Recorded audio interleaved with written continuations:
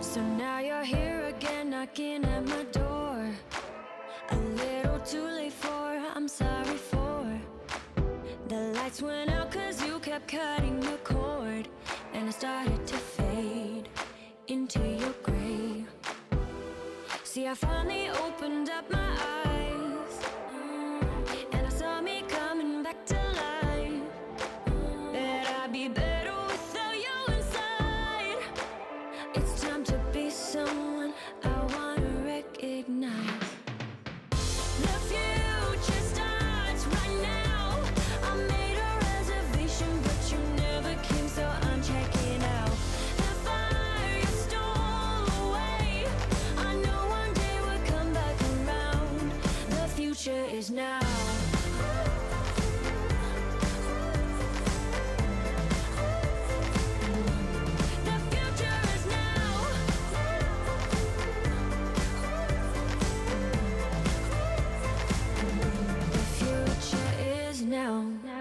I waited for you in the passenger seat. There's only so far I can ride in your dreams. While you were chasing everything else but me, I'm starting to break out from your gray. See, I finally opened up my eyes, and I saw me coming back to life. That I'd be better without you inside. It's time to be someone I wanna recognize. The future starts right now. I made a reservation, but you never came, so I'm checking out. The fire you stole away, I know one day we'll come back around. The future is now.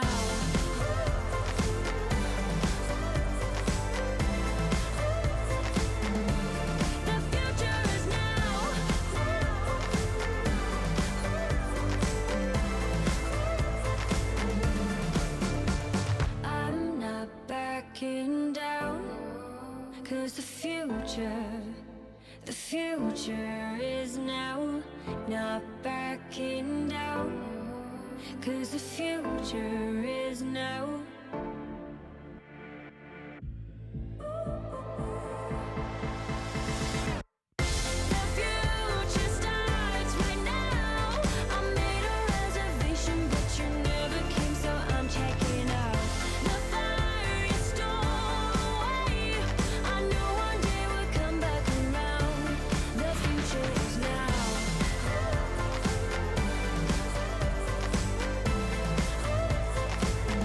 The future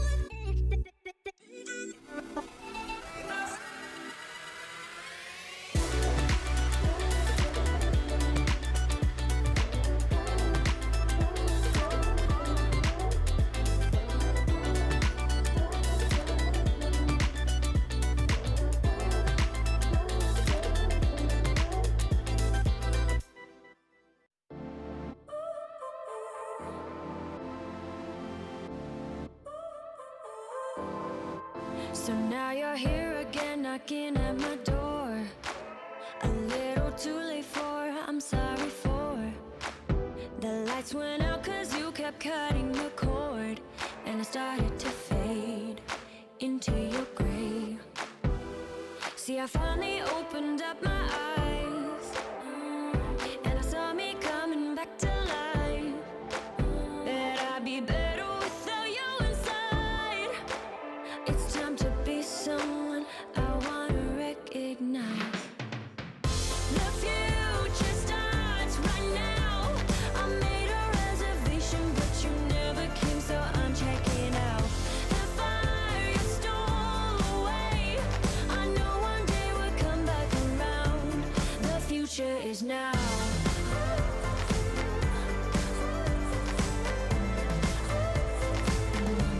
The future is now.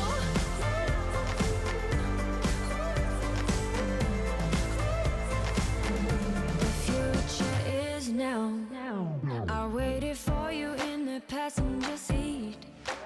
There's only so far I can ride in your dreams. While you were chasing everything else but me, I'm starting to break out from your gray. See, I finally opened up my eyes, and I saw me coming back to life. That I'd be better without you inside. It's time to be someone I wanna recognize. The future starts right now. I made a reservation, but you never came, so I'm checking out. The fire you stole away, I know one day we'll come back around. The future is now.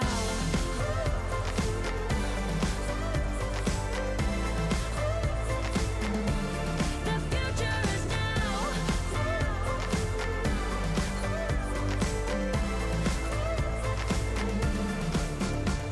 I'm not backing down, cause the future is now. Not backing down, cause the future is now.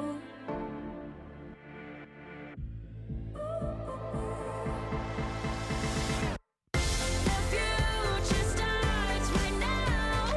I made a reservation, but you never came, so I'm checking out. The fire you stole away, I know one day we'll come back around. The future is now.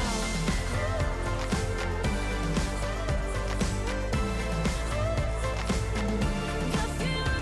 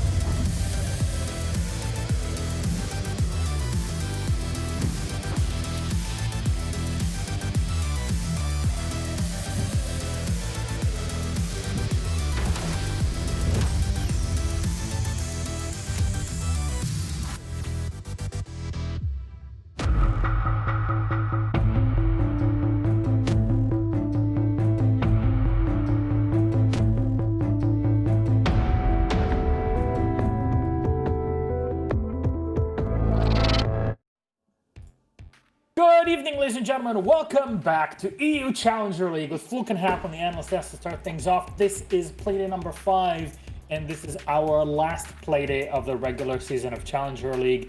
Next time we'll be back for another show. Those will be the playoffs of the league. And as we talked about, the groups are very important. Things are divided into these miniature sections, basically. Let's show them for everybody on the screen if they have not seen them yet. Our matches for today divided between groups A and B. In Group A, Heretics, Windstrike, Granite versus TBD. You'll know very, very soon. Wink, wink. Gamma Gaming versus Mexico. And then Group B, it's Black Mamba, Be Kind, Penta versus Kovana, and Homeless versus M&M. Now, Group B, the teams that have qualified are already decided. In Group A, there's a lot on the line.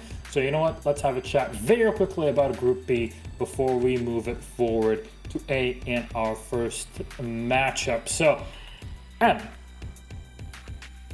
Yeah. Would you like to guide us through Group B and the teams that are already qualified? Because it's all set in stone for the group, right? Yeah, well, that's it. Obviously, Group B, they had two slightly less affirming performances in terms of Group B. Obviously, Be Kind and Black Mamba are unfortunately gone. So you've got Penta, Homeless, who are still looking for an org. So if anyone's watching, watch this. They're currently sitting on second on the board. Hey, give the X-Boys some love. M&M Gaming and Kovana, the two UK teams, are rounding out that top 4. It's a very strong group as well. All of those teams have shown a lot. In our group, Group A, well, there's still a little bit to play for today. Yeah, there might be a few certain teams that are fighting for the spots to survive and move forward to the playoffs. Yeah. We only have one team so far that is locked down. That is Granite from the Nordics. They're not going to be able to reach the playoffs at all, as there's 1 point here. And you need a little bit more than that, because the number 4 is currently on 5 points. There's only 1 play day left. That means 3 points to be gained. But it's Windstrike and Gamma in this group who are already confirmed with 10 and 7 points accordingly. And they have Heretics and Machko both on 5, meaning that one of them could be dropping out today, because Fedora is coming up quite close right behind him with 4. And that could be a upset here today. And obviously all 3 of these teams are playing today, but Heretics, Machiko, and Fedora are playing in 3 different matches against 3 different opponents. So although these 3 are not qualified, and we talked about Windstrike and Gamma being qualified and Granite not being able to move out of the groups, all 3 of those teams are gatekeepers today towards the 3rd and 4th teams in the group. As of course, 4 out of the 6 teams in each one of the groups will be moving forward to the playoffs and then be seeded into their respective bracket to basically play it from there and see the top 2 teams in EU Challenger League that can make it forward to Pro League or to EU League itself. And of course, the biggest point is if you're number 10 in the EU League, which has already been decided, Chaos, you're out. So, sorry.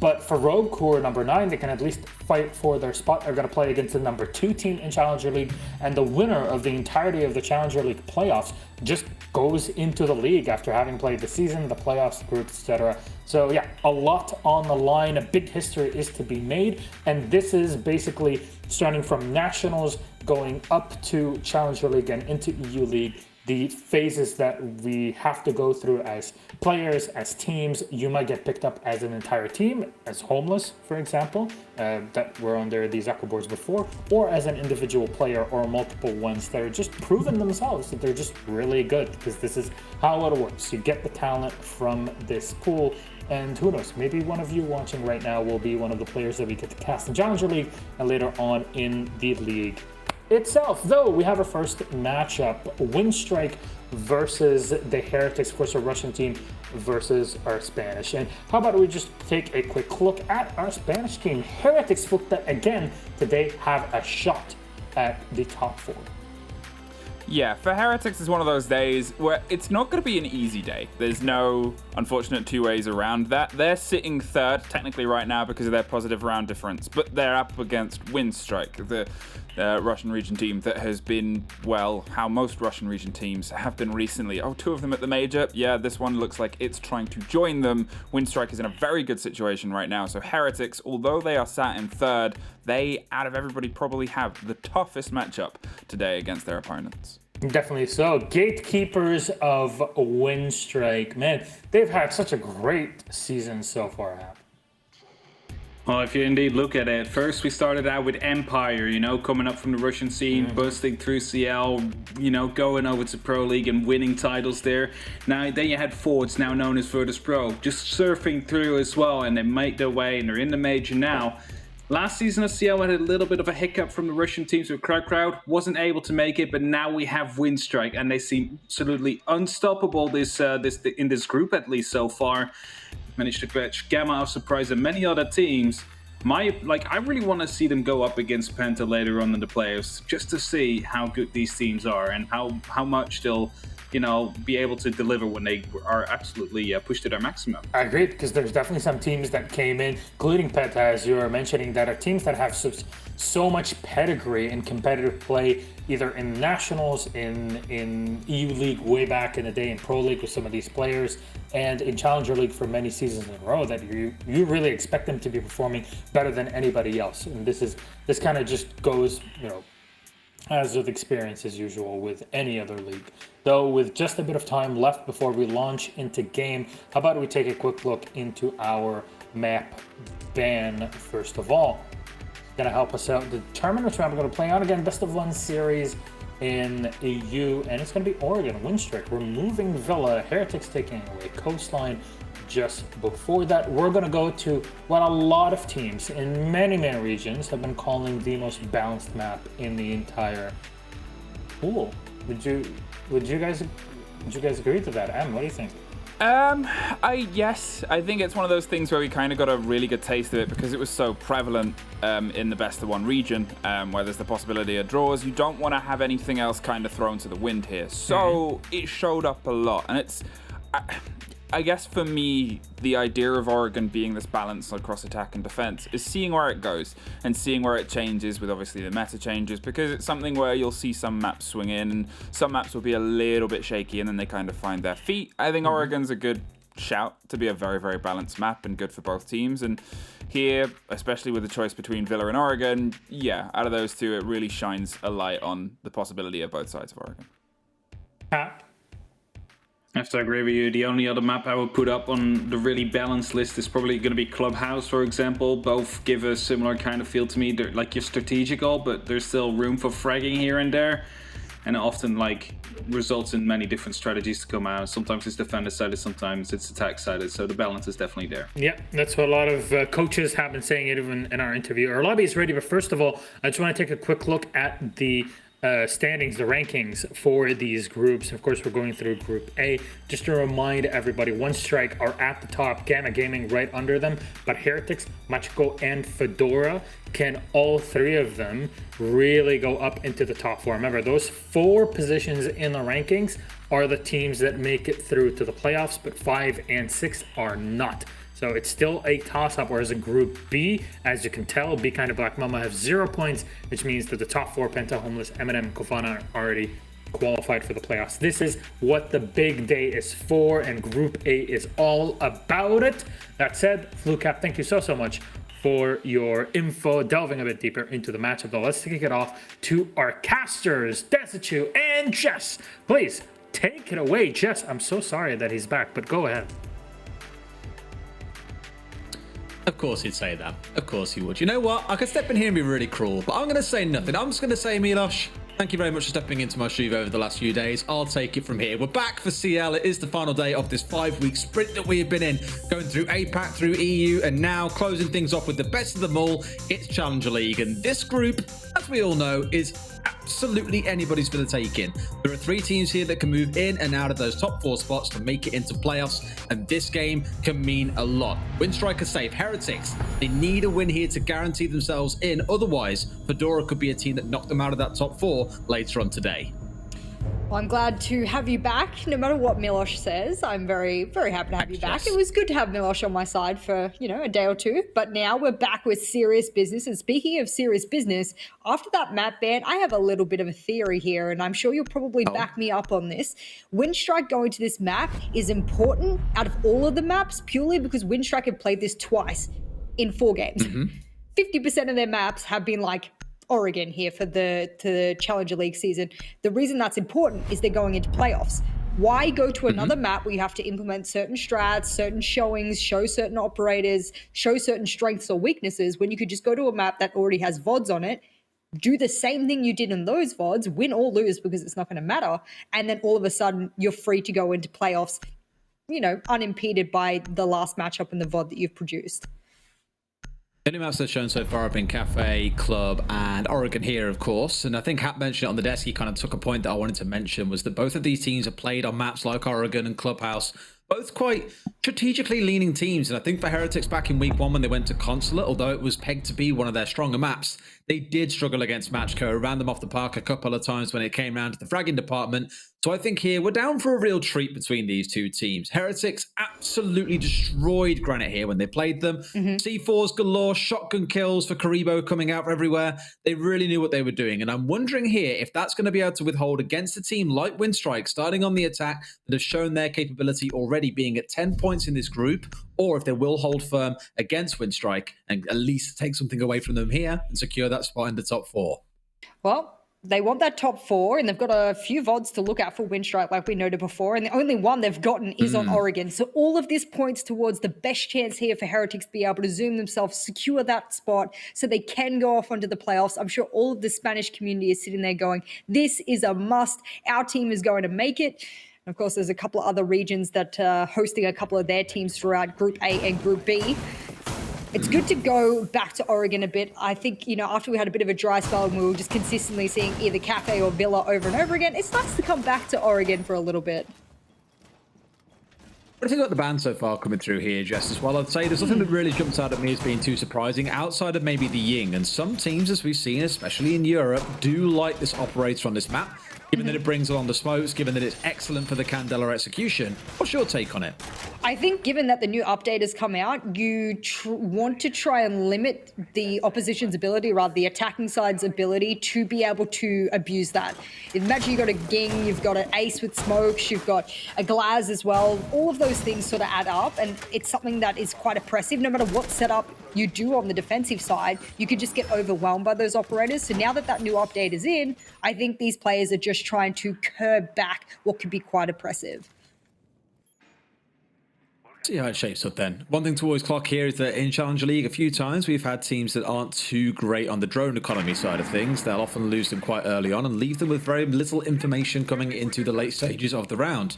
Neither of these two teams really jump out at me as ones that have had that issue in the past, but consistency, I would wager, for Heretics has been the issue. Some games, they have looked like a team that deserves to be in the top 2, top 3 in Challenger League. Other games, they have really struggled. So today's that test that I'm looking to see. Nothing worth shouting home about just yet outside of Windstrike currently grouping up inside of Construction, looking for a bit of an early fight to get their way inside of the Blue Tarps construction area, then start pushing into Boiler Room and come down from Big Tower as well. A very atypical setup, I say that, as two members from Heretics come charging down the north stairs after spending a bit of time on the top floor. I think they were hoping to challenge someone who might come pushing down this way, but for Windstrike, pretty much everyone has committed themselves to construction. They do now have one in Big Tower, but Hookah, is getting ready to contest that. It's going to be Smash on the Nomad, just to make sure no one's going to come and bite them in the backside a little bit later into the round.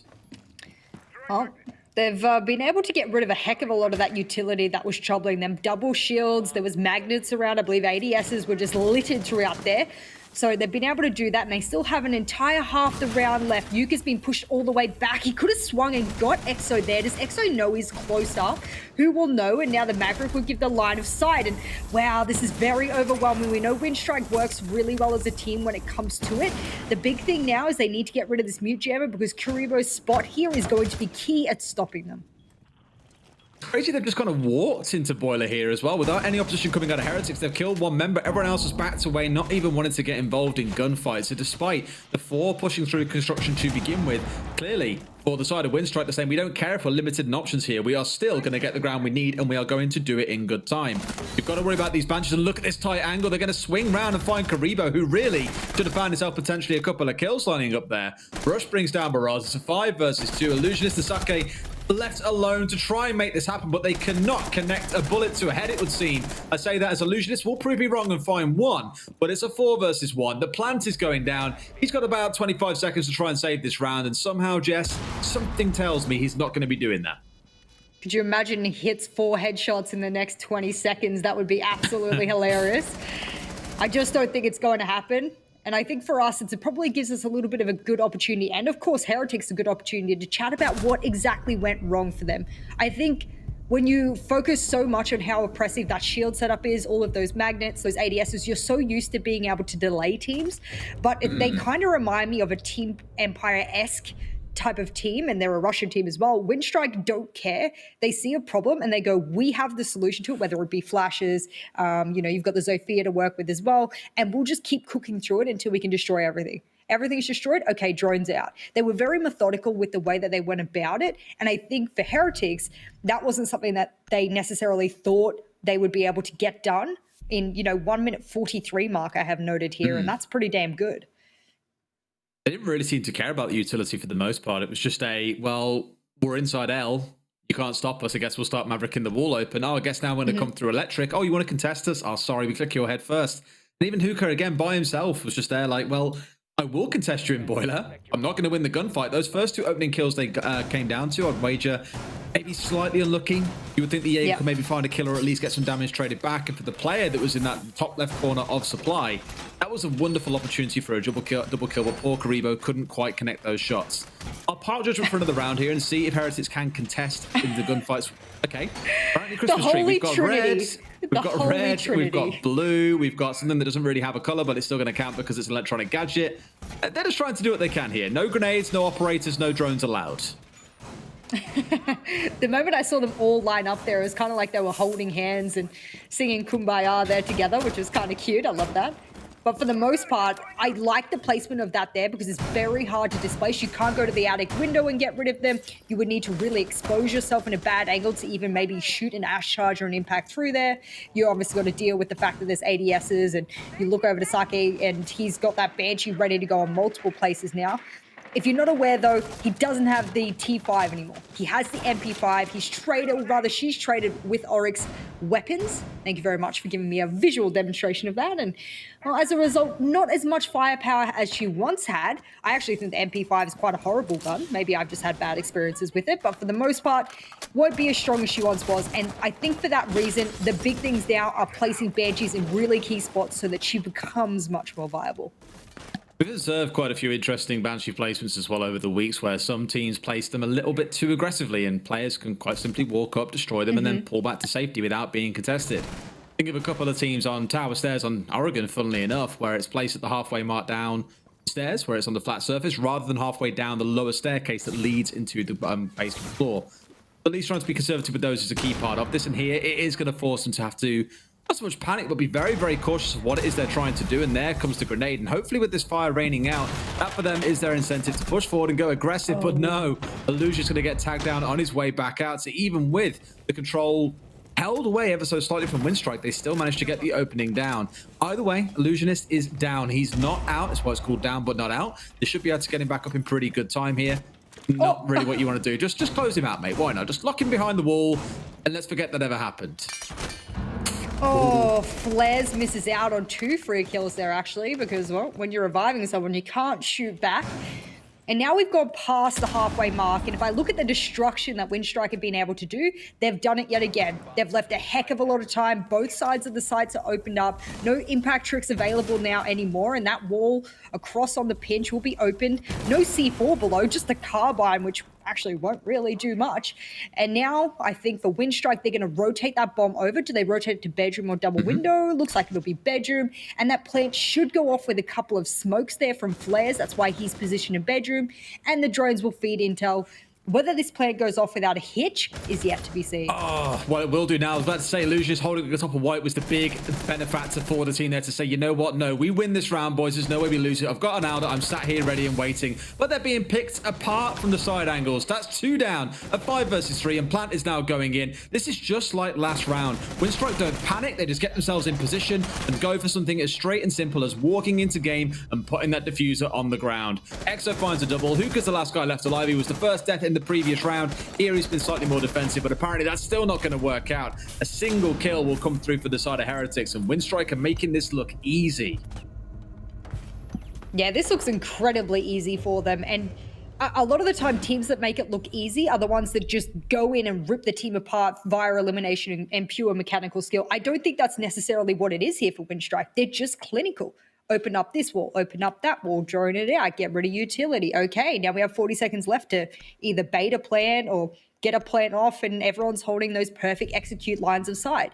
This just seems like it's been dry run 1 million times and they just don't falter.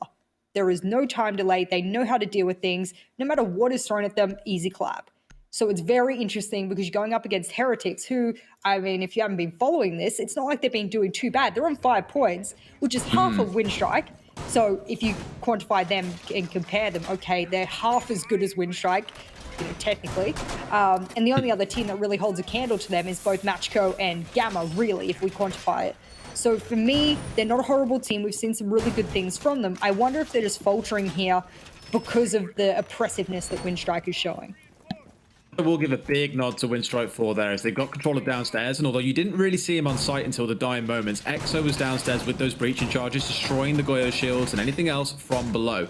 The one that you can see in front of you now actually here that leads in towards the trophy doorway was the key one that I was looking for when Rush, who was stood on trophy door under Zofia, got a free kill onto the Maestro playing at the top of white stairs. Because no one was able to contest that trophy doorway because the shields were destroyed, that's why he could hold such a critical angle to make sure that no one could even look into game.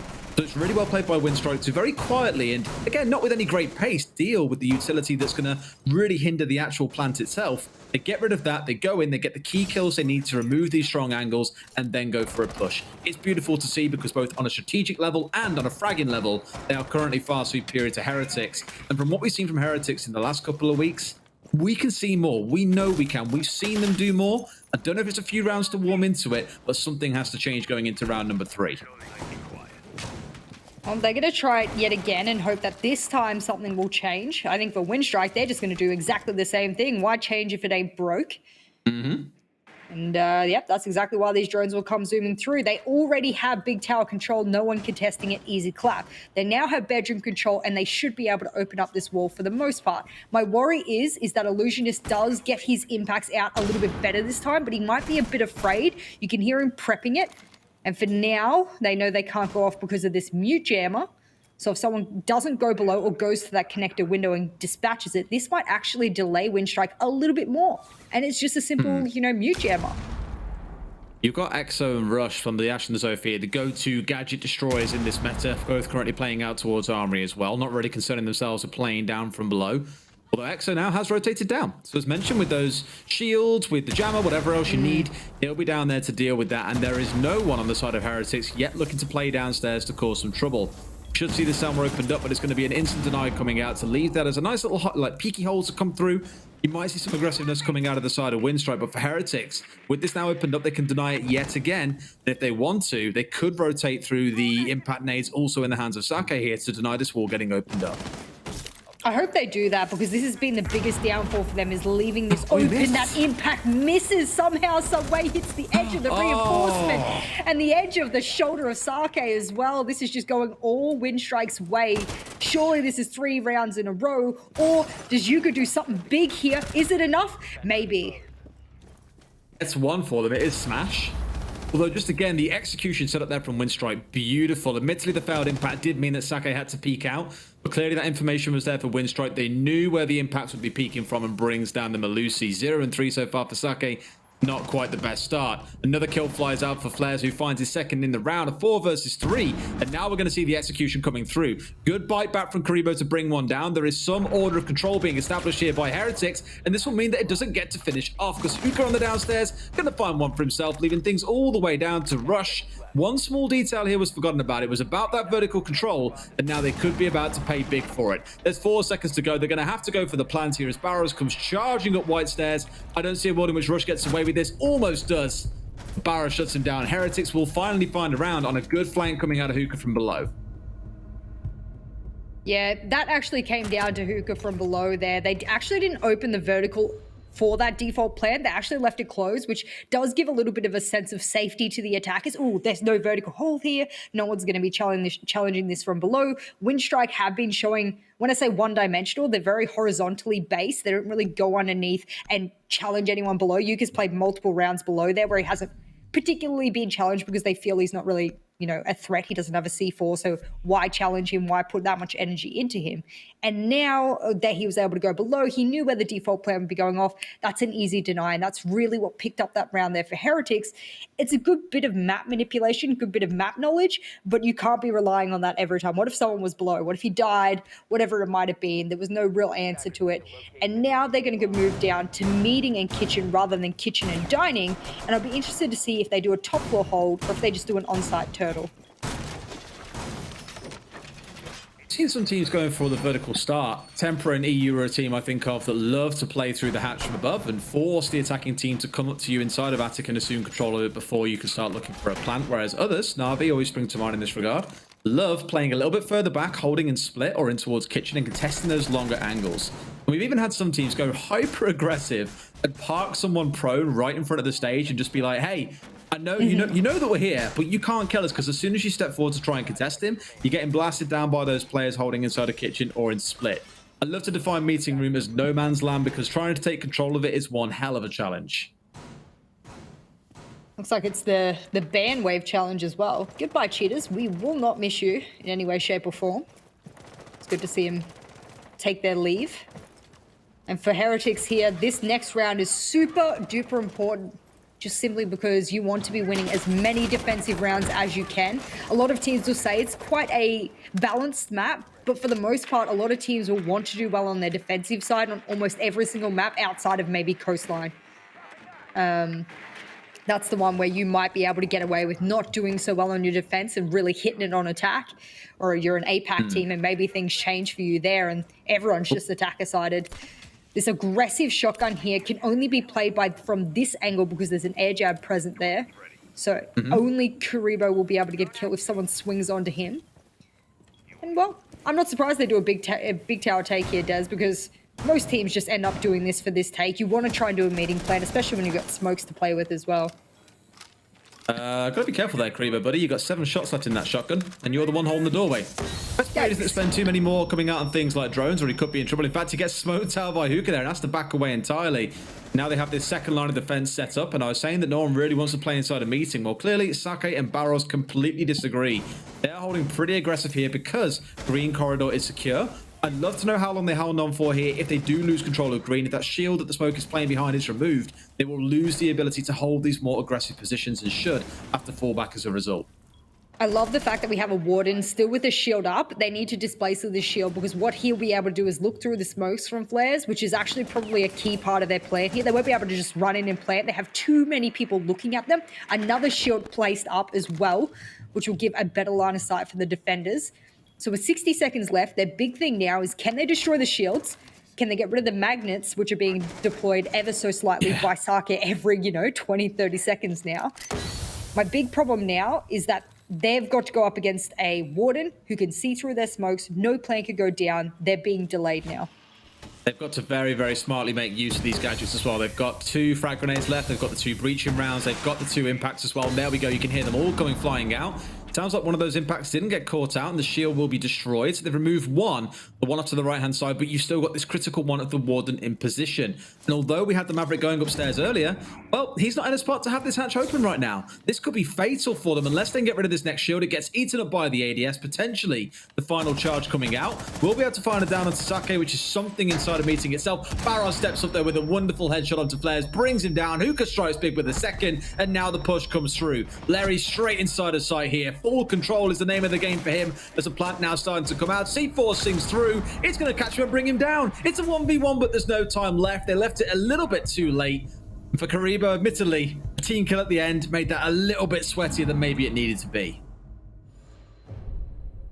Ooh, that time delay. It all came down to one shield and a Warden and an ADS tucked behind bomb chassis in corner. That is literally all that round came down to. I know that Windstrike are a very methodical team, as I said before, but that was a little bit too much for them to have to deal with. They knew that they had to get rid of 2 shields. If it was just 1 shield, I think they would have had enough utility to deal with it. But unfortunately, it was 2, and guess what? It took them too long to be able to deal with. Plant goes down in a hurry. They can't bait anything out. People can look through all the smokes you're deploying, and things go badly. And now we even up the scoreline, which is pretty damn good here for Heretics because you want to be walking away with the round advantage on your first half so that you got a little bit of leeway going into the second. Attackers need to Oh, no. Execution. Look, Karibo, buddy. Look, let's get real for a second. All right, We've lay it all down. been there. It's okay, buddy. Yeah, look, These silver things happen. games happen all the time for you like that, I'm sure. Oh no. Milosh, blow. can you hear me, mate? Do you want to step back in, by the way? I think I'm done for today. And the rest of the year. Get me out. Oh, good idea. You know what you could do? Jump into ranked and get out of silver. I'm not in silver. I'm in it's true. gold. Sorry. You're going to flame me. At least do it right. Come on. Yeah, you're right. You're right. Anyway, Heretics thinking, you know what? We've had 2 rounds in a row. We deserve a handicap for ourselves here. Let's kill the man that's been pretty busy in the late stage of the round. Let's bring down Hooker and give ourselves a real challenge here. That clearly is not the communication that went by, but that's the situation they find themselves in. They've got a hold back against Windstrike, who on this site last time simply marched their way through. They didn't care about the utility too much. They just took over control of the L and elbow, moved their way through blue into boiler room, and then marched their way into the site. So for Windstrike here, connecting some shots crucially early on is going to be the most important thing they can do. Otherwise, they're going to find themselves once again in a 2 versus 5. The Windstrike has 0 problem closing out. Yeah, Windstriker got 0 problem dealing with all these shields. There's not a freaking ADS around, and guess what? There's no Wamai close enough to be able to deploy any more magnets. He's got one in pocket, but it's not going to be protecting any shield when he's stuck up on the big tower stairs. He's actually completely pinched here, so for him now, he knows that he has to do or die this. He's going to have to commit to going to take the gunfight, whether it's above or below. And that's within the first minute here of the round, so he's going to be the front line for his team. And if he loses his life here, that's really dangerous because they've already lost one to an accidental team kill. Man count goes down too quickly. And some good teamwork there for Karibo on the bottom of the stairs. Like it, they had this last round as well where they had 2 of them playing on the upstairs for quite a while. And in fact, Hooker was one of those. So clearly they've rotated one player off being a site player and said, look, to make this roam work, we need 2. Very crucially, Karibo is the one who collects that kill, which balances them at a net 0 for this round. 1 team kill, 1 kill onto the other side. Things are all balanced before he does get traded out, but Rao's bringing it back just a couple of seconds later. So put that down as a trade. It's kind of half a kill. We'll take it. Sake's down on the ground, so it's going to be a 3 versus 3 once he gets himself picked back up. And in fact, Larry's in exactly the same situation. This hasn't been an easy walk through the site as it was to Windstrike back in round number 1. They theorized that maybe it was 2 or 3 rounds of warming up to be done for the side of Heretics, and now we'll see them really starting to bring the fight to the table. Oh no!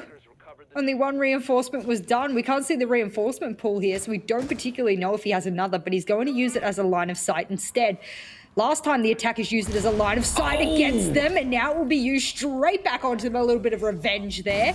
And for Windstrike, they need Rush and his counterpart of Flares to pop off here. They've got a heck of a lot of time to do it. So they could drone, they could calmly, ascertain what situation it is. And well, they got no drones, so they're not going to be doing that anytime soon. I was about to say, no, Jess. No, they cannot. I've been watching that for about 30 seconds. They are very short on drones. It's why they had the peak come through round elbow and get completely tanked up by Barros. Because the default expectation is that wall is reinforced, but it was not.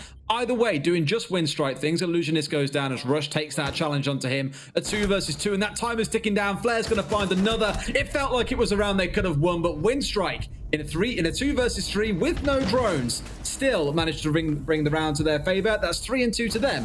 5 rounds in. It was a little bit concerning to me that the Melusi decided to peek out of that line of sight she had onto double doors from Freezer. I don't think she needed to play that aggressively. She didn't have the best weapon to do it either. And I think by exposing your body there and taking the gunfight, rather than holding the line of sight on the double doors, you're saying to your team, I can win this fight no matter what. And that just wasn't the case. He'd be better off holding the angle, waiting, playing time, forcing them to push up into their crossfire. There just didn't seem to be a lot of crossfire there from Heretics. They gift a round to Windstrike, and it seems like we're just going back and forth here for these rounds. Not really a surprise. See how it goes for Windstrike. I can't get the stats here, not on my Excel sheet anyway, of how many defensive and attacking rounds Windstrike have won on Oregon. I'm going to try and get it up, see what is sneaky stuff. 3 and 2, so pretty even then. Yes. Thank you. I mean, let's be frank as well. The attacking rounds they won were against Granite. Now, I'm not trying to be super harsh on Granite here, but they are the team that have really crashed and burned out. I actually messaged Badger last week and said, man, you guys look so good in Nordic. Like, what's happened? He was like, honestly, so much I could go into. He was like, everything that could have gone wrong has. I'll talk about it at a future point. So unfortunately for them, it sounds like the timing of this Challenger League season wasn't the best. Sadly, Okay. boys, you only get one a year, so it's not looking too hot in that case. But hopefully we'll hear the story on that at some point. So Windstrike, again, 3 attacking rounds in the game here, 2 against Gamma previously. So I think they should be in a good spot. The key thing to note against Gamma is they won 5 defensive rounds. They looked absolutely monstrous. So I'm thinking here, when they get onto the second half of this map, do we expect Heretics to be able to take a good number of rounds from them? Yet to be seen, really. I think for Windstrike, they've shown a couple of pieces of weaknesses that I actually hadn't really seen from them thus far. Inability to adapt from their very rigid attack strategy, their step-by-step, almost like a cooking recipe where you just follow everything. Step 1, step 2, step 3, and then all of a sudden it says, all right, now I want you to dump the whole salt packet into the recipe. And you go, wait, whoa, hang on, the whole thing? Because I don't have a whole salt thing, so now I can't really do it. What should I do here? And that just seems to be what Windstrike struggle with doing here on attack. I want to see exactly whether or not they're able to adapt this round, or whether Heretics have been able to provide a little bit more oomph, a little bit more panache to their defense. I don't want to see the same thing over and over again. I think a lot of teams, especially in Tier 2, they get stuck doing the same thing over and over. And as a result, the teams are able to work them out pretty damn quickly. They're in a spot where they're just sat here but doing their best artist impression on this wall into Attic by the looks of it. Please tell me they know about Hookah. Please tell me there's a flank drone sat somewhere. There should be. They've not been awful with their intel so far. In the last round they did, and there we go. There's an air jab also just round the corner. Walks into that, and no doubt will now be thinking, okay, best get out of touch. They know I'm here. Peace out. And a well-placed air jab as well. We spoke last week about how a lot of teams are starting to... They're understanding with the air jabs. They know where the most common placements are. They know they can just about get a pixel on them and destroy them. In some cases, it does still give you away because of the shot coming out of the gun. I think it was Happy was like, I want to see more gridlock, man. Gridlock, yeah, not so easy to get round. I'm like, yeah, okay, fair point, fair point. Well, Yuka did get away with his life, and he will be below. Last time he played a critical role on this particular site by being able to deny the default plant. Going to be able to finally get rid of this Banshee and move on up. 60 seconds left, and they're slowly circling the site, looking for an opportunity to walk on in. My big thing now is that EXO is downstairs actively trying to get rid of the wall denial. Does he stay downstairs and challenge Yuka? Hopefully. If not, the big thing now is to make sure that he doesn't do any damage flanking from anywhere else. I think he was looking for the shields as well because of where they might be set up on the upstairs. And look at Hookah still playing on the roam here. And I like this because the adaptation is they know that they're trying to push through Attic. And he's going to find the opening kill onto Ash. That is the Nomad down. I always find it wonderfully ironic when the Nomad's the first one to die in a round. That's one down at the very least. The Ash and the Zofia have done their work, though. They've got open what I think they need to. I think because the round of Salmos, though, they can't actually open up the game wall, so they're in trouble. They can't go for a standard execute. This is going to have to be a push through Attic and through Trophy at the same time, but Heretics are ready. 2 kills fly through, make that 3. They try and make it happen, but Heretics are just too ready. Great denial coming out in that round that Windstrike clearly could not deal with. Yeah, unfortunately, it felt like a bit of a caster curse there. I said if they throw a little bit of a wrench in the works and a spanner in the works, then things are just going to start toppling down for Windstrike. It just goes against the grain of what they're used to doing, what they're used to dry running. And there again, I think finally Heretics have worked them out and been able to apply that random, sporadic bit of aggression. It came from Yuka on the hatch from below and meeting door as well. So that was quite good and well read because he knew he couldn't push up through the air jabs. But for the most part, there was other areas of the map that they were really sure they could hold off on. They did. And now as we go into the second half, Windstrike will go into defense and we will see them go upstairs to start off with Pulse in hand, interestingly enough. I'm interested to see if he has the shotgun or the UMP in hand. We've been seeing a lot of teams bring the shotgun and Pulse just randomly throughout different tiers now. APAC North as well, we've seen them rock that. But he does, I'm pretty sure has the UMP in hand for the most part. But either way, his job there will be to make sure that he knows exactly where they're pushing from and that he can be below when that plant, if it does get close enough, happens. Also, know switch sides is a bit of evaluation in terms of what will come through as a change, and the Pulse, you're absolutely correct, is one of those things that we're seeing coming along. On the other side, nothing really worth shouting home about, except for, of course, the Ace being dropped away in favor of the Habana. Ace recently being changed away to only have 2 Selmas. If you are looking to get a wall open, then fantastic. That's what you want him for. But if you're more looking for these angles being opened up by the Habana to be able to peek through and to contest, he's absolutely perfect for that case. And when teams are now so focused on impact tricking the Selmas off the wall once the first hole gets opened up, that's where Habana might shine, because you get to go through a couple of iterations there to try and get the hole open, rather than, well, not a couple, you get to go through 3 iterations rather than just the 2. I think he still has 3, but it only opens twice. It's where it got dropped down to 2. I think he's got 3, and it will only explode twice. You won't get the full wall I effect. completely You'll only misread get... patch notes the whole time. Is this what's happened on this APAC for 2 days? That's okay. It's... I love that the only thing I can say to just comfort you is, that's okay. That's okay. Sorry, That's you okay, are correct. Big Bird. Yes, the number of explosives ticks down to 2, down from 3. Yes, correct. My bad, Cool, Leo. guys. It's all right. This is what happens when you skim notes and go 3 to 2. Clearly the number of Selmas, and away you go. You know what I'm sad about? None of these teams are playing the Glaz in its new iteration either. We saw that yesterday. APAC North was rocking it so hard out. They were giving us a good indication as to how teams might be able to play him, especially with the ace and the smokes. Every team, for the most part, is going to take an ace. Why not? Oh my god, how's Kruber still alive? Oh, wrong angle, debris in the way, etc., etc. Cool. My big thing here is that they've been able to open this before the half and flare, or rush rather. I'm surprised he got away with his life. And most people know that someone will play quite aggressive on that game's wall, just because we've seen it done in EUL, we've seen it done in multiple different regions. And that's a freebie swing there. Is there a shield aiming at Trophy like it's in Surely. Heretics? No? No. Oh, flares. Damn. There is normally. There is always a shield where Flares is currently holding, facing in towards Trophy. That's the most default shield I think you will ever see on this site. But no, it is not there. They are just instead choosing to hold where they are now on the doorway and occasionally looking to peek around. I guess it's more trying to bait the attackers in here because you've got Larry also holding up to the north. You did originally have Rush inside of game, obviously no longer the case. And there is a shield there inside of Attic, so maybe that's what we're looking towards instead. Now that that's gone, I have to be a little more careful on the side of Larry here, and this is where I'm thinking that for the side of Heretics, things are starting to fall in their favor. They've got rid of the crucial elements they need. They forced the defenders back. They just want to be careful they're not about to walk into a death trap, and that's exactly what it might turn into with Smash playing on the downstairs. Does Smash have the UMP? Because he's consistently had his pistol in hand throughout this entire round, so I have not seen once what his primary is. I've just made the guess. If it's the shotgun, it will be brutal from This below. is tilting It is completely destructible from below. I just need him to change to his primary. Whatever your primary is, give me an indication, Smash. If it is the shotgun, I think it will be quite smart. I think it will work really well. And so will C4s and SMGs from Windstrike. There we go. The bite back comes through pretty comfortably. And with only 10 seconds left, Heretics are left truly in the 20-second meta here. No time left to make anything happen. Would have to try and look for kills. And guess what? There's still 3 left to kill. There's 0 chance you find those. Windstrike taking round number 7 pretty convincingly, and a lot of it down to that C4 denial and play from below. The worst part of that round is I still didn't find out if Smash had a UMP or not. And I probably will never find Jess out. is now furiously in his DMs like, were you playing the goddamn UMP in round 7 or not? And they'll be like, why are you so aggy about it? Because you didn't show me. That's all she wants to know in life is, was he playing a UMP or a shotgun? I like to see teams go away from the conventional.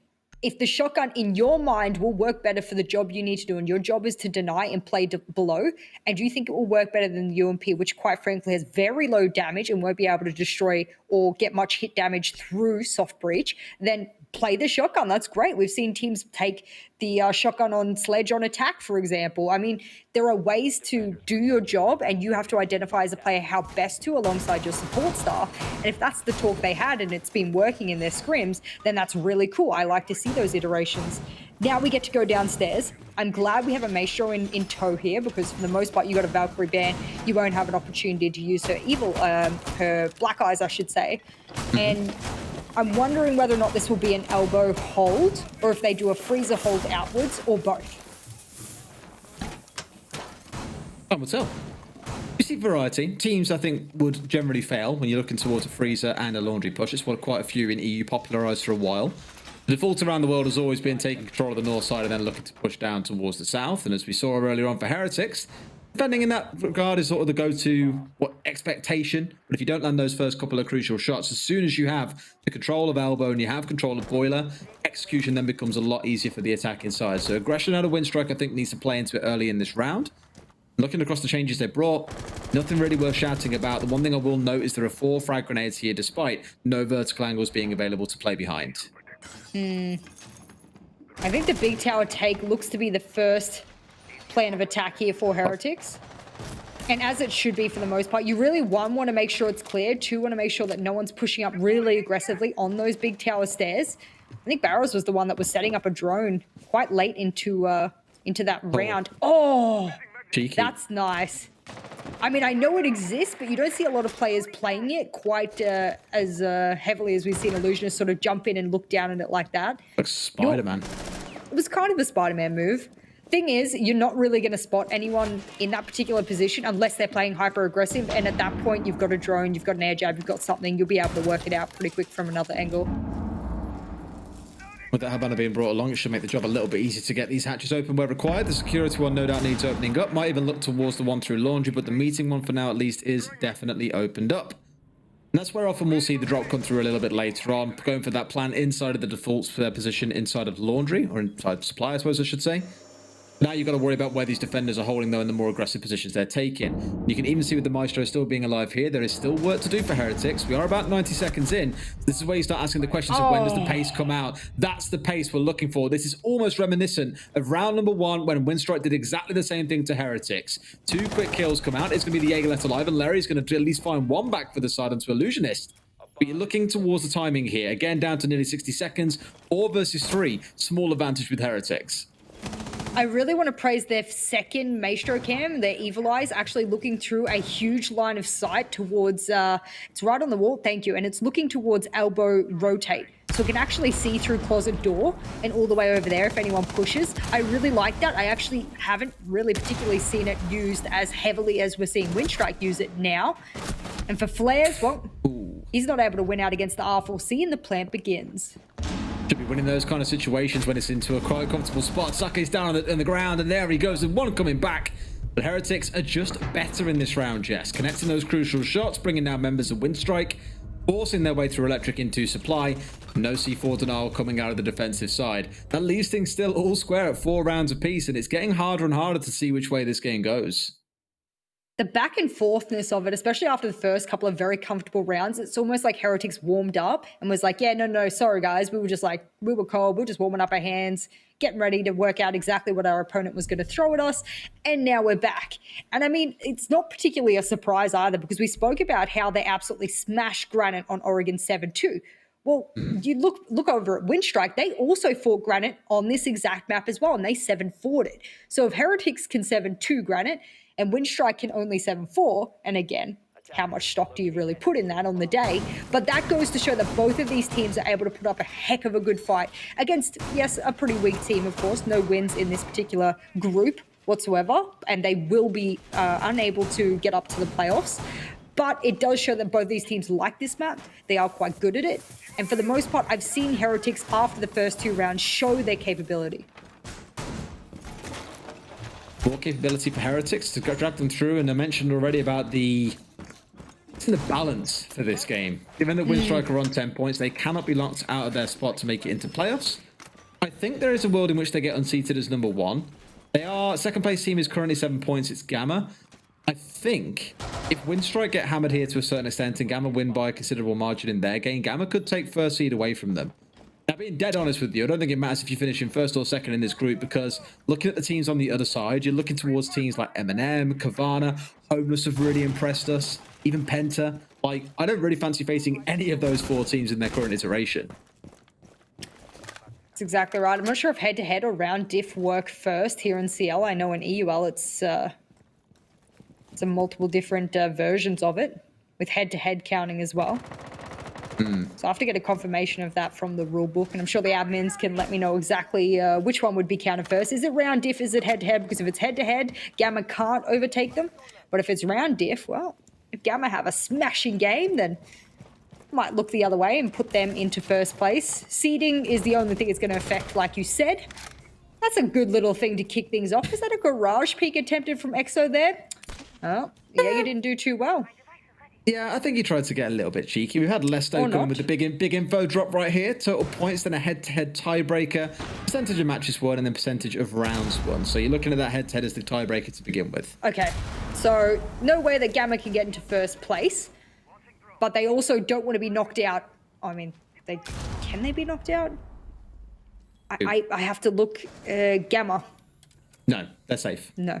Good, excellent. Double I checking. think even if Fedora win their game, then they don't win the head-to-head against Gamma, so Gamma are safe, I believe. Exactly, head-to-heads. Good. Well, Flares is able to connect the SMG this round, and that's onto barrels. That's quite a good pick onto the Ash. I think some of the utility had already been utilized, so it's actually not as good as a pick as if he had have gotten that one earlier. We're coming down to the 60-second mark, and there's a lot of presence around pillars, and that's a real power position. If you can hold this off for as long as possible as the defenders, you've got a really good chance of being able to just completely deny the attackers from getting close to plant. Both teams have been quite poor at holding it today in the defense as well. They've let go very quickly, and they've always lost at least one member as soon as the attackers start looking down that corridor. Whereas here, because of held fast a little bit, they've still got the gadgets up, and you're looking at that clock running down.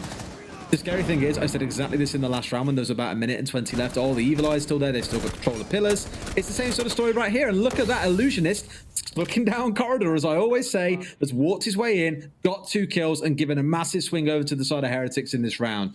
2 left for Windstrike here. Flares and Larry got it all to do to ensure the lead doesn't slip over to the side of Heretics for the first time in this fixture.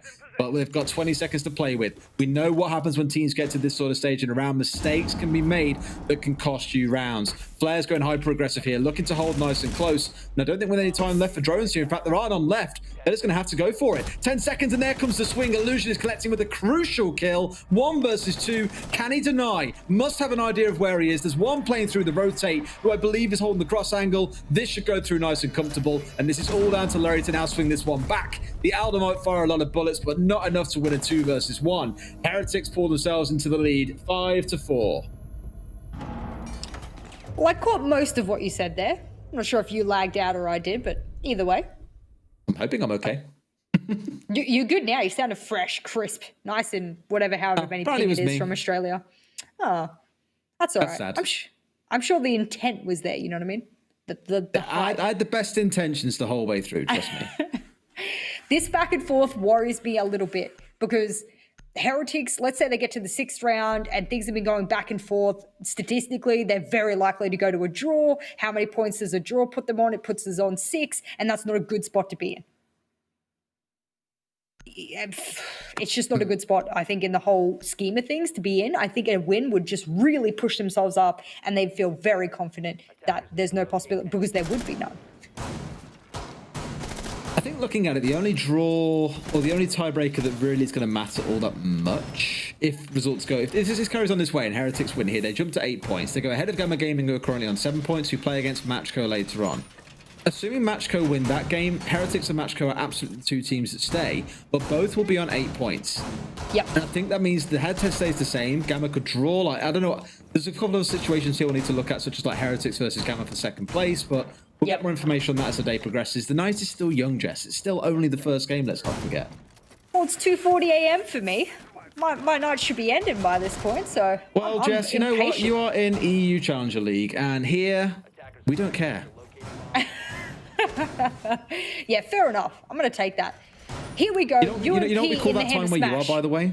Yeah, you What? finally found out. You've got your answer, Jess. I got Celebrate. We did it. We did it. He did it. He actually got the gun in his hand and is now intends to you're use it, right. I think. What do you call my time, by the way, so you can cap this conversation off with style? Real gamer hours. What, my time? Yeah.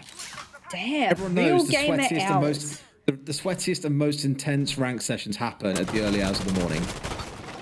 I mean, with so many players averaging silver and gold, no wonder you find all those games at that time. Wow. I mean, I can't do those kind of hours anymore. I feel too old now. My bones can't take it. But it's one of the, feels. do you remember when Way tweeted about this? He was like, oh, I'm on the whole like play till I lose streak and it's like nearly 5 a.m. What do I do? And I was just like, bro, like that's intense. That's a good little game that they could play there. Ooh, that caps. Ooh, nearly. Damn, I absolutely thought he would die to that one, just considering it did kind of clip through the wall and it would have had the explosion radius enough to be able to absolutely down him, I would have thought, but that's okay. And the moment this wall gets Mavericked, it will open up. Flares should get a free kill onto the Maverick. He's stopped. Surely not. The moment he opens this is a free kill. It has to be, and he knows it. He knows the wall's been sledged already. He can't work out what part of it is wrong, and there it is. All too easy sometimes. You make it so easy for them. Of course, they're going to collect opening kills like that. That's the Maverick gone. That probably means those 2 frag grenades are down and out. This is about the 1 minute 30 mark in the game as well. It's still a 5 versus 4. There's still time for Heretics to pull this up to at least guaranteeing them a draw. There's still the guarantee that if Fedora go on to win their game, a draw will not be enough for Heretics. They need a win here to absolutely cement their place in the top 4. But let's see if they can do it either in this round or the next couple of rounds, or if it goes on a little bit longer. They've got a spot where the wall has been opened up, and they know they're looking for this plant most likely inside a game. But as we saw from the pulse earlier on, Smash still doing the work on the downstairs, playing behind this cardiac sensor, has the C4 in the backhand, and just in case he needs it a little bit later on, there's always the UMP, Jess, not the shotgun. Oh, Flares, look at this hyper-aggressive spot. You either net a kill from this or you absolutely die. There's no way to walk out of this without engaging in a gunfight where someone is on the losing end of it. And, well, Barrows, he read into that situation there. I believe that was Smash's C4 gone. Good shot, and that's a bounce if I've ever seen one. And, well, here we go now. It's all up to Sake, and yikes. This is the back and forth we've been talking about, Des. This is what I was worried about. They really, really needed that round to propel them onto match point. I think them right now thinking about this, winning is the most important key part of them making the playoffs, because you don't want to be relying on other teams. And I think it was Crapel from Fnatic who said, there is no worse feeling than the fate of your team being in the hands of other teams, which is fair enough. I don't know, Fnatic obviously felt that pressure the other day as well. After they lost their first game, they had to watch another 5 games take place to determine whether or not they would stay. I won't lie to you. I didn't tune in towards the end of the show. Did they stay or did they not? How do you mean? Did Electrify, Talon, and QC win? Good question. You cast the damn thing, Jess. I know, and it was like, 3 a.m. and I went to bed and I woke up refreshed thinking about EU. That's how I go. I push myself to think of the day. Just having dreams of EU. Well, I can report they did indeed stay up. So clearly someone out of Talon, Electrify would have lost their game, sorry. Fair enough. Correct, they did, sorry. It wasn't the trifecta. Yeah. That's a shame, the dream. Well, I'll say it's a shame. That sounds really cruel. Fnatic, I'm happy you're still with us. I'll put it that way. Jeez. Also, by the way, I have been informed by the beautiful Sai that he had a shotgun in the first round. Or in the first round where he took that pulse. Smash had the shotgun and then decided to swap over to the UMP in that later iteration of that top floor hold. So it's cool to see that he has a good bit of versatility to be able to play both of them and understands that how to use them if he needed to, but he hasn't needed to use it thus far. So we've not really seen it in action, which is a bit of a shame. And now it looks like we will finally see the dining site being held. I like this because the showers part of the power position here for the defensive side is one of the ones that I most enjoy watching teams impact trick. I enjoy seeing how they hold it. I enjoy seeing how attackers deal with it. But what I also like is attackers who go, nah, we don't like pushing that. We know you've set all your utility up there. We're just going to go meeting instead. Oh boy. Okay. 5 apiece. It's hard because the next round is what really matters. Here, one team will go up onto 6 rounds. They're guaranteed the draw or the win. Or it can go to be entirely be a win towards one side. And for Heretics, they are absolutely praying they are that side again. They cannot be sat here relying on another team to mess up so they secure this spot. The dream for them is that Fedora lose to Granite, but given Granite are already out here, and I imagine the players mentally are checked out, the game doesn't mean anything to them, there's no reason for them to give much effort to it. You have to think Fedora are in with a really good chance of being able to snatch this spot away from Matchco or from Heretics if either of them slip up here. Well, Flares has had a pretty good damn game, at least kill-wise. That was predominantly on the first half when he played Ace. He actually popped off with that and used his utility quite well. Look at all these feed holes being opened up by Saki. I like this. Yeah, and they're really uniform as well, which means there'll be no opportunity for the attackers unless they lay down and challenge it back for them to be able to challenge into Attic. A lot of teams will put a rotate there. Windstrike have said, no, we're not going to do an Attic hold at all, and we're just going to close it on off. And whoopsie doops, we didn't know someone was flanking above. That's a good trade, and that's a good start here for both teams. That's so cheeky, identifying they weren't coming in through Attic. Instead, just thought, well, I guess we go and contest, right? The important thing is they have cleared out the player, or the players, sorry, on the top floor. So now they have control of where they need to, but it's now about thinking about the site. Where's the drop going to come through? At what point does execution happen? Because they've committed to saying we don't care so much about small tower at this point. Our focus is entirely coming into taking above kitchen and looking for the drop or a plant just inside a kitchen doorway. But even now, Windstrike are still looking to contest top 4 as well. They aren't yet ready to give this one up. They want to keep making the side of Heretics sweat. And as Karibo goes down to very little HP, no doubt he's sweating a little bit more. But 2 kills come flying out. That's exactly what they were looking for. Exo's trying to shoot him through the wall here, but he's stepping into Death Alley if he tries to go through that rotate. Has an idea that someone must be behind, but quite simply for the side of Heretics, no reason to panic. You can sit where you are quite happily and just let Windstrike sweat it out here. He's going to have to contest at some point if he wants to bring this game back for his team. But Heretics are about to find that crucial round win that I mentioned. It puts them up to 6 points. It puts them 1 round away from securing their spot in the playoffs when it comes round to it over the next couple of weeks. 20 seconds on the clock, a 2 versus 1. He's got to kill both. He hasn't got to worry about Barros here, but has still also got to net the defuse. Something tells me just with only 5 seconds to go, there's 0 chance he collects them. He absolutely will not. And for Heretics, this is what they wanted. It's going to be 6 rounds for them. 1 more to go, and they've got themselves into the playoffs. This is a very crucial round here for Heretics. I'm actually quite happy for them because for the most part, I don't want to say this doesn't mean anything for Windstrike because if you're a team, you want to win no matter what, you know? It doesn't matter if you've already secured that top spot. You just want to make sure you're really capping off the stage or the season or that certain split, doing quite well and showing your opponents that you are someone to be feared. That mental game does play in sometimes. My problem here is that we said it before. I don't want to cast a cursor, but it's been back, forth ever since the 3rd round. Do Heretics rise above here? And on the back of some of their big hitters like Barros, for example, Yuka's had not a bad second half here. Do they step up and say, we've got it, we can speed things up, we know how to do things, let's get on in? Windstrike are going back there. They're going back to kitchen. That's a surprise to me, quite honestly, that you would go back there. Are they hoping that Heretics think they're going to go elsewhere and have brought the wrong attackers? Or now that we finally have Glaz in play, does it not even matter? You've got Glaz in play, but only 2 smokes. Huh.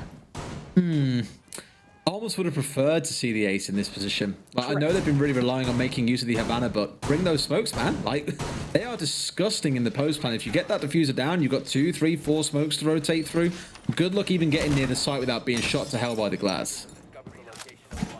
I want to see Barros just pop off on the glass. Excellent kills in this matchup. What has he got there? 12 so far, almost a 2 KD. So he's been doing an excellent job there with frags alone. Whether or not they've been impactful or not probably really doesn't matter because it's this last round where his impact needs to be felt the most. He needs to hit these shots. Whether or not he uses his smokes to be able to assist with the plan or not is probably irrelevant because it does match up with his utility specifically. And now Heretics are looking maybe to do a dining push. They did a bit of an upstairs / meeting / dining push throughout the shower corridor last time. Maybe this time they're hoping to go head through into small tower and let Barros just hold the angle from there. Part of me really wanted to go, and he gets spawn peeked just to see what happened. If Barros no, were to get himself caught out, but no, he's good. He's alive. Has got to be wary of these jump outs, mind you, in case someone does try and go for something a little bit hectic. It is the time to pull out all the stops if you Windstrike. If you want to secure the win, then sometimes these nasty, more aggressive takes can be the way to play. They are holding quite aggressively here, admittedly without a Maestro who very commonly will play inside of showers, but otherwise the setup looks very, very similar to what we're used to seeing. You look to contest onto the wall inside of showers when someone tries to open it up. Otherwise, you have 2 or 3 members either holding above or looking to contest in towards the dining door and the dining wall once it gets opened up. The fact that you've got small tower control, the fact that there is a glass here says to me, we want these dining walls opened up. We want to go for a default plan. We want to smoke it off and then go for those crucial kills from Barros. This is all going to rest on the shoulders of Barros here. This is why they're doing it this way. This is why they're going towards a push that would allow them to have such long lines of sight. A lot of people don't know you can actually go above and you can maverick a part of the showers wall from the vertical, and you can also displace the person playing in showers. So there has been a little bit of a talk of a counter now for that showers player. Whether or not they decide to do it is probably irrelevant because I think what they want to do, have someone sneaky pinch, which is going to be the sledge of illusionist, and then everyone else focuses on the dining room. I think it's on the work to get it opened up, and you've got the sledge looking to play from an alternative angle, potentially looking to threaten inside a kitchen, so they're not going to sit there fine and pretty. And by the looks of it, they haven't actually bothered getting the wall fully opened up yet. I think now we're going to see Karibo look to finish that off. Down goes Sake. It's the Habana. It's not world ending. They've still got the Maverick, but that wall needs to get opened up, and that is actually a clap back up towards the north, where Illusionist is now going to step in, goes hyper aggressive. Will he find anything for himself? Will find one, and he's got one more looking to come towards the north. 2 kills come out for Heretics. Plant is going down. Karibo gets sprayed as Flares pushes down aggressively. Barros pops off to try and find something, but does not find a head. It's a 2 versus 2. 22 seconds to go. It's all coming up number 2 for every single side, but will Heretics finish number 2 in this fixture? Can Windstrike secure the draw? It comes down to 15 seconds. The second attempt coming out. No cover from Barros as he's the one putting down the plant. C4 and Hang going to try and throw it through, but it's fallen a bit short. Shoots it out. Huka gets pinched on. Now it's down to Barros entirely by himself. No smokes left. It's going to come down to seeing those yellow outlines. Goes for one, sees the other, but gets downed. Windstrike are going to take the fate away from the other side, and Heretics are going to have to rely on other results today going their way if they are going to make it into playoffs. What an absolute shame. We knew from round 3 that this was a true possibility, that this back and forth would not end for all of these remaining rounds. 12 rounds in a row here for Windstrike to sort of turn around and go, yeah, you know what? We can smash any team that we go up against in a draw. Well, that doesn't give me a lot of confidence, but what it does tell me is that Heretics still have a long way to go here, and that all of their fate, like you said, rests on the counterparts of the rest of this particular group. And that is not a position you want to be in when you desperately need to make playoffs. You're the only Spanish team. You're the only representation. They possibly could do it if games go right, and as I predict, they probably would, but you never know anymore. Well, if Fedora or Machko lose, Heretics are safe because they still win the head-to-head against both of those teams. So it's not world ending yet, but if both of those teams go on to win, Heretics will be out. This is going to be a very nervous couple of hours for any Spanish fans out there, so let's see how it shapes up. But first and foremost, let's go over to our desk and get their thoughts on this match. There it is. Thank you. Welcome back, ladies and gentlemen. First, I had a problem here with my microphone, but here we are, ladies and gentlemen. A tight game, and honestly. Hello. I didn't do anything. I don't know what's going on.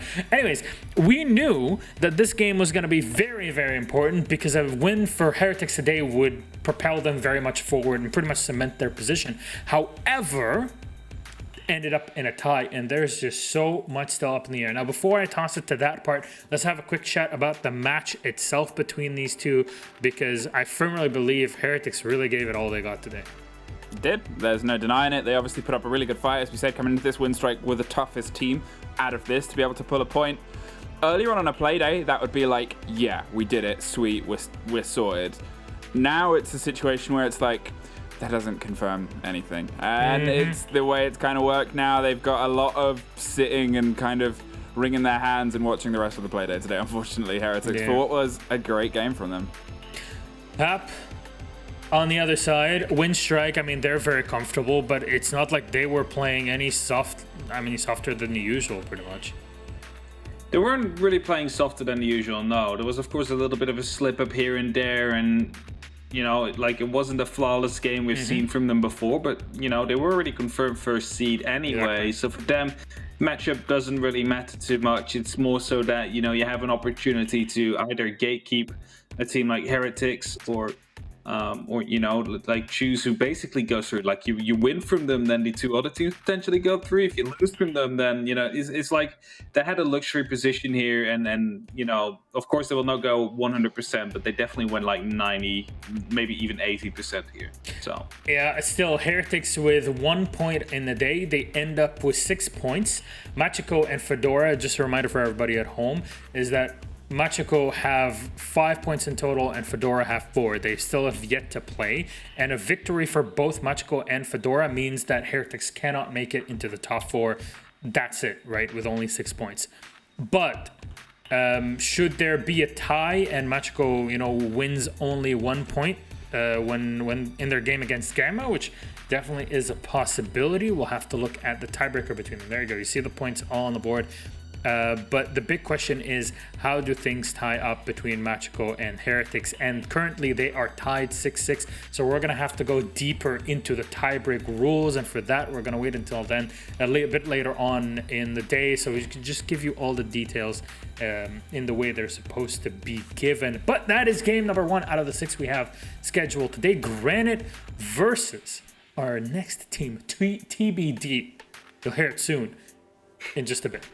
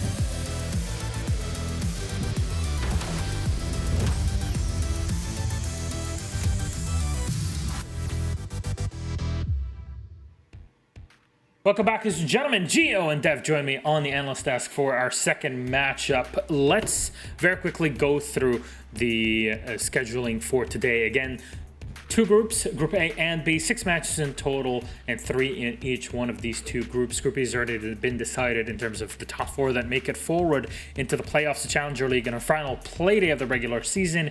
Now it's all up in the air for Group A as Heretics versus Windstrike ended up in a tie, 1-1 point for both of these teams. Windstrike already qualified. Heretics still up on the air, maybe, potentially. We'll see if they can make it through. All depends on our next 2 matchups. This Granite versus TBD is where I will turn my attention to. And just so everybody knows, it's not TBD anymore. It's the 4 and 5. They're in, officially picked up by the organization. So we're going to have a chat about them in just a second. And why don't we just start it off now? The 4 and 5, formerly known as Fedora. What can we say about the crew going into this? Yeah, they came up through GSA. That was their origin. Now, obviously, been picked up by 4 and 5. And the interesting thing here, Milosh, about this group, as you say, Group B, they've already decided all of their fates. In Group A, we have these middle 3 teams that are really close together. Team Fedora, well, 4 and 5 now, are currently sat at the bottom of those 3 teams at 4 points versus Heretics and Machiko's 5. So today here, a win would be really huge for them because it would elevate them up through into the top 4, push them through into playoffs. And even though they're at 1-1-2 right now, I think this is still a team that have quite a decent amount of potential. Definitely so, but on the other side, a team that unfortunately is automatically out of the ruling for playoffs yet can still gatekeep. It's Granite Gaming. Yeah, it's true. Granite, look, they came in through the Nordic Championships, and they maybe have seen better days. I know Des hyped them up a little bit because he'd had experience watching them, seen their potential. Unfortunately, they have struggled to convert that. That said, you know, after those 3 losses that they came in and played, they managed to get a draw against Machiko, which is a pretty formidable task, especially as we've seen Machiko have some real highlights here and there. So I will credit them. We've seen some good things out of them. Unfortunately, as you say, they can't make it to the playoffs. They cannot get into those top 4, but they can potentially displace 4 and 5 in that 5th place. And I mean, at this point, there's nothing to lose. Why not give it your all and redeem some pride and look like a better team to the outside world by edging out and closing things with a bang. Yeah, why not, right? Especially since we know it's the only Nordic team that we have in here. There's not many Nordic players also that are playing in competitive play in general in Europe if you compare to the entirety of the continent. So definitely something to keep in mind. You know, maybe Fabian and specifically his mom are looking to pick up different people for Team Sweden or any other team that, you know, this is officially what was said. You know, this was Fabian when he tweeted about it. So I don't know. Let's see how this goes, though, when it comes to our matchup for this day, our map ban. In game number 2, best of 1 series can go to only a tie, no overtime, as we were watching yesterday with APAC North. For example, Clubhouse banned out by Granite. Villa is our decider. So I'm just going to call them the Fab 5 right now, just because the Fab 5 is a cool thing to say. Removing Oregon. You know, I like the Fab 5, what I'm going to say. Villa, highly technical map to take 2. And I wonder if Granite, given their history so far in CL, are ready for something like this. Well, what I will give to them is they did win this in the Nordic Championships. A very convincing 7-2 over Gamer Legion. Admittedly, I haven't watched that game, and of course it was a Nationals. It's a bit of a step up here in Challenge League, of course, going up against Fedora.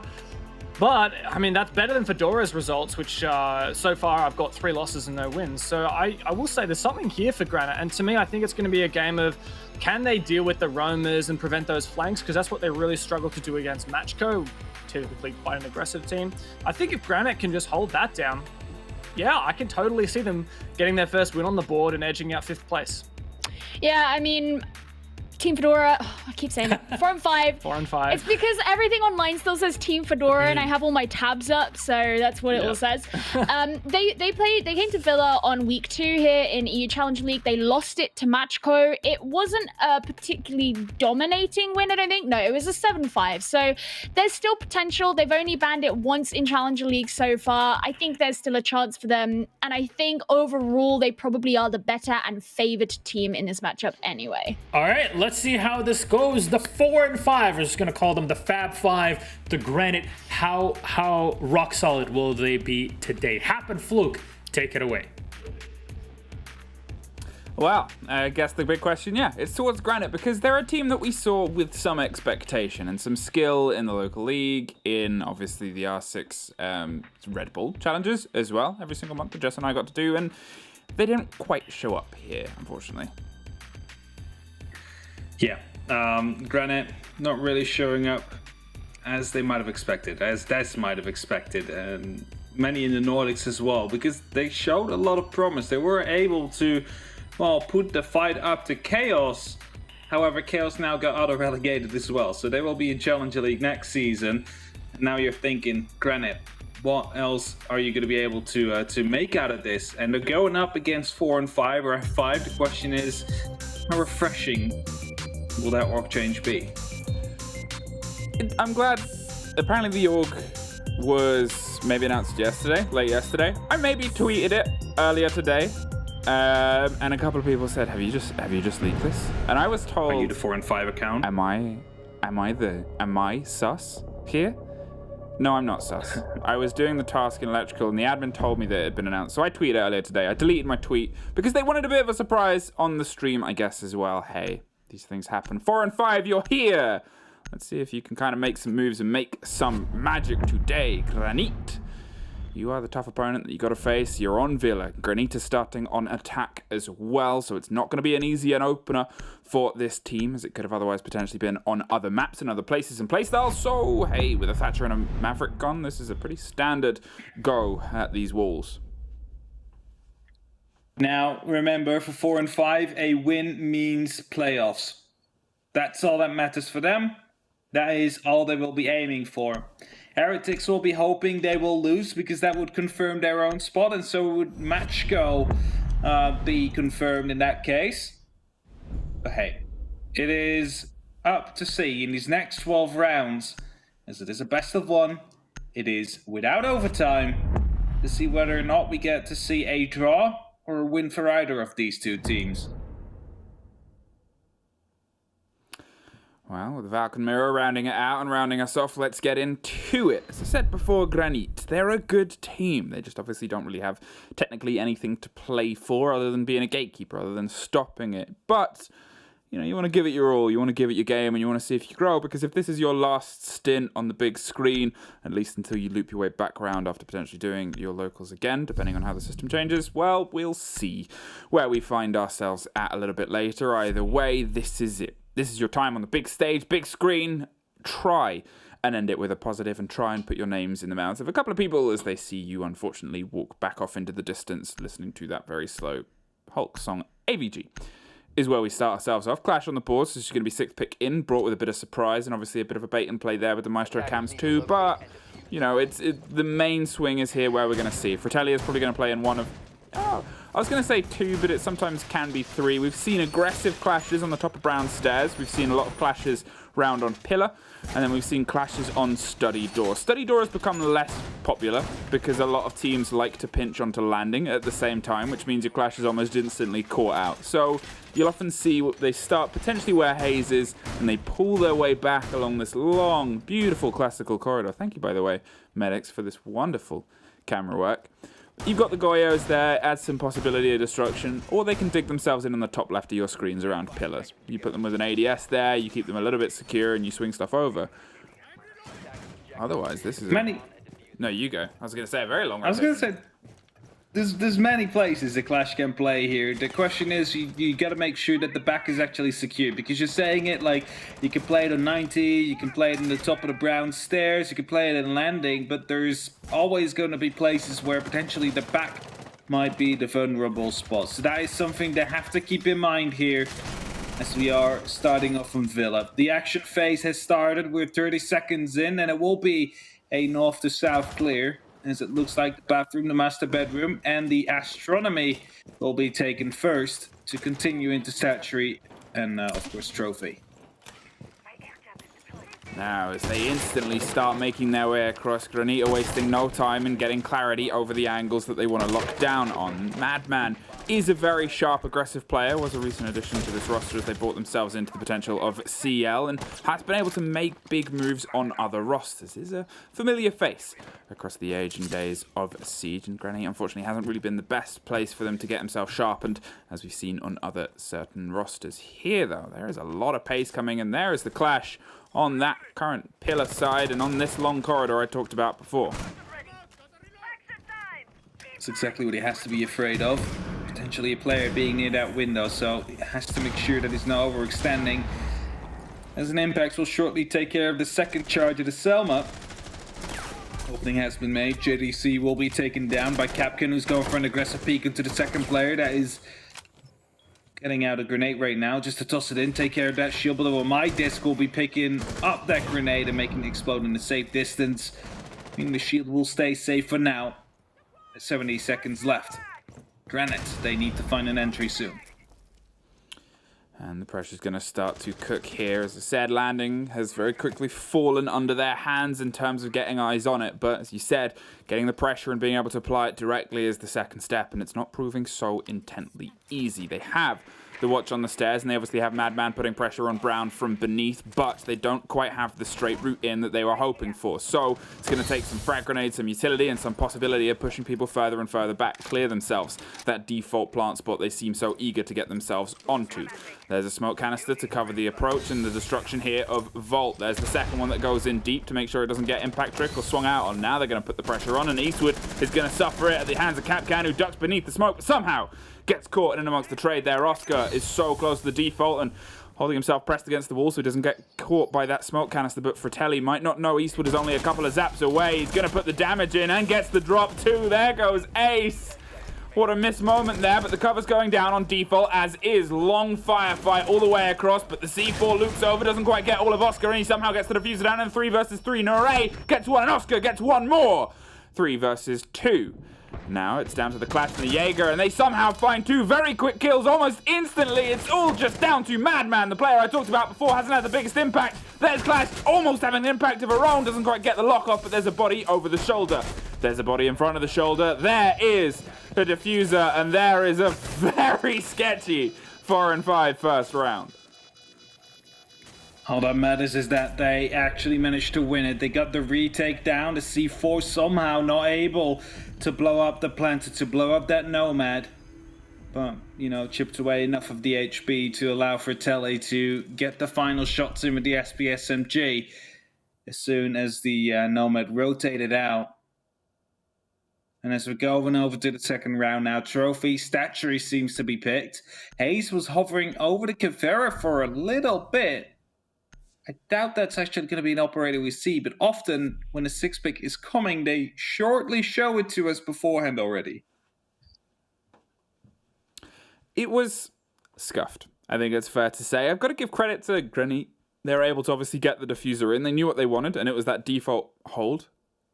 Yeah, a couple of smoke canisters missed them, and a C4 missed them too, which if that was angled a little bit further to the left, would have been the round over with much less nail-biting tension towards the end. But at the same time, they dug in, found themselves putting the diffuser down, and found a little bit of luck in those C4s going a little bit too far. So, 4 and 5, let's see if you can try and shake a little bit of the rust off. As I said, even if that first smoke canister was a little bit shorter and caught them on the close wall, it would have pushed them further back, would have cut them to half health, and would have meant that things like that slightly misthrown C4, again, would have potentially been the lethal blow. ID being deployed in the deep corner of the master bedroom. Given, of course, a lot of information, but also having the opportunity to potentially take down any of these Selmas that Eastwood might deploy. Especially if they are not dealing with the utility first. Especially if they do not know that the Evil Eye has been placed in the position where it is. And that's often a thing. If you manage to keep them hidden, you're going to be getting a lot of information out of it, and you're also going to have an anti-breach or an anti-hard breach tool available to you. Of course, it's a very default spot that it's in, and it's really easy to drone out or just a spot. There you go. The drone already seen it, and now it will function as a drone killer, making sure no more information is being fed. And as I say, that quick impact will be taking care of that cam. Well, another cam rolls out. Another cam gets more of an idea of where things are going. And obviously they have a big pinch potential here on the Wamai. He's gone with a pretty wide extension all the way down to the bottom. Hey, a ban wave. I haven't seen one of those in a little bit of time. And, well, this frag grenade, if it's caught and cooked properly, could careen its way down towards the Wamai. There's obviously some defenses there, so they want to burn those first. And there comes the burn. There goes JTC, and there goes the gunfire anyway. As Oscar's able to swing around and get the second. Now they are just pushing their way into sight with the same aggression they did before, but it's caught from the opposite side. Hayes, with a little bit of a decoy, is able to jump over the other side and get the opposite kill. There is the potential of a man underneath, and Namir is going to smoke off his own rotation and potentially smoke some aggression, but the drone's going to give the game away. Swings into it and somehow gets the kill too. Madman goes down with the pressure on Astro. And then just to rotate back into Trophy as well. Comes back behind the desk just to hold off to any potential push from the bedroom, as Oscar is still holding. Badger will be rotating down. It's going to be potentially pushing either from the little balcony. Oh no, he's going to be going up the stairs, going a long way around all the way through the basement, just to make the least amount of sound as possible. As of course, when you're opening up a window in mud, for example, it's easily to be heard by one of these players, or maybe by a cam. Right now, it's going to be able to sneak up. He starts running. Peaks are coming in. A shot comes in as well. Eastwood able to pick up a kill. That wasn't Badger. He just saw hit that kill. Namia, however, now with the SMG in a 1v2 situation will be picked up by Eastwood. Eastwood was ready on the side. Picked up the side of the head.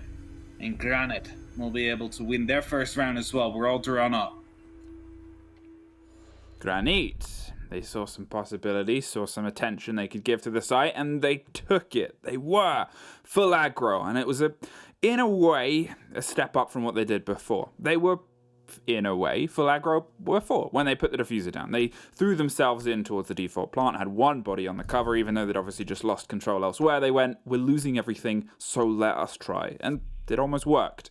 Here, before we're losing everything, they went, we're gaining, let's keep pushing, let's keep applying the pressure. The Sophia got the opener on the door and then pushed themselves further and further inside. They obviously were able to swing onto the stairs too and get the Wamai there, who decided to opt up and push. Maybe they predicted the potential of the frag grenade and wanted to catch them out in the animation. Either way, unfortunately, it befell them.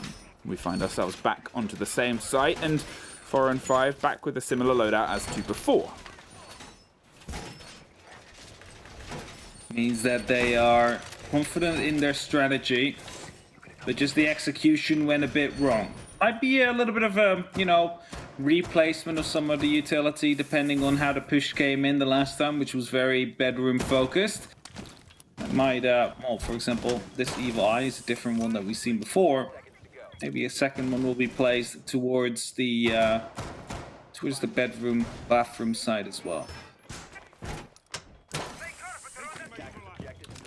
Well, now as we find ourselves ticking towards the potential of Granite Gaming stepping up big, able to take their first attack here, will they concern and conserve that energy, or are they just going to keep trying to be as aggro as possible? Badger with the deep clear, potentially through Wine as he opens up the rotation, but it's fair because look at the spread of the defense this time round. They are so less centric on the site, and I'm curious to see if Granite Gaming read this and throw themselves onto the diffuser as they've done a couple of times before, or if they get themselves caught up. Unfortunately, they get caught up in Fratelli, who swings onto Walk-In and takes care of JTC before they can even begin to apply the pressure they wanted to last time. Rotate being called here from Isu. No, actually upside down repel will be the case. Hoping to put up a challenge onto the single doorway leading to Statuary there. Not be able to find anyone as of yet. However, as Madman actually gets the kill down onto Capcan. Moving through the basement, able to take down Uamai. No more discs will be generated. As I think one or two maybe were left to be gained. Meaning that there is going to be a bit more of an ease to actually go through. All the utility has been set up. Fratelli spots out the side of the head, but he's not going to be able to land the shots. Went for a prefire, but then Badger comes in from the walk-in closet. Gets one kill. Moves us into yet again another advantageous position for Granite Gaming here. Now with a minute 30 on, they're looking to try and apply the pressure from the opposite side. No array could be the split here, and the drone could catch them. Madman is the one that has to be aware of this rotation, and drops them. Goodbye. No array before you can even get close. Hayes tries to apply some counter pressure, but the angle's not quite adding up, and already the pressure coming from the opposite side. We can hear the pops start to come through. A mix of flash grenades and smokes are popping all over the site, and Namia is going to try and counter them without the sight lines to actually make it happen. Eastwood looking for a default and goes on the wrong side. As soon as this smoke clears, this could be a big blow for them if they can't quite get the cover on Namia here. He's looking for the close corners and puts the smoke down, but a little bit too late. Kit is planted, and Oscar plants Namir, and there is one more Granite. 2 rounds in a row, both as ferocious as each other. Both Machko and Heretics are going to be loving this as well. Granite is stepping up and are picking up their second attacking round so far. And remember, we're in Villa. If you manage to get 3 attack rounds, maybe even 4, you have absolutely no excuse to lose the game. So Granite, they're on their way to a victory here, towards their first victory, I believe, in their groups. Not that it will matter for them, but it will for the rest of the group. Now then, we go back to a site that was bitter and scrappy, as said at the time. It was a little bit of a misstep and a misplay, but as I said at the time as well, if a couple of bits of utility had gone slightly more to the favour of 4 and 5, it might not have been anywhere as close. However, since then, we've seen Granite take a bit of a back foot and still take the round from the clutches of potential death. So maybe they're a little bit more attuned and aware of how they can step up against 4 and 5, and maybe for me now it's not just the misutilities, but a little bit more we need to get out of this defense. They keep on running the same thing there, like twice in a row, and twice in a row it ended up in the same result. You had Hayes and your Smoke, the last 2 standing up against the many of Granite. And as right now, they have chosen to go back to AVGs, as that was the site they won. You're looking back at that round and you're like, that wasn't actually that close. It was a 3v3 post-plan situation that was clutched out due to the clash coming in clutch. But there's no clash this time. That means they're going to purely be focusing on the gun game. Will that work? Because Granite, they seem to be on point here today. Wow, there's a couple of pre-fired bullets towards no array. If they know that that's a shield that can blow, that might be a little bit dangerous. We can hear pops of explosions already going off, but Madman's going to recoup, recount, and find themselves in a slightly different situation. Study is the first point of Ingress this time round. They think they can have a little bit more success here, and who's to argue with a team that's been able to pull success twice in a row. Capcan blows against the window, but doesn't quite catch anything, and the drones are now going to steadily find the body either side. One behind the strategy table, and one at the top of brown stairs, meaning this isn't going to be as easy as previous, with Fratelli with a big gun, big watch on the opposite side. Checking the lineups here. Granite, they seem to be moving themselves over towards the master bedroom side with only Madman and Eastwood left in this study. This could be a pinch push to come true if they manage to time this right. Madman first wants to be entering up into Art, but doesn't know if it's going to be safe yet. Doesn't even want to hit the barricade to give away the game that they're willing to play. And thus will be waiting until the right moment is there for him to open up parts of it to crawl through. Puts up a breach. Runs out straight away. And with that, we'll be putting up some pressure, but not too much, and will not be risking his life either. Wow, waiting. There's a bit of a game. We haven't seen Granite play too much, but unfortunately it's not leading to, well, it was leading to a bit of success. JTC's health started going down, but they're able to quickly pull 3 kills. Oh my! The waiting game was boring them, so they put the pressure on, but Capcan's at least there to stop some of it and stops a little bit more. Long is starting to fall to his favor, but Badger swings back, gets some revenge. 45 seconds. More than enough time for them to shut down the last player of 4 and 5 and shut out a site they couldn't quite get before. The hopes of reaching playoffs for 4 and 5 seem to be dwindling with the second. Because the longer this goes on, the longer Granite seems to be so dominant and unstoppable. The last chance 4 and 5 will have on actually winning this matchup. And again, a win is what they need. A win would put them into the right position to go for the playoff spot that will be played later on. And no playoffs, that means you're going back to your National League and you will have to perform there. As hard as it may sound, or harsh as it may sound, it's the actual truth. Somewhere out there, Snurleaf is having a great time watching this as Granny, a team that had so much potential and promise, just could not quite find their way in this season. They were always a little bit, I'm going to say, not confident. They couldn't quite have the abilities that they're showing today, and this is easily the best that they have played. Probably much to the dismay of 4 and 5, who probably didn't expect this much aggression, this much confidence, and this much swing into all of the rooms that they're trying to hold. We had it with Penta and Sisu last year. Penta was looking to be beating both Secret right now, and back then Orglis, and Diffuse Kits to the EUL spot, and then Sisu came in at the last very moment. They had nothing left to play for rather than just upsetting other teams, and that's exactly what they did. They upset Penta, and now it looks like Granite, also a team from the Nordics, they beat Sisu to this spot here in the Challenger League. Even though they won't be making it themselves, they have the opportunity to deny that spot to someone else. And that seems to be their goal right here.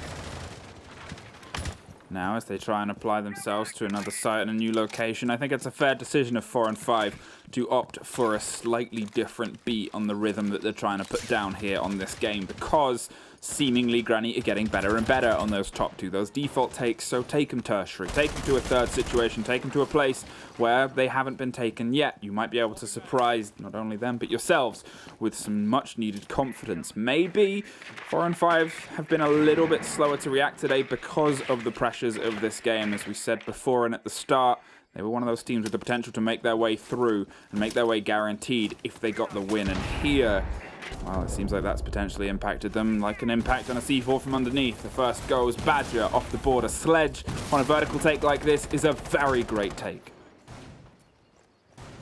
Very great pick to come in indeed. Smart call using the poles to use and guide these C4s in. But it's not the only C4 they have. Namiya and Capcan, they should be able to have one as well. Actually, no, it's Haze, because Namiya already used this, of course. Capcan using the impacts, but that means there's another C4 available. Flies out, but the player already ran out. This was just enough time to make sure that the escape would happen.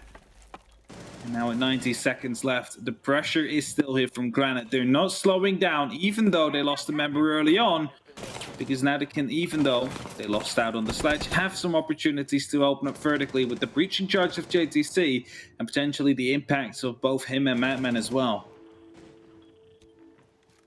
Well, a bit of a slow, a bit of a stem, and a bit of a repositioning from Granite. We saw them do it the last round where they went for the intense study take and didn't quite get it to land. Oh, There's a take. Oscar gets a body from above. We know that they're a team that is able to adapt and overcome, proven from the very last round. But as I said before, the adaptation here has to come from 4 and 5. And look at this deep roam they're going on. They want to try and strike back and catch Granite before they can make the maths and mental adjustments to reacquaint themselves and re-put pressure onto the site. Eastwood, inside the washroom, is looking to flash around the corner and burn any potential. Here it is down to Oscar to make sure he doesn't get caught. There's a knock on a door, though, and look at the pace of the swing. The plant is going down, and in amongst some flashes, though, Eastwood sticks the landing.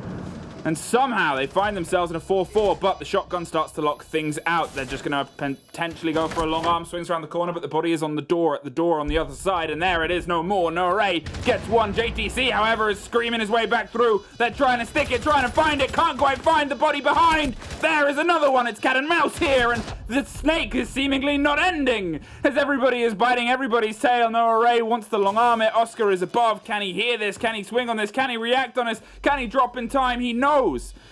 It's a very dangerous game Nora is playing right now, and with only 3 seconds, the kill has to come in now. Well, it had to come in from the other way, but with Granny, they played it somehow perfectly and fervently in a very furious end.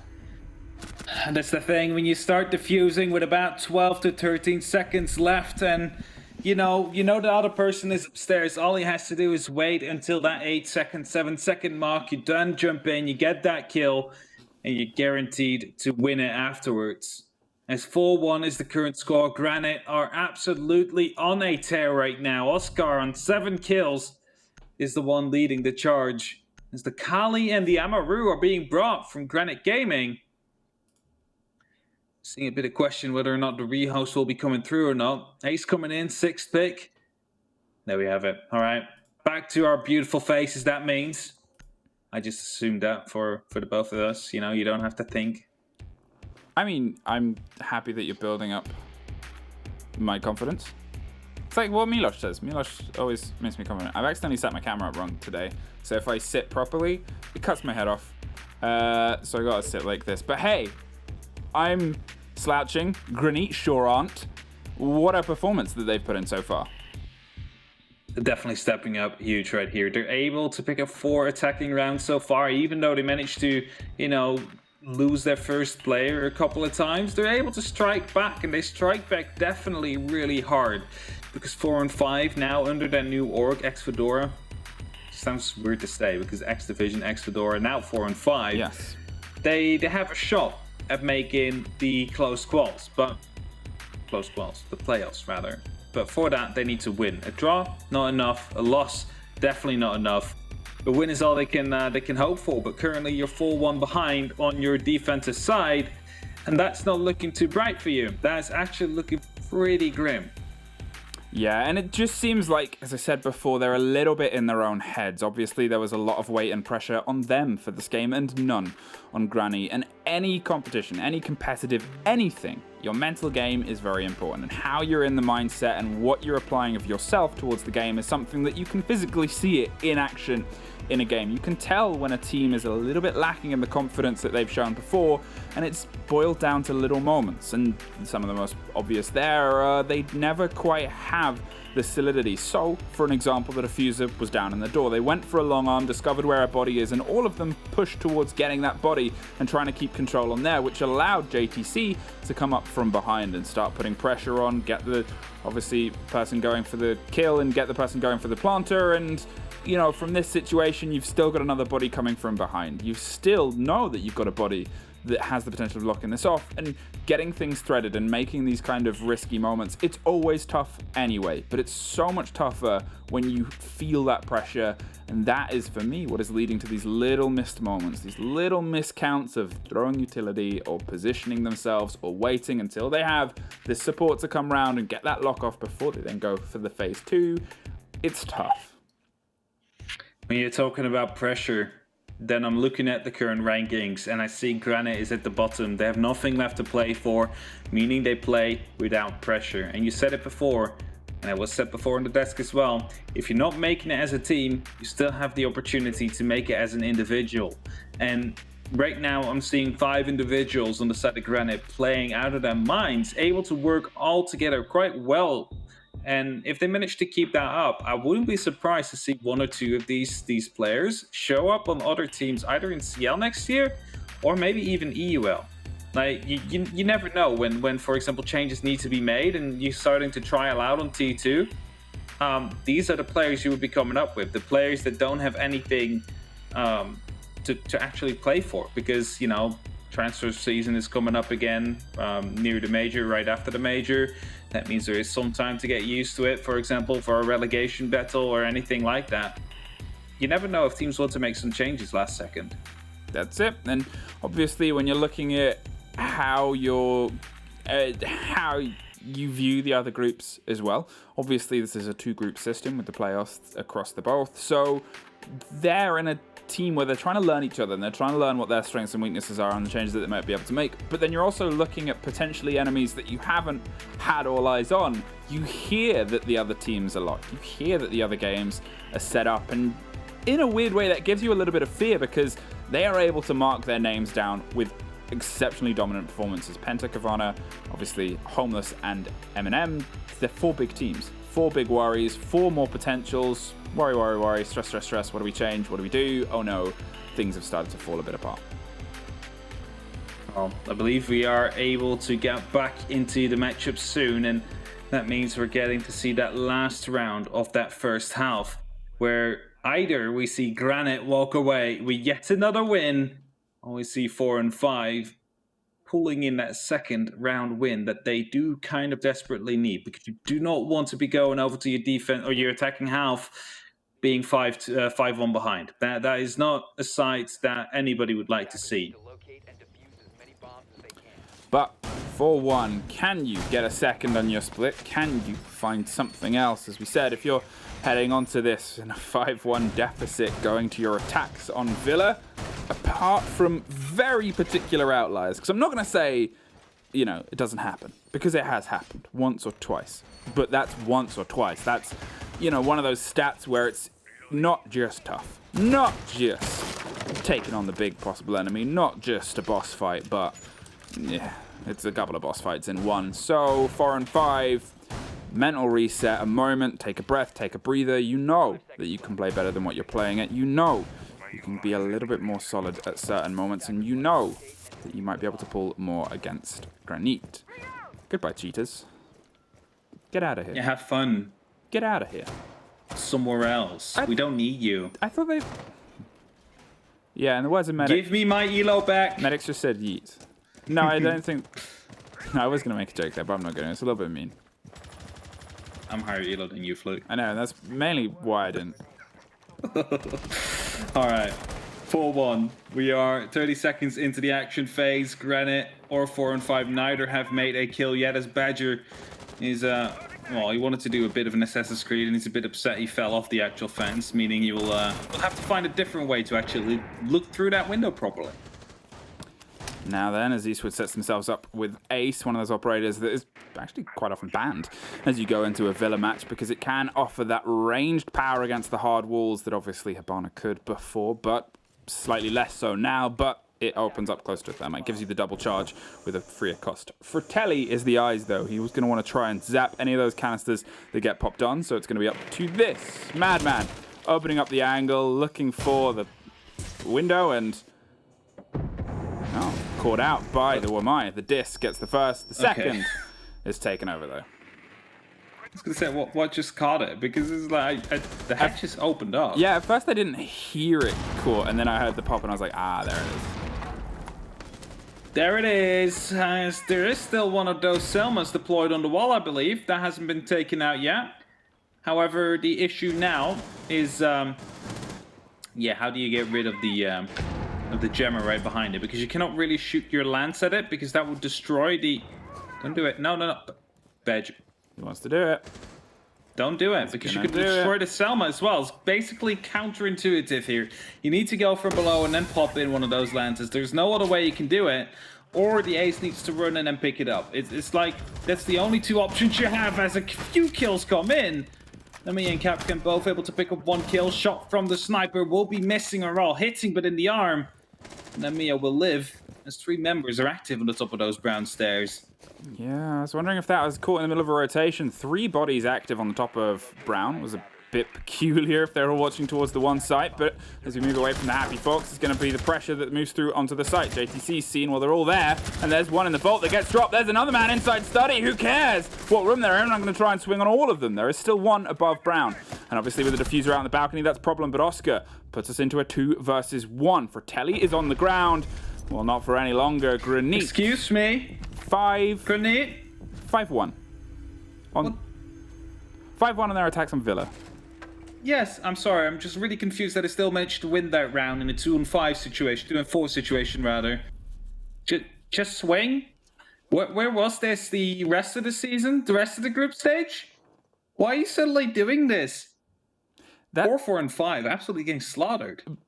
As I said, unfortunately, and obviously it's the day that it is. And I'll talk at length, as I already have, about what could potentially be impacting play today. I'm not saying it is, and I'm not saying it isn't, but likely factors, things that often lead to this, and pressure is one of them, and confidence is one of them, and to me personally, this is the most confident Granite has played. They're in a 2 versus 5 situation, and their response is to go, site is empty, pushing on, swing on Gunvolt, and then swing on to study for a double kill. Then drop them across the site itself.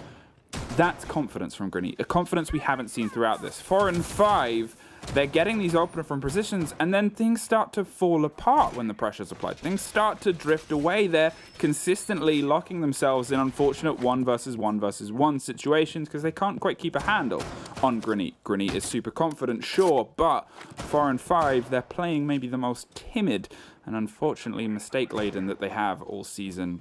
It's rotten timing for those two things to cross if you're a 4 and 5 fan. If you're a Granite fan, as I said, Nordics, Snurleaf, you're having some decent representation today. Desert Chew will be happy as well. Like, he's been hyping them up all season long, and they haven't really been able to show any of it up until now. Now we see what Granite can really do, especially when they do not have the pressure. And that shows you that pressure is probably what seems to be holding them back for such a long time. You can already see the tweets coming in later. Wish we could play like this all season long, you know, like the usual stuff you would see after a team who struggles to perform suddenly shows up on that last Playday when there's nothing left to be gained for yourself. Like, Granite, they seem so strong right now. I hope we've seen this, like, if they make it to another CL season, I hope we see this from the start of the season then. Well, Badger is curiously eyeing towards Modrum to see if they can take care of Namir, but Namir is the one that surprises them. Oscar, slightly beaten up too, and, well, it's just going to make sure that they keep themselves alive. It's a pretty good clear so far from underneath. They've been able to pinch the roamer and lock them off before they can start to cause trouble. However, the start of the round on their defenses was often okay from 4 and 5. It was the lockdown on the movements of Granite second that was the problem. So can they push this advantage? Can they push their way through onto site? Can they push for another kill? How have they pushed their way onto site? How is Haste getting away with this? Isn't anymore. Well, they did push. They did push very, very hard, and they pick up yet another kill, and the damage is already done. It's only up to JTC now, but we've seen him make crazier clutches happen. Just not this time. 4 and 5 able to pick up the first attack round, and is this going to be the start of the comeback? Is this going to be a reverse sweep? Question is, if they can do this as well when there's actually people on the site instead of just 1 or 2. Because it was pretty easy for Haste to just cut through them all and get these kills left, right, and center. Something that just shouldn't be allowed to happen. So maybe they caught Granite off sleeping a little bit, but they'd definitely be awake for this round now. I mean, that round was a man screaming his way through the site. Obviously, the kills were more spread out than that, but the Sledge, Haze, taking control of the site and realizing it was open, this was all that we saw from Granite before, and this was what took Granite rounds. And if I'm going to talk about confidence, I think that is more than enough swagger and confidence for anybody's books.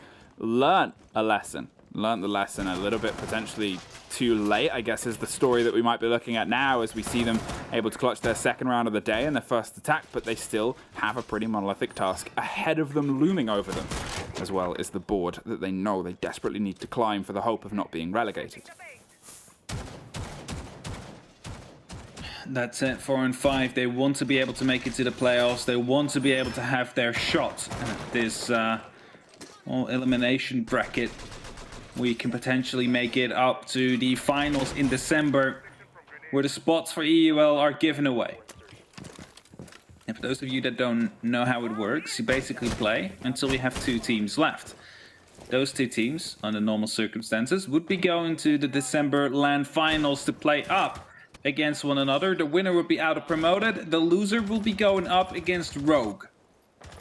Now, the question is, do you want to go up against Rogue? In this current form, probably yes, but I have a feeling with 7 weeks before that final matchup, Fluke, that Rogue have an opportunity to recover themselves. So it shows you how important the first seed is in Challenger League. Oh yeah, that's it. That's the kind of danger there is. Yeah, Rogue went on a pretty unfathomable, questionable loss streak. They played their worst. No denying it. Stats back that up, and everybody watching backed that up. It was a nightmare for them. But they have a couple of weeks. They have a couple of spooky weeks to get themselves back together. They claim and they saw and they demonstrated that the Band of Aces shook them to their core. They made a couple of changes to that core after Karjaka couldn't quite pull a season that we expected from him, and now they've got time to build with Hosty, potentially, or they might go back to Karjaka, potentially. We don't know the inner workings. Nobody does. But you do know that they have time to work on it this time, which they did not before.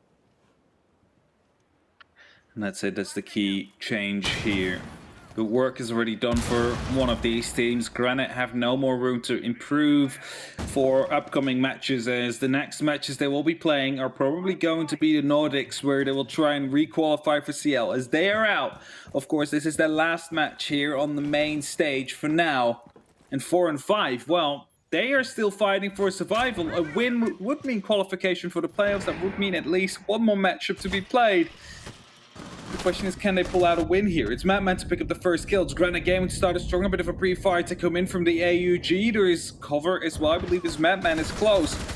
The classical hallway down, coming into Capkin, swapping over to the pistol. Some pressure coming down from the study, but the secure of the kill will be coming through as Hayes yet again is sneaking himself up in the side, but this time Badger is ready. Shuts him down. JTC gets one as well, and Oscar finishes it off. It's a flawless round from Granite, and that means it is 6-1.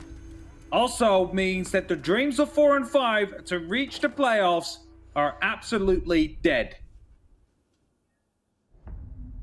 There goes some bandwaves to market as an unfortunate celebration and commiserations to 4 and 5. They gave it a bit of a fight at the end, but unfortunately the gap was a little bit too meteoric to pass, and they will pass no further. Let's see if they can at least pull some confidence, some credence back, because, to be fair, Granite had nothing to play for today now, and they have played their best. Let's see a little bit of, I guess, a little bit extra now. 6-2, no hopes left, no pressure left on the likes of 4 and 5. The question is, will they be devastated by this? Will this mean that Granite is going to be able to close it off, or are they going to be able to play as carelessly as they would maybe want? Do some weird stuff. Make sure that you're going to be able to leave your mark. As the Nordics, for the second season in a row, send their regards to those who are looking to contest the top. Thank you, Des. Thank you, Des. All right. Des. I Hey, had to be correct fair, I you. did a couple of weeks of Nordics. I was there. That's true. No, I meant Des typed the Nordics send their regards. Oh, so okay. I just stole that. Oh, you're just stole that sentence. stealing lines from the Des? Yeah, but I credited him. Okay. Like, I just said thank you, Des. You know, like a good boy. I'm going to pretend you just called Des a good boy. 6-2. Granny, you've done very, very well today. And obviously, unfortunately, it's earning stripes when the war's already lost. But, hey, what a performance that they've put in for me as a team so far. They were a team that had a lot of growth, to be fair, inside the Nordics. They had a lot of growth inside the Sphere Wars. They were one that, with time, started to turn into a little bit more of a force. And here, Well, I guess they have shown up in force. Hayes, he had a lot of confidence in the round that they were able to take before, and now he looks to open it with the same way. But Badger's currently exploring the outside world and seeing what else he can see. Unfortunately, nobody. But nobody saw him, so he can rotate around and find a new position inside the map itself. Wire's being taken out from below, or at least will be attempted to, but Kapkan not able to quite hit the shots with the silenced P12, meaning that the Wire stays on for now. And so that the ADS was actually a Wire. It's not even a bandit. What was he shooting? Oh, the Banshee. All right, thank you, medics.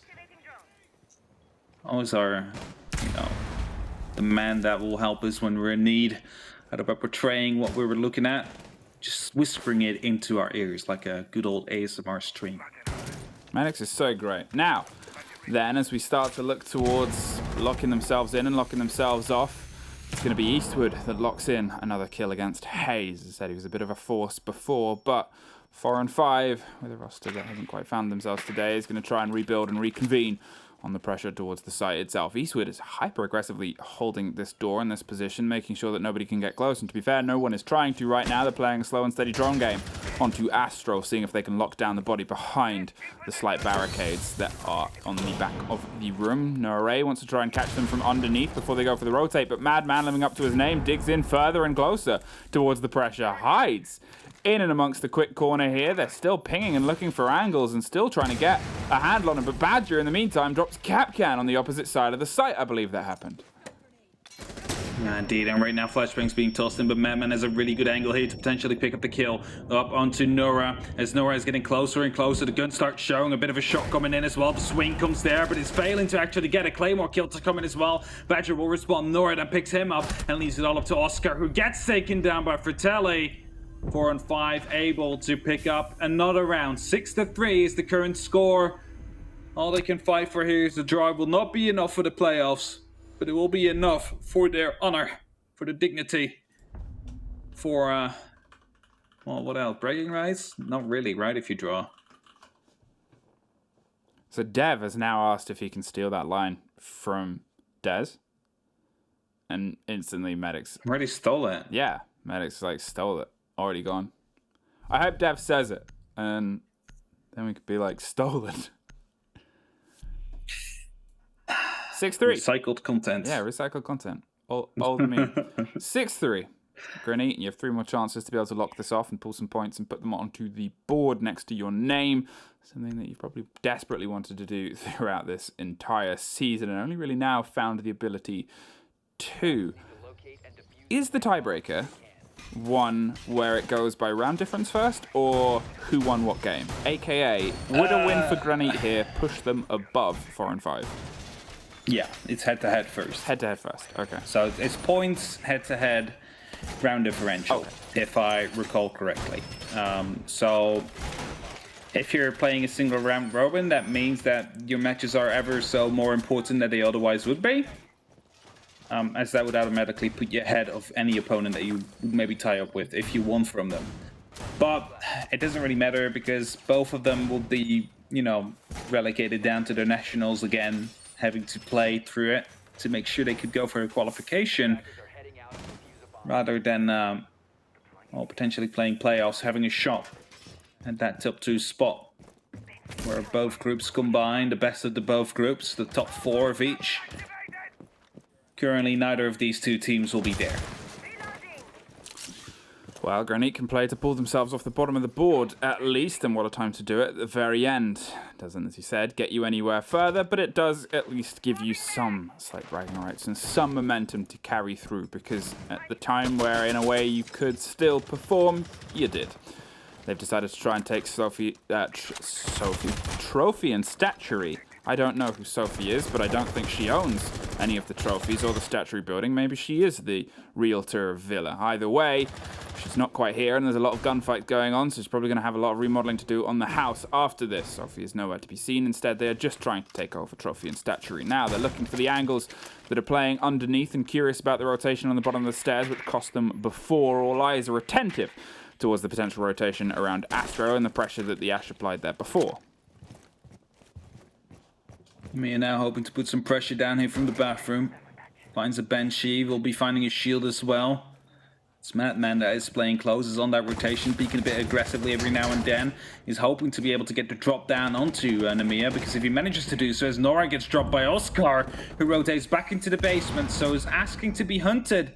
It's Kapkan to, well, give in to that call. He's chasing down into the kitchen, into the China room. I'm not sure where Oscar will be popping up. It seems like he might be popping up on the back of Kapkan. This could be a very unfortunate series of events right here for the likes of 4 and 5. Now then, as they swing up and catch a bullet into the head of somebody, the frag grenade catches Madman instead. The smoke's gone, and the canisters go with him. Kapkan covers the rotation there, and Hayes again with a double kill. They keep finding a bit of confidence when they're allowed to, and they're able to actually capitalize upon it and put some bodies down in the ground. A C4 blows, but nobody's home, and they're concerned about this. The swing goes down. They at least pick up the trade, but almost didn't there, as Oscar threw their life towards it. Blew the C4 first, though, to make sure they tried to use some of their utility, and now it's just a matter of this for Telly, looking for the entrance onto the site here. 30 seconds, so they have Astro and they have the door and the otherwise staircase covered, but they don't quite have the lockdown on the body that was playing underneath. Whether they've rotated to landing or not, they're not sure about. There's our answer, yes. And there's their answer, yes. And there it is. Fratelli goes down and Badger goes down too, though. It's now a 2 versus 1, but now it's a 1 versus 1.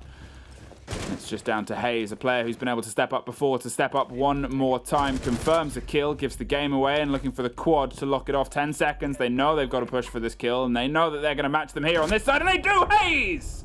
A quad kill to end a round where they are, for me, the force that is keeping at least something going here. Well played by Hayes there. Good decision made. There was no time to go for the diffuser, potentially plant it. So a kill was all he could really do. Probably they had information down on the actual library, not library, on the Astro stairs, making sure it wouldn't be coming up from that side. Thus red is the only other logical option you could have gone for. No C4 in the operator either.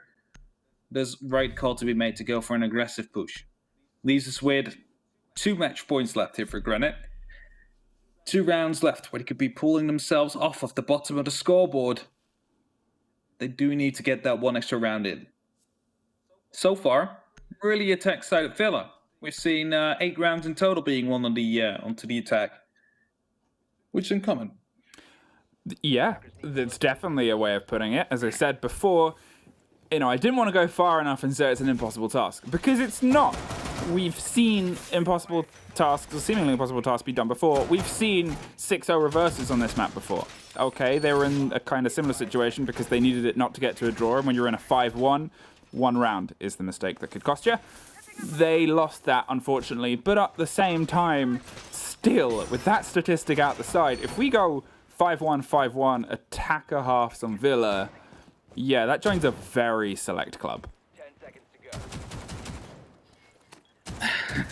go. It doesn't happen often. Reverse sweep would be to some extent be completed, even though you weren't able to get the win in. At least you were able to match the score. As Oscar going for an aggressive spawn peek from the art studio window. He's not going to be able to put Nora down into the dirt, but instead leaves him walk with about 50 HP points left, or hit points left, I have to say. Get a Claymore. Like, we've seen a couple of Claymore kills already coming through. I'm wondering if this one will actually get one. I'm not sure if... Would someone jump out of that window? Yeah, I guess we'll find out, though. As, we've already seen 1 Claymore get a kill this time, and to be fair, Grinny have been playing kind of aggressive. They have been in a position where they've been trying to apply some reverse pressure here, and Namiya is instantly trying to, well, make sure he can lock down the loose body. But look at this, JTC is trying to peek back, wants to take this new gun in the hands of Malusi and apply it into the pressure of this, but Hayes off the board first so far on the attacks has led to losses. It's not really looking well when Hayes dies first. The man who was able to put up so many big plays here for 4 and 5 to keep them into the actual running. And as a drone is going now, JTC has the opportunity to jump out, but doesn't seem to be going for it yet. Even though that Namiya is still droning actively and completely missed JTC his spot. And as the drone now returns, it is JTC who gets spotted out. There goes your opportunity potentially jumping out, and JTC gets swung on by a man on the fence. It's actually on the roof here. Sorry. I thought it was on the fence. But at least it will survive. At least it will fight another day or another second up here in this round. Potentially still has a C4 available to him to use from below. Nope, 2 impacts yet again. Now then, as they're kind of keeping a lockdown here, but it's a little bit of a loose one. They're trying to live against the pressure of a team that has lost their best pressure putter on. Hayes is off, but hey, look at this. They're just going to swing onto site anyway. Capcan, a huge caliber player, is able to actually start a fire here. Badger, well, he's going to be suffering the fire as he rotates out of there and drops down and finds a new location and locale to try and apply the pressure on. 45 seconds left, and they've stacked themselves up here for this default push onto landing, but unfortunately Fratelli on the opposite side goes down, so everything they now have is on this landing side. They're looking to rotate potentially Capcan around and just get a body inside study and make sure nobody can swing onto the door. There is a big change of pace because, oh no, the one man on the opposite side had your diffuser. Going to be running all the way around, and Oscar is downstairs in art to potentially go for a run out or to put up some pressure with these impact grenades. JTC active still, aggressive still here inside the study. Is going to be able to, well, basically ruin this party as Capcan will be swinging around. He's the man with the diffuser, managed to grab 1 kill. 6 seconds left. He needs to go for this plant. There is no time to go for kills. He will fall. The diffuser is now dropped and the timer will be running out. It's only up to Namea, but he's not going to be able to find a single one. Round 11 is won by Granite. And that means their first win will be on the board. That also means they will be ending up in 5th place. As only 3 members are left for the final end screen, for the final picture. And they will be ending up in 5th in the group, as just said before. 4 and 5 failing to do what they needed to do to confirm themselves as spots into the playoffs. And that means we now have Group A completely confirmed as well. Meaning that the rest of this matchup, the next matchup rather, will just be for seeding. Well, whatever tweet Dez has stored and ready in his tweet section for this, he can send it, and you guys will probably see it in about 3 minutes. But who we're not going to see in 3 minutes and we're going to see right now is our desk. Let's throw it over and see what they have to say about this.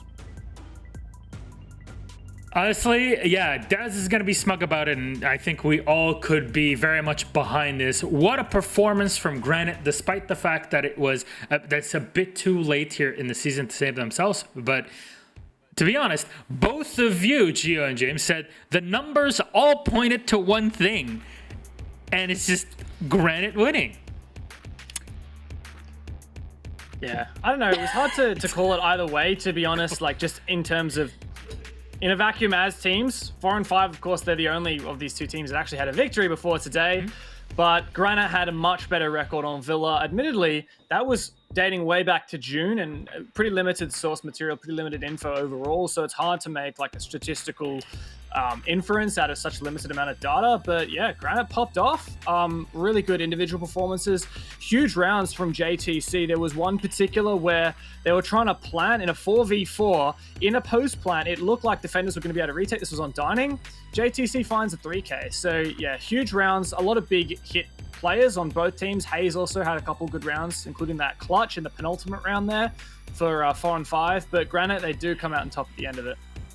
Yeah, I mean, JTC was going to be a player who I was going to call out as well. I think he definitely pulled through when it mattered, I guess. Not that Granite can pull themselves into playoffs at this point, but at the very least, they stunted the dreams of 4 and 5, who could have very easily made it into the playoffs and just narrowly missed it. And there were some, I suppose, things that they could have done differently. One thing that I found notable was on a statutory trophy defense. 4 and 5 didn't invest into holding into closet. That gave Granite a lot more space in being able to move in and actually facilitate the aggression that they wanted to take on their attacks. Nothing they can do about it right now. Just go back to the drawing board and of course come back next time and keep going. By no means have been a bad team, but unfortunately they didn't manage to get the victory they needed. Unfortunate there. And now as we're setting things up, James, I just want to turn to you and kind of lay an open question for everybody here. If Granite were to look back at this Playday, what can they learn from it to prepare themselves for Nordics again and for maybe perhaps the next CL season? The way I kind of see it, Granite had some real serious tea. Like, they found so many opening engagements on their side and in their attack. Like, they had no hesitation just executing, covering when it was needed. So it's like they were really sharp blade. They just need to maybe temper it a little bit and make sure that they've got a decent hilt on that blade so that they can use it effectively and not, you know, cut themselves a little bit too much. So yes, it's back to the drawing board, not going into EUL this season, not making it to the CL playoffs. Go back into the Nordic champs, give it a real fight. Hopefully, you know, Chaos is also now playing in Nordic champs with no chance of EUL. So there's another team that is really strong So in much that in region. common. Yeah.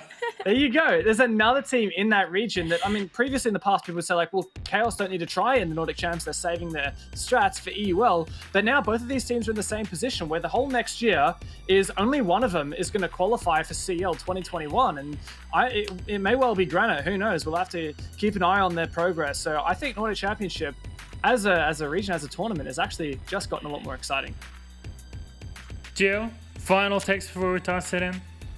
It was a valiant effort, but not quite enough. I think it's a testament to how competitive CL has been so far. And again, it's just one of those things. You got to go away, come back next time, see if you can make it happen. But we still got more games that are going to be exciting. So I think that's where my head's at right now. Still a bit more to go. Let's go with our interview. We're going to have a quick chat with Granite Gaming. Let's go. What's up, boss man? Hello, JTC. How you doing, boss man? First, congratulations on your victory today. Very valiantly fought on Villa. And Villa is specifically where I want to start the conversation. It's statistically a great map for you to believe flat out that you just won the ban phase today against the 4 and 5. Well, yeah. There's not much to say about that. We just won the ban phase. Well, how did you prepare for that? Did you expect to go on Villa against them? Did you trap them in by banning some other maps that may be more comfortable? Walk me through some of the mindset that you had. I mean, honestly, really, no. We barely scrimmed Villa. We didn't expect to go Villa. We thought it was going to be banned. We honestly didn't expect to play it ourselves, but then with like final moment, I just banned the Clubhouse. Because we just felt to take them to a more strategic map than Clubhouse, and it paid off. It definitely did pay off. The win, unfortunately, came a bit too late. But do you believe that today, the big reason why you won outside of maybe the map is that it was a no stress zone kind of day? I mean, that's probably part of it, but I mean, not really. I mean, we're pretty decent on Villa. Our scrum results show that, but I mean, this win is kind of irrelevant for us. I just wanted the boys at Mako because they're my friends to go past, and they're now in playoffs. So that was basically my goal. Yeah, they're going to be pretty happy today with this matchup. Of course, we were talking about this last week, that Granite, despite the fact of the position that they're in, they're still potentially gatekeepers today, and it was shown, right? What do you have to say, though, for the fans out there and in preparation for next Nordic season, maybe next CL season? There's been a lot of great sparks that we saw from you and the team. I mean, it's unfortunate how we played during the season. We definitely didn't show the best of ourselves. I mean, we have. I mean, it's no excuse that we have 4 new players in CL, because I mean, I think most of the people here are new to CL. But yeah, we played awful during the season, and it showed. And we kind of showed up too late. I mean, we drew against Mako, where we fixed some issues. But I mean, we needed that win against Mako to go past. So I mean, we were playing for nothing today, basically. All right. Well, anything you would like to say to all the fans out there, JTC? I mean, thank you for the support, and I'll be back next season.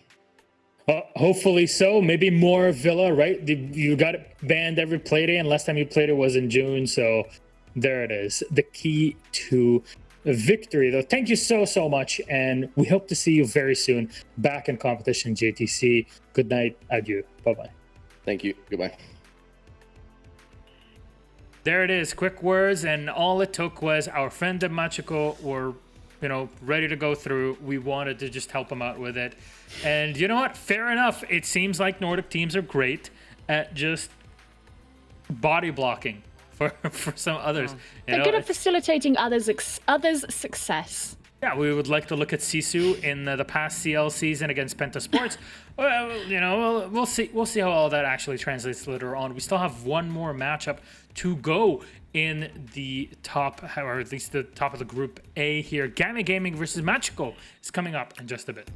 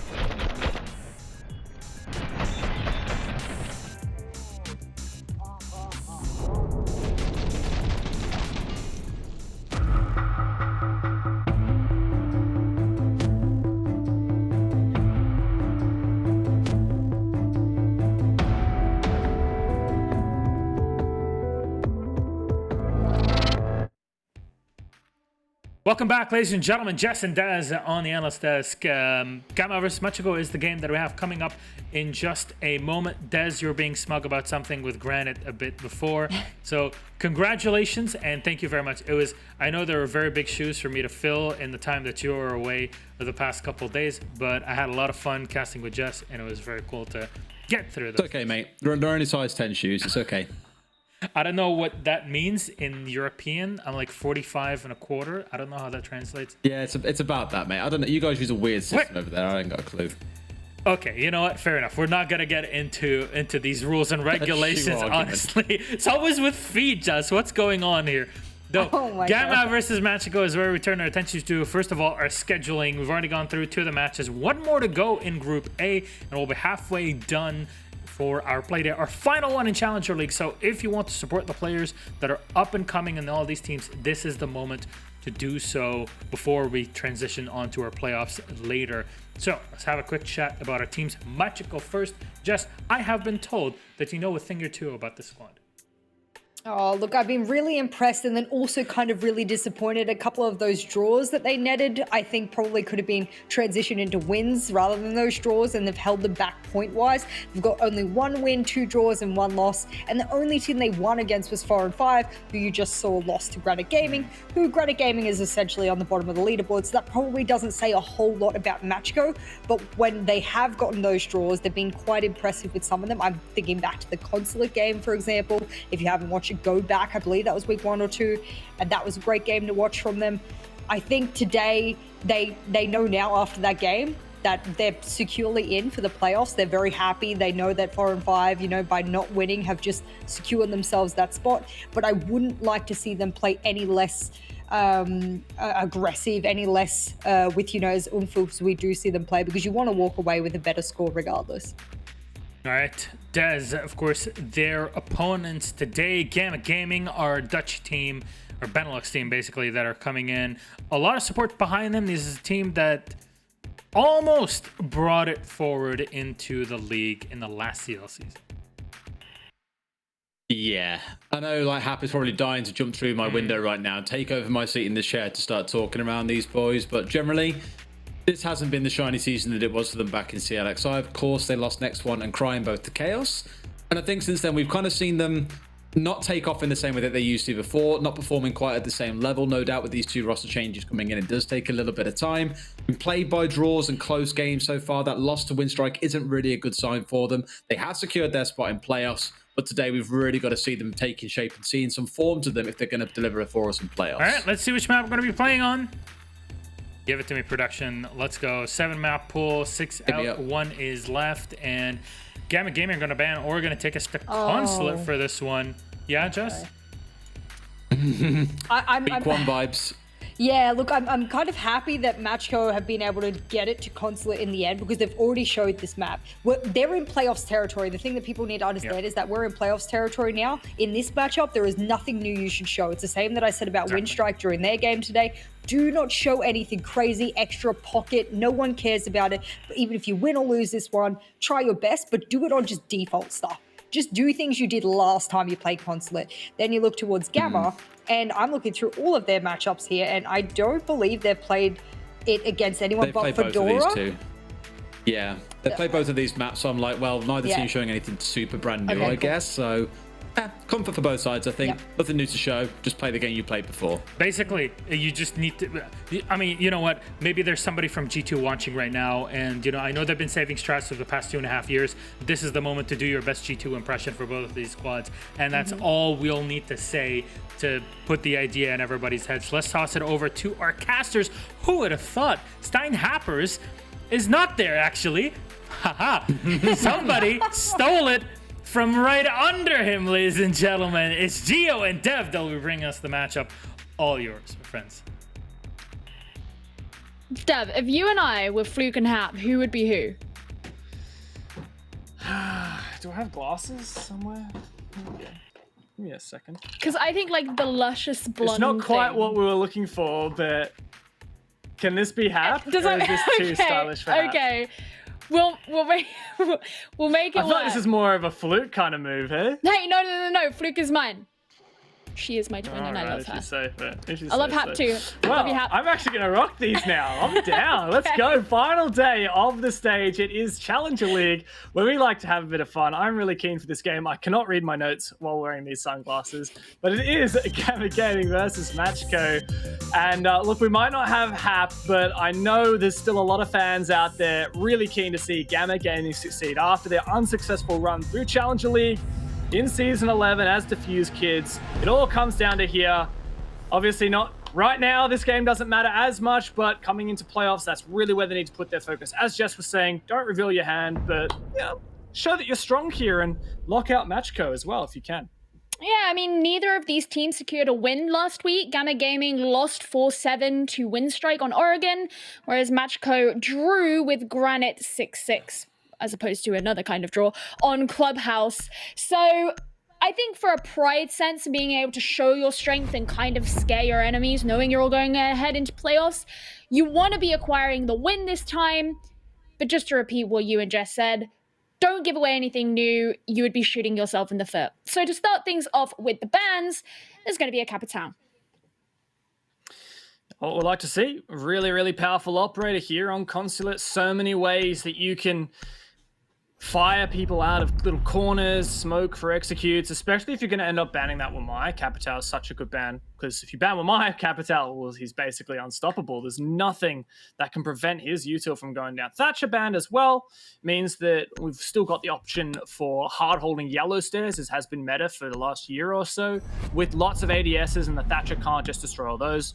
Mirror's also a super staple ban. Mostly you would see her on the bottom floor, used to just prevent like get a bit of site info, and so not having to deal with that's always nice. It's pretty hard to counter that particular mirror window. And I have a feeling this is going to be a Wamai, especially it pairs properly with the... Oh, Valkyrie, never mind. I don't know what I'm talking about. Talking out of my ass. Let's have a look then. See if I can justify this. I was thinking... if Wamai does get banned, then this could be a really aggressive game if Valkyrie's still on the board. Because a lot of the reason that teams like to ban Valkyrie is to prevent the opportunity for runouts, jump outs, whatever you want to call them. Consulate has so many windows that you can use to get aggressive very early on in the game. And if you can throw the Black Eyes out and have all the information about where where the opposing team are outside, you can definitely take that to your advantage. Yeah, and look, this is pretty staple in terms of ban phase for both these teams. Gamma typically banned the Thatcher and the Valk, so Matchco got rid of the Thatcher they got rid of the Thatcher, they left the Valk in, Matchco dealt with that, that's what they banned against Heretics just the other day. We have seen Matchco ban Wamai in the past, also the Nomad. Jess mentioned on the desk that Matchco like to play quite aggressively, and yes, it is something I've been entertained by from Matchco in the past. We've also seen it really not work though, so... especially with that Nomad on the table, albeit not taken, Avish is going to play his trademark Lion. One of the few players out there that does really enjoy that. I think this is the right pick here. I think this is a good read-in from Gamma against Matchco's playstyle, but it should be something Matchco's expecting, especially because Gamma played this a lot in their game against Fedora just 2 players ago. And keep in mind that Matchco actually brought the Vigil, which when using his ERC7 disruptor, is not detected by Lion's scanner. You can see he's already going straight up for an aggressive peek from Visa, and Teb might actually catch out his first victim, which he does.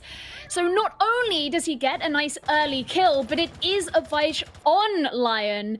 No longer will that E1D be available to Gamma Gaming. Yeah, I really like that. Clever usage of the Vigil utility to counter... No, I'm talking out of my ass. He just shot him! That's one way to counter an operator. Yes, you can have util forever. That's great. But this is a shooter after all. If you can land that shot, you win it. And look at that, Keenan. This is just classic Matchco right now. Gamma, you should be expecting this, but Matchco are like, hey, this is my playground. I'm going to run every which way around the entire map. We're not going to let you get anything for free. And it's working like a charm. I mean, what I find funny is I believe last time that we casted Matchco, it was Jenna who came up a lot playing quite aggressively, and so far he hasn't acquired anything. And we're still on the first round. That's not to say he's playing badly, but it's just funny how early those first 2 kills came, neither of which were from him.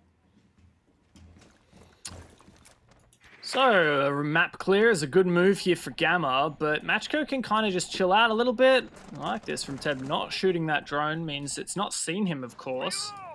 He can hide in that elevator for a little while. Surely Gamma do their due diligence and check every corner. Deepak doesn't seem to be aware of the position. That's a good breaching charge, and that may well cut off the rotation of the Vigil player.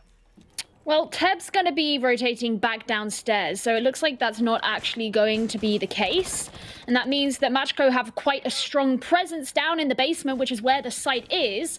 And Gamma Gaming's still going to have to deal with the task of moving down there, going against an entire team. Sir Boss, he's in the public bathroom right now. He does have the hatch open, so he can drop down when he wants. But Deepak isn't very far away, and he could find himself getting caught out. Like that. Good old FO12 in the public bathroom. Basically impossible to challenge this Ela. There's no way you should win this. And I like this from Gamma. They're kind of like, hey, we'll just lock the Ela in there and get to work on the floor. That's a nice vertical kill and exposing the player at pipes. So Boss at some point is going to have to get aggressive, and that's what meets his demise. Astro finding a second one. The young gunner for Gamma has turned things around. We're now at a 3v3 with time to execute. Things have actually turned around and are looking good for this Benelux squad. Astro found himself getting gurge-motted, but when you haven't got anyone there to punish you, it doesn't matter all that much. But 20 seconds remain. They finally got to attempt to get the garage wall open. This is where Matchco will prepare for this push in. Watching out onto the hatch in case anyone drops down. That'll be Astro, and Jenna is right there and ready to get rid of him. Deepak tries to get in the shots, but Matchco are just ready with their guns. And they finally take that first round, despite the fact that Gamma gave them quite a run for their money in the mid-round. Yes, it was got a bit too close for comfort there, and I think that's pretty classic Matchco establishing that early advantage, but I will credit Gamma in the mid-round to take control of the map, to eventually get that kill through the vert onto the pipes position. I can't remember exactly which player it was from Matchco that we saw meet there. I'm going to admit right now, guys, I actually have significant internet issues right now. I really hope my voice is coming through all right. It's, yeah, I've got this special condition called being Australian, as you say. And yeah, the internet here can sometimes be a bit choppy. So what is your internet speed? Look, I don't need to be publicly shamed here, so I'm just going to... No, you do. Refuse. I'm interested. I think everyone would be interested to know. All right, speed test. Medix Here is we interested. go. Yeah, I'm going to get bullied right now. Let's do a speed test. Internet speed test. Contacting server. Well, the fact that it hasn't even started yet. Okay, so currently 10 megabits per second down. And it's not finished that test. It's restarted it. It's doing the upload. Let's go, and 10 megabits per second to upload. That's welcome to Australia. Yeah, no thanks. I'm not gonna go there. Well, we have headed into round 2 as the prep phase has finished, and Matchco have decided that they will be going upstairs. It looks like Jenna's getting ready to hold on to the yellow stairs, is where you quite typically see a Jaeger. And he, because he has the Wamai discs, will still be able to regenerate those and prevent the projectiles from coming in. But I can't see any ADS nearby, but I'd be surprised if he doesn't have any. Well, if you can't see him, I certainly won't be able to. Oh, he's got I 2. do There like we go. There they are. There's 2. Love to see it. Medics, I love you. So we've also got the Doc, and this is a strategy we've seen teams employ. Doc and Rook are both really good for helping players that want to stand in a position where they might get naded, because, well, Doc can just keep juicing up whoever is playing on those yellow stairs and revive them if need be as well. But it looks like it's very much pushing the admin side. Keenan, though, does find the first pick, and the Lion goes down again. Yeah, I mean, he was sat kind of near the top of Visa stairs, if I'm not mistaken, so really in the perfect position to be able to punish those players coming in from the east side. But because they've now opened up the line of sight over the Visa stairs, you of course can't have any players playing in there, and Keenan's moved back to Connector. Leonski gets the next kill to even things out, and there's your Doc disappeared from the side of Matchco. 4v4, and I like this from Gamma, since a lot of the utility has been invested from Matchco on the yellow stairs side. Ooh, does that Selma detonate? That's my question. This is a strategy that wasn't really previously possible unless you had a Hibana to try and breach open that wall, and of course the mute is going to make it really difficult for that to go off. So somehow Gamma's got to deal with that. They don't really... I guess Panics could rotate, they could nade above, but I don't know. This is a really tough position to fight from here for Gamma. They can't deal with this counter as of yet. They've still got Elation present here in meeting, and he'll have to be moved out the way and gotten rid of if they want to deal with that. And there's going to be a next kill onto Gamma Gaming. Zafir is now down. Now, they tried to throw in the nade above the reinforced wall. It does explode, so it could actually be that the mute jammer has been removed, but it did get caught up in the Wamai magnet that was there. Elation dancing around in meeting. He may well get aggressive. A C4 over the back. It gets caught. Elation trying to pick. He feels like he needs to have a play and make something here, but to be honest, I think Matchco in a pretty good position. They've got numbers advantage. And Gamma kind of at an impasse, and especially with Panics going down, this will have to be a desperate attempt in the last few seconds. Oh, there's the peak, and actually 3 kills coming through from Matchco all at once to finish off Gamma.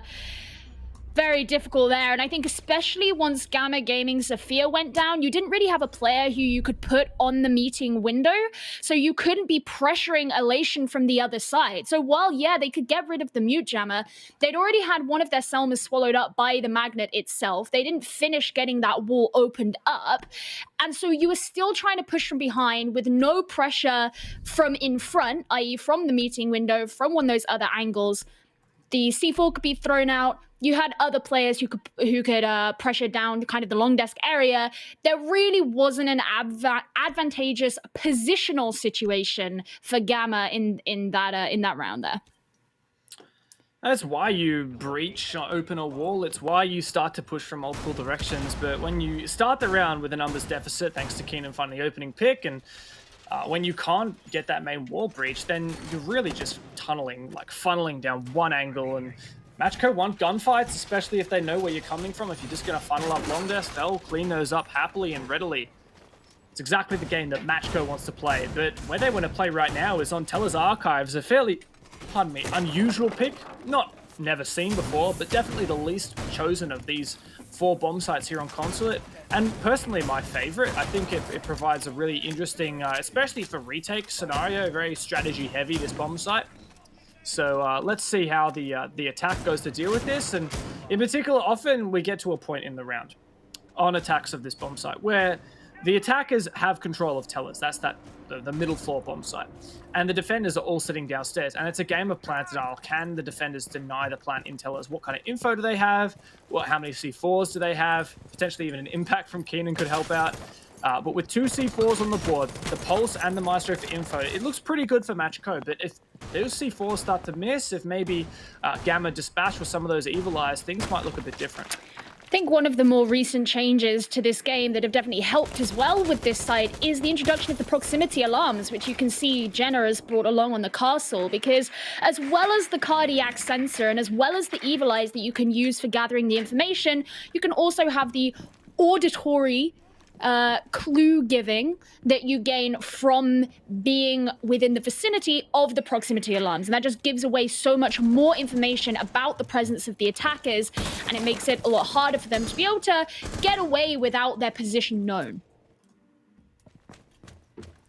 So admin control thus far.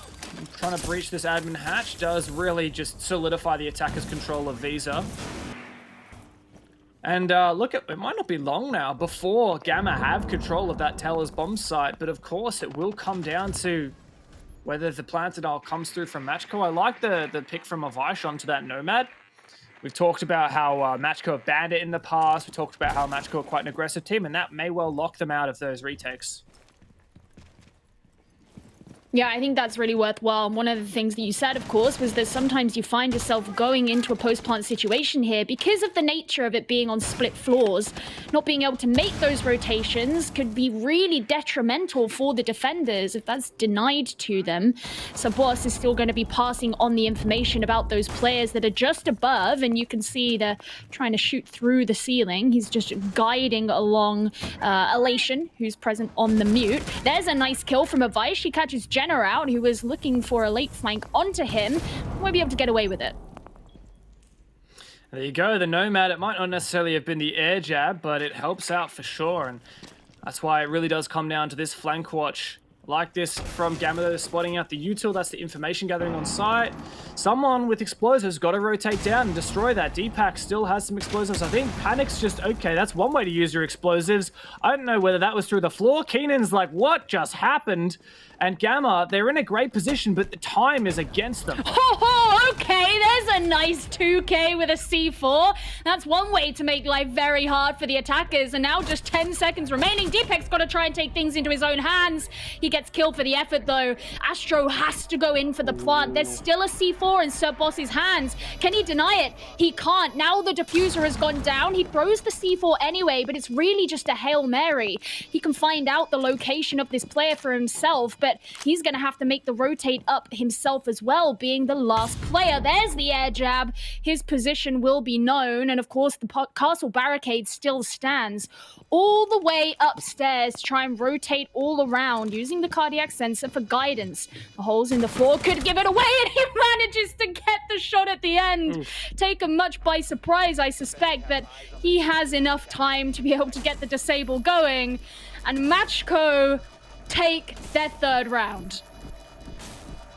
And he was only within, what, 1 or 2 seconds of managing that clutch. What a round there, and, well, I was a bit nervous for Sir Boss, but Forza Italia, Teb's pretty happy about that one. Matchco make a full rotation of 3 bomb sites. That's all they'll have to touch here in this map, and just keep repeating that feat, and they'll go flawless on their defense. I admit, while I did credit Gamma for that early pick, shutting down those flankers, in particular Jenna, and the second pick with the nade through the floor from Panics. 5v3 is a great position to be in. Clearing out the Evil Eyes on site, great position to be in. It's exactly where you want to be, except it took about 30 seconds too long. The execute comes out with 20 seconds left on the clock, and that means that even though you have a numbers advantage, if a C4 takes out one of your players, you can't replace that player. Like, you're just constantly fighting desperately to not only against the enemy, but against the clock. And guess what? That C4 took down 2 players from Gamma. I really feel like maybe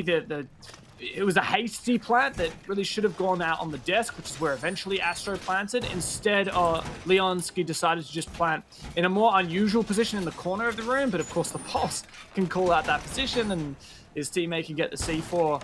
So overall, nice round from Gamma. Really great, methodical, got that advantage. But time is your biggest enemy. If you can do the job well, but you can't do it fast enough, well, I'm afraid that's just as bad as not doing the job. And Matchco, I guess it did come down to that clutch. Credit to Sir Boss, made it work. Yeah, well, you know, that's what happens when you have 6 invitational experience. XG2, by the way. Sir Boss is... actually, I'm sure if I said that, just to be like, he was my player first. She's a big fan. Very protective. But you make a really good point before, and that is that they've now completed this full cycle. In fact, without even going to the lobby, which has become a lot more popular in recent times. So the likelihood of either of these teams, in this case Matchco, not feeling at all comfortable on a lobby defense is probably quite low. And so if they did want to go there, I would suspect that they could do that. But instead, for now, they are down in Cafe. And once again, implementing this roam. Now, this time, Gamma clearly aren't bringing a Lion. They've decided to go back for the Nomad, but Teb on Vigil, he's still going to be out and about. And I just switched my feeds, and it's frozen, so bear with me for a sec. I was going to say, I do think this is the roaming is the right strat for Matchco. It's their strength, play into your strengths. Even if Gamma are aware of it, they're clearly not doing quite enough to counter it. I do like that Nomad pick, as I've mentioned, but I want to see it work out well. I want to see it really punish these roamers from Matchco, but I think everyone's actually defaulted down. Astro might find a gunfight. Oh, Teb wants it, but he gets it right in the face. Nice shot there from Astro to open things up. Half the round gone. And this is where Gamma excel. This mid-round of opening up onto the bomb site with those vertholes, that's where they found a pick last round. Of course, it came down once again too late on the timer for them to convert. I hope Sir Boss this time around doesn't get too aggressive, because previously he took a bit too much of an aggressive angle in public bathroom and he was shut down for it. He just needs to play safe. waste some time, shoot some drones, and if he wants in the late round, he can just pop that hatch and move down. Well, they couldn't drone him out because the mute jammer's in there. And I do like how he's changed his positioning. There's the mute jammer now been dispatched with, but as has the drone. That could allow them to search it out, but he's going to play it safe, especially as the wall behind him begins to be breached. And he can jump back down. I like that adaptation because he did get caught out before, and it means that even though Gamma can move on forward with safety now, or maybe not, as Astro gets shot through the floor, but what I was going to say, they can move on forward, but there's not much time left, and Panix is taking a hefty amount of damage regardless from below. And this is going to be quite a war. There are the kills coming in from Gamma themselves, and now just 2 players remain on the side of Matchco. They're still holding on to the site for now. Just over 10 seconds remaining. Goodbye, Jenna. It's all on to Keenan, and Leonski's going in for the plant. Suddenly, the fates have shifted. Keenan takes a lot of damage from a lot of different angles. He can't get the pistol out in time. And Gamma finally take their first round. That's what we like to see from Gamma. You guys made me nervous as heck. That first pick doesn't mean much when these guys really struggle to convert in the mid-round. Well, they might have good control in the mid-round, but it's just their executes are so late. For example, there was 20 seconds left when Ace was finally breaching that garage wall. Gamma, they know what they want to do. They know how to get it done, but they're just a little bit slow in doing it. And that almost punished them so much that we're in a 4v4 after the Malusi player of Jenna found that pick contesting those vertical holes. And I thought, Jenna was a second away, or like one missed shot away from clutching that round. Had he been able to swing onto the planter and take out Leonski, if Leonski hadn't taken that fight, that definitely would have worked out for Jenna, and I think Matchco would have swung that the other direction. And instead, Gamma really stepped up, guns came to life in the final few moments of that, and that 4v4 became a 4v0.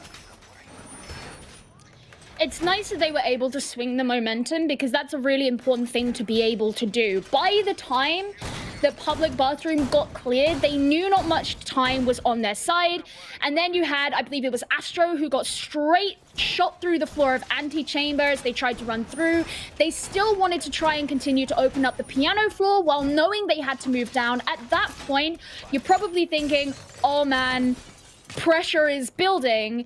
And they still made it work out in their favor. That's a really important thing to be able to do, especially as you are eventually aiming to make it into the EUL. And you want to be able to take control of these situations. So now that Matchco's momentum has been stunted, this could be a nice turning point for Gamma. And, well, I guess they're going to have to prove it. It's definitely been a long journey for Gamma Gaming. They qualified for this not through their national tournament, but because they played in season 11 of Challenger League. It's been a long while since they and Penta just barely missed out. The Fuse kids at the time Gamma were known as, and well, they were on 23 points, just 2 points behind the now Team Secret roster. And well, it's just one lost game, and that's can mean the end for you. And well, that's going to be the case. Of course, these guys have qualified now for playoffs, but not as convincing as I think a lot of teams would have expected. But they are once again coming to form. And what is this early plant? Sorry, but 2 minutes on the clock. How did these guys get in the building? I didn't even realize. What is this I am watching? Astro gave his life for that one, playing the martyr. Jenna's looking for the kill on the rappel. He does manage to get it, but Leonski is still guarding the diffuser. They've also got a player below too. He gets that shot, and now he can start, well, maybe he can't start to hold them off further because Jenna brought him down. They're going to get ready with the disable. Panix is still here on rappel. He's cooking a nade. Could it be the answer he needs? It is the answer he needs. And Gamma Gaming take a second round. Panix, you don't know what you're doing to me right now. I'm gonna have a heart attack watching this game. First of all, I'm just trying to give you guys some context of Gamma and the trials and tribulations from season to season, what it means to them here in the Challenger League. They're already in the goddamn building trying to plant the diffuser 1 minute into the round, and then they let it go back to a 1 versus 1. Panix is sitting there just cooking a nade on the window while that diffuse is going down. This is too much for my heart. What is this? I mean, I really like that they did change up what they tried to do before. They were being more methodical last time they attacked onto this site. They tried to open up the wall, the meeting wall from behind. It didn't work out for them. Suddenly, they couldn't remove Elation. Whereas this time, they just thought, let's go straight into CEO. We're going to plant behind the reinforced wall in the middle of the connector wall. By the way, those of you in rank, that's the wall that you should reinforce. And you have a player directly sat in the rotate to prevent any push-up from the meeting direction. You've got a player down below, that's Panics. He can watch out from another angle. He also has control of the rappel. You're playing it very fast. Not only do you take the defenders by surprise, but you force them into a situation that they are not necessarily prepared for, and you are ensuring that you have your angles covered. And even though there was a bloodbath involved in that round and a lot of players went down, the important thing is Panics still held the really important angle, which as an operator who holds onto a nade, you can still use to your advantage, particularly in a 1 versus 1. Credit to Panics, who was very much criticized back when he played on Na'Vi. Really struggled to find his footing on that roster. Panics is a player who's a rich history in the past, playing in Pro League as it was formerly known, of course the EUL under Na'Vi, but always struggled to really find his place, and hence he's dropped down into the Challenge League. But I love the determination that we see from Panics, always eager to try harder. Whether it's taking on a different role or joining a different team, he's always determined to make it back into the EU League. And Astro opens things up. That locks down Teb once again. This engagement that we seem to see almost every single round, and Teb has really struggled to get a look in on these garage defenses. I mean, correct me if I'm wrong, but that definitely felt like it was the fastest removal of the Roma. And I actually like this. Medics is just showing us where the electrified reinforced hatch is in bathroom. You've also got the mute jammer there as well. So instead of playing Sir Boss in there on the Ella, he's playing Kaid now, and it also means that can't be used as an avenue of ingress down onto the site. Especially considering the fact that you have Thatcher banned. Yeah, I'll do you one better. We actually have the mute jammers still placed in the public door and on that main wall, which is exactly how it was placed previously by Gamma when they had a Roma inside the bathroom. So Gamma won't necessarily know whether there is still a Roma. And Jenna finds that pick with the MP5, eventually punished. Matchco continuing to try to roam, but eventually it is punished. Now, can Sir Boss trick this Electroclaw and destroy some of those ace charges? No, unfortunately. The explosion from the Selma will destroy that claw, but have a look at how the wall has been opened. It's just a vault hole on each of the 3 panels, and that means Gamma, it's actually going to be quite slow to enter, and stuck in that vault animation, it's much more difficult to take a fight. See, Panics, I don't think he even realizes the bathroom is clear, because they can't drone it as there are mute jammers down there. Well, I mean, we did just see them peeking on through, actually looking for the Electroclaw beneath the hatch. That's a nice C4 as well from Sabos onto Astro. So, and I mean, especially now that you've got Panics in the bathroom, they know for sure that that's been emptied, and they can now try to open the floor, I suppose, but we did see how much damage was dealt into them from below last time this happened. There's still a C4 as well being held, but from Elation down below.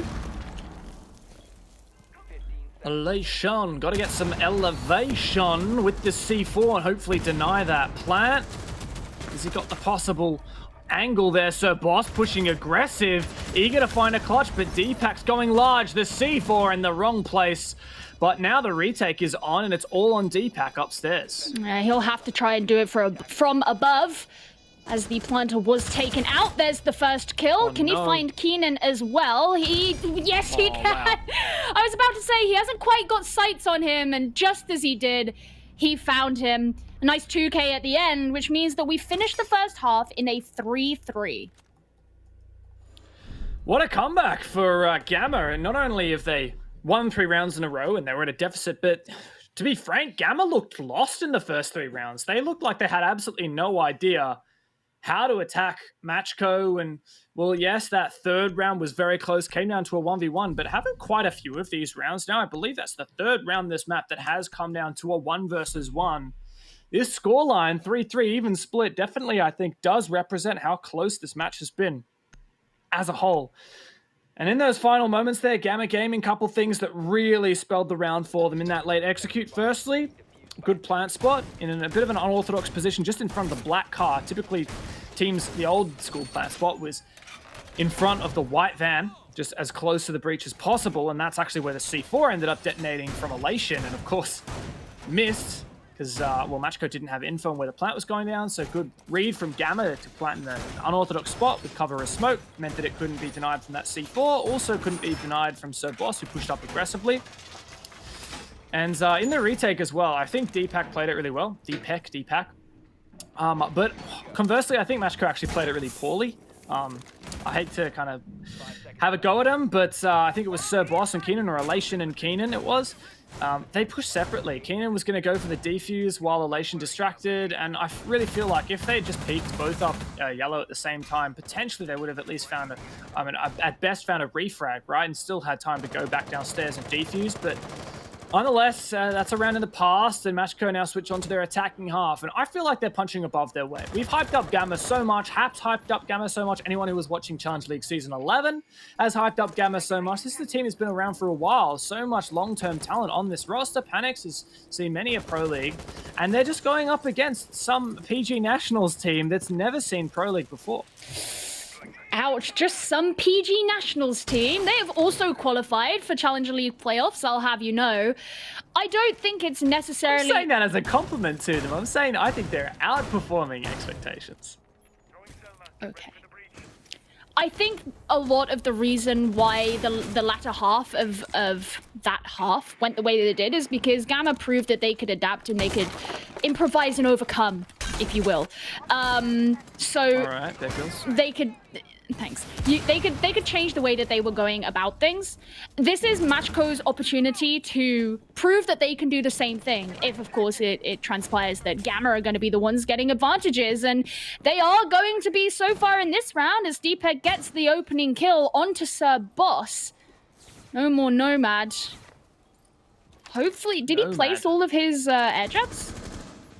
You know, I would tell you if my internet was fast enough to rewind the feed and check, but I'm afraid it is not. So I cannot tell you that. I'd like to think so, however. And it looks like for the most part, Matchco are taking this from the admin side, and they're actually doing the exact same thing we saw attempted from Gamma, which is to breach the wall into meeting. But I like that Wamai to counter it. Exchange, Teb finds one, but so low HP. And Astro pushing up the spiral stairs here. He could be a huge player. Take out Teb, and as we know it, no breach still on the wall. Gamma look to be firmly in control of this, in my view. Yeah, it certainly looks that way. Teb's getting ready. He actually has the lifeline in hand for now. Or he switched back. Okay, well, Leonski is going to be doing some work regardless. There's another kill for Gamma Gaming and another one down for Matchco as they're left with just 3 players remaining. Keenan cooking a nade and he throws that down long desk. Astro's still at the top spiral though. Deepak's going to be a little bit less sheltered, as I believe that was a shield that was caught out by Keenan's nade. And Elation's looking for Panix, who sat in connector just behind the soft wall. And you can actually tell that they are potentially looking for this kind of refrag opportunity, but time is running out. Elation going in for a plant. He decides it's just the bait. He's not going to finish it off. And there we go. It starts. Matchco gets some kills, but Gamma can finish it off. There were only 3 players remaining, of course, of Matchco, and despite the fact that it all happened at the end, it moved in the favor of the Benelux team. Yeah, lovely to see that they've continued this streak of momentum onto their defense now. That's actually 4 rounds in a row. And the way that Gamma have been playing, I can see them keeping that up. Matchco did definitely struggle there. I think the pivotal thing for me was Astro. Admittedly, he only found the final kill in that exchange, but the amount of control that he had playing in top spiral was just immense. There was no way that Long Desk was going to be pushed by Matchco, even just playing in TV, which is that room where we saw there's a fear of Teb. There's really no way that you can play there safely, try and use your lifeline to dispatch the shield in Long Desk. It's just a hopeless occasion, a hopeless situation for Matchco, especially because their main goal was to breach meeting, clear out the meeting player, vault in through the balcony and get a plant down. There was just way too much util denial on the Gamma side, the smoke's still up and just positional advantages. I didn't see any way that Matchco was going to make that happen. But we'll see whether Matchco can fix some of their mistakes and get a leg back up here. It is the first time in this map that we have seen lobby press room taken as a defense. Matchco on their defense elected to go to Teller's Archives. Admittedly, it actually worked out pretty well for them. We'll see if Gamma can show us how it's done on lobby. I am definitely intrigued to see. Matchco will begin the attack. Now, given that they failed to gain control of meeting in that last round, I wonder if that's something that they'll look to do here. It's still another one of those key rooms that, despite it being a different bomb site, you still look to take control of, particularly because of the hatch that's in there. So, and that's what you see Keenan beginning to do here as he opens up the windows. But I didn't actually see who Gamma had in there, or... Okay, they've got Deepek. It's Deepek. Yeah, and the Malusi as well. We can hide behind the desk if it's not been destroyed as of yet.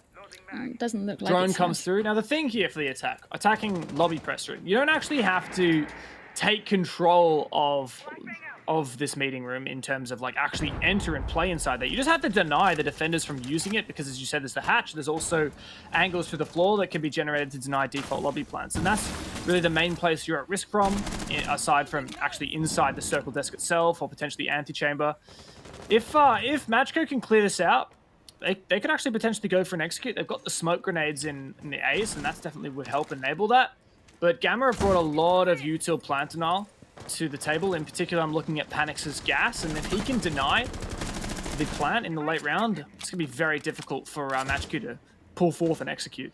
And even so, we're over halfway through the round, and you still have the Malusi standing in here. She's also got an impact still in hand, and she can rotate down when she wants. It looks like that's what's going to be happening now. So, despite the fact that meeting has been taken control of, although it was a nice kill from Keenan, getting rid of Leonski, who's actually been involved in the opening engagements quite a bit. No more magnets will be generated for the team. I was going to mention, you're still likely to have players downstairs. You often see the public bathroom being taken control of, at least at some point later on in the round, that can make it very hard to plant in the lobby room itself. But Deepek's ensuring that he has an angle over towards that main entrance should anyone come in. Astro finds one onto Teb. That's a big hitter, and this gas starts to lock out the potential for that plant. Elation is in a very sticky situation, and as the timer ticks down, so do Matchco's chances of making this work. Astro as well hiding in long desk. There's no player from Matchco in meeting to deny this position. Surely there is no way that Matchco can form and execute with Gamma such a positional and utility advantage. Time ticking away by the second. Well, Panix is just right there, but he gets taken down by Sabos, and Astro moves on forward. Jenna can begin to move in. The Banshee's affecting him, but all he's got to do is try and get the plant. This is where Avaish, who still stays upstairs, can try and open up the floor, and he gets the kill to deny. And Gamma Gaming take the next round in what felt like a millisecond or two. Oh, it all went hectic as soon as Panix died. He was the impact player. That smoke in antechamber. I really like that split-second decision from Matchco to repel on the antechamber window, because killing that smoke meant everything for them. I thought Astro, though, in Circle Desk would still single-handedly win that round, but a great trade coming through. Astro found the first kill, immediately traded back, and then Matchco actually had the man advantage, 3 versus 2, but of course, when you're dedicating to clearing antechamber, to getting that execute through the lobby door, we always have to worry about the player above, and that was Avaish, who pushed through back into meeting and used those holes that we talked about earlier in the rounds. And, well, that was the thing that finally locked in for Gamma, and that's 5 rounds they've won in a row now, Gio. I'm starting to think that this is going to turn very much on its head. We could even see a flawless run of defenses. Yeah, I mean, it feels that way. Even when you look at the attacking rounds from Gamma, they planted on the 3 attacking rounds they won. They also planted on the one previously to that. That's where we saw Sabos win out the clutch. It was a clutch, great, but it wasn't like an overwhelming post-plant win. Do you know what I mean? It's like, it was a clutch. It happened to work out in Matchco's favor. And so far, Matchco have tried to make 2 plants and they failed both times. When is that going to change? Well, better change soon. Let's see how Gamma do now. They're on the bottom floor. This will come down to how effectively Matchco can clear out the roamers and then their late round converting onto the bomb site. Matchco actually kind of struggled to roam. Yeah, they found a few nice picks, some spawn picks. Teb found 1 spawn pick, and occasionally they found the opening kill when they were roaming, but more often than not, it was actually Astro shutting down Teb when Gamma went for their roam clears. Now, obviously, we're in the reverse. Teb's that entry fragger alongside Jenna, and Astro, in this position, we saw Teb die 2 times on his defense. Let's see whether Astro can have any more luck, but as of yet, Matchco have done some good work on the top floor, basically cleared it out, start opening some vert holes to prevent some late flanks up the Astro stairs. Taking out that default camera, second one, pop. And, well, this is a good start here for Matchco, but the strength I think that Gamma have, that Matchco struggle with, is that late round, that plan style, and I think that might bite Matchco in the backside. Yeah, and I think, you know, this is a reason why they're being methodical and trying to do a big clear. I like this positioning from Deepak. He's just waiting for someone to drop down through the hatch. Disgusting really is the best way of putting it, because it's on a toilet. No, it's not that. It's just kind of brutal. And there you go. He catches out Keenan. He knew it was going to happen.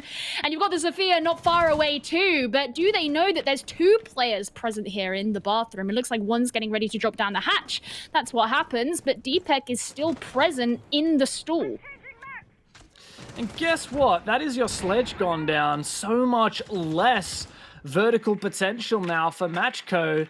Ash is probably wanting to use her breaching rounds on the Evil Eyes on the bomb side. Deepak, what are you doing? This position is a power position, and Matchco are very much struggling to flush out this troublesome little mute. What is this disgusting play? Gamma Gaming hold down the fort, and it is all thanks to Deepak in the public bathroom. He makes it his own. He says, mate, this is out for maintenance. Can he find the ace?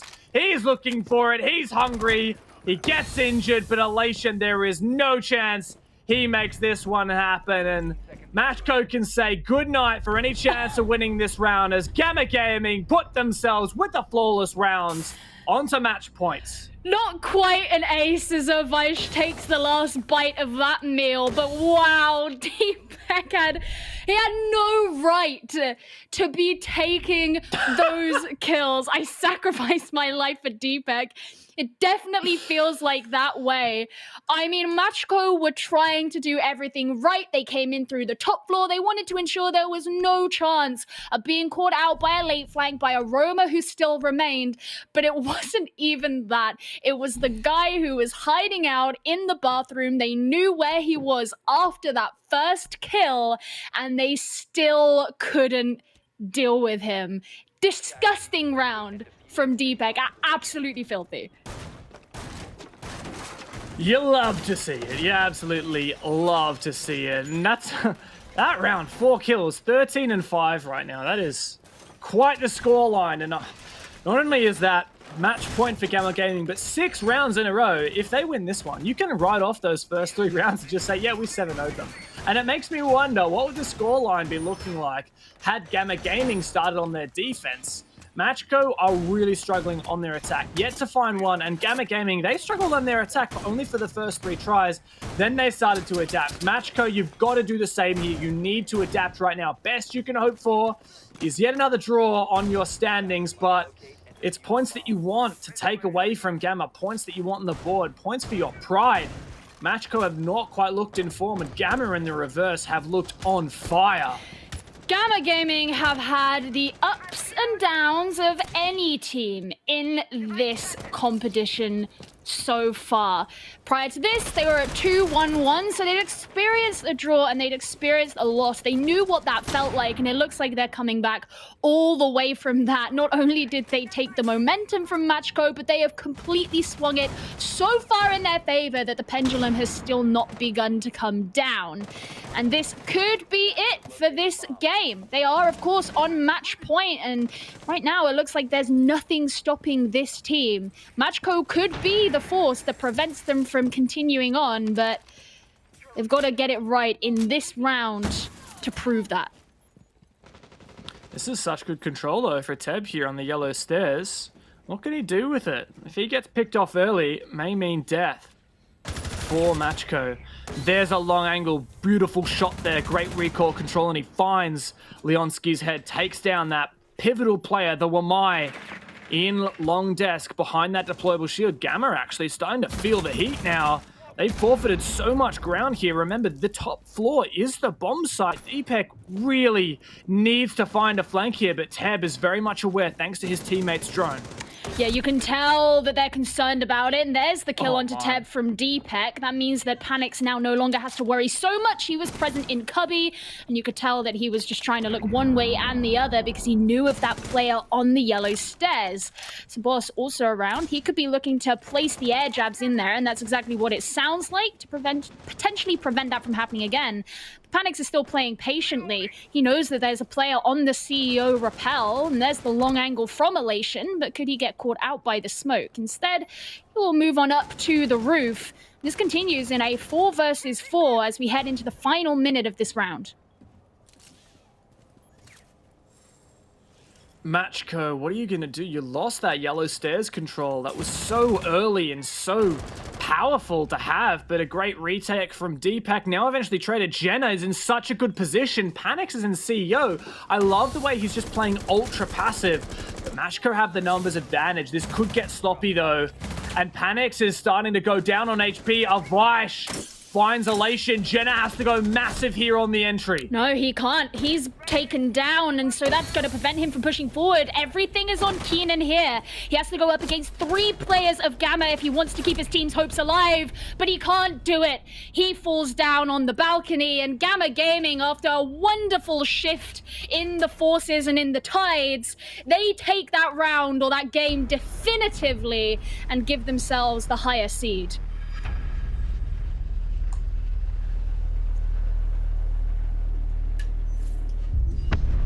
Oh man. Well, I'm gonna say that I think that Deepek was kind of the MVP there.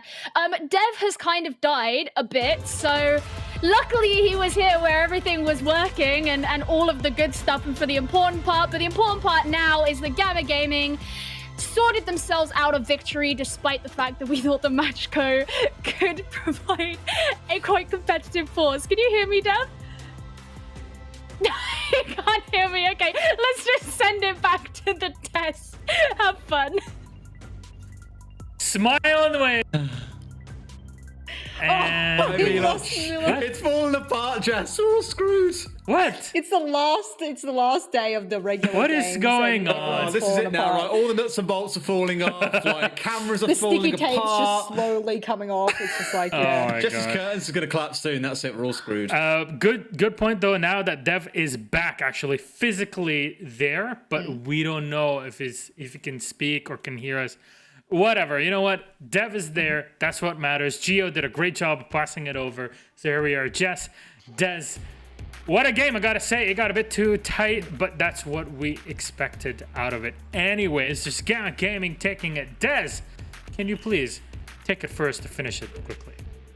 Yeah, I like it when Dev can't talk. No, to be honest with you, in that game, it was a really good first half coming out of Gamma. They clearly enjoyed, not Gamma, sorry, out of Matchco. They really enjoyed playing on the roam. Teb especially comes into the second half and they're trying to be really snappy, like a crocodile was the comparison I gave to you boys. But Gamma have been training dealing with crocodiles, and as soon as it came around to actually trying to snap their way into sight, they were just like, bro, we're ready for this. And even though Teb did find a couple of kills, get a couple of unlucky victims, I think Gamma are a little too composed and a little too experienced here to really let them get away with too much. 35 kilometers an hour on land, Jess. or so I'm told. That's what I told Sorry, Des, but that is you know. total. So Jess, You thought I was going to swear. fill us in that. on your play. thoughts on this game. It's a good thing I covered over it. Go ahead. Look, I think, Machko, they had me in the first half, I'm not going to lie. I thought, yeah, here we go. The boys are on point. Forza Italia. But it just wasn't to be. I think really for them, they shine on one half and not on the other. And oftentimes it will just be one half where they happen to shine. That's why they pulled it to so many draws so many times. And I think that's just natural for them. If they work on, their attacking a bit more, their coordination a bit more. I think this game, I don't want to be the person that turns around and said they were saving strats, but I definitely think they were playing way more aggressive and way more solo than they would have been if this game actually meant a heck of a lot, going into the playoffs. And I actually thought that they had a lot of peaks that they wouldn't have taken otherwise. Tebs, the outlier here, I think he would have taken those peaks otherwise, but there were a couple other plays where I went, actually, I've not seen you play this way. You're quite solo. That's not usually how you would play. And Elation kept to his old awesome spirit of, being that support player there for his whole team. But they just got bested today. Yeah, and I think our first couple matches really had an influence on this, and we talked about that influence earlier before. But that said, we have an interview lined up, and for this one, we're going to toss it over to Hap, who will ask some biased questions. Yeah, okay, let's toss it over to Hap and Avish. All yours. Didn't think you got rid of me that quickly, did you now, Avish? No. How are you? I'm doing fine. How are you? You just got a win out here, Machko? Was it an important one for your books, or? No. Okay, well, I'm just going to go straight in and ask, how hard are you going to be choking during the playoffs this time? What's up? How hard are you going to be choking during the playoffs this time? We'll probably go up to the finals and then choke again 6-6 and then again. No, actually, it's with no ties this time. So 8-7 something, I guess. I'm looking forward to it.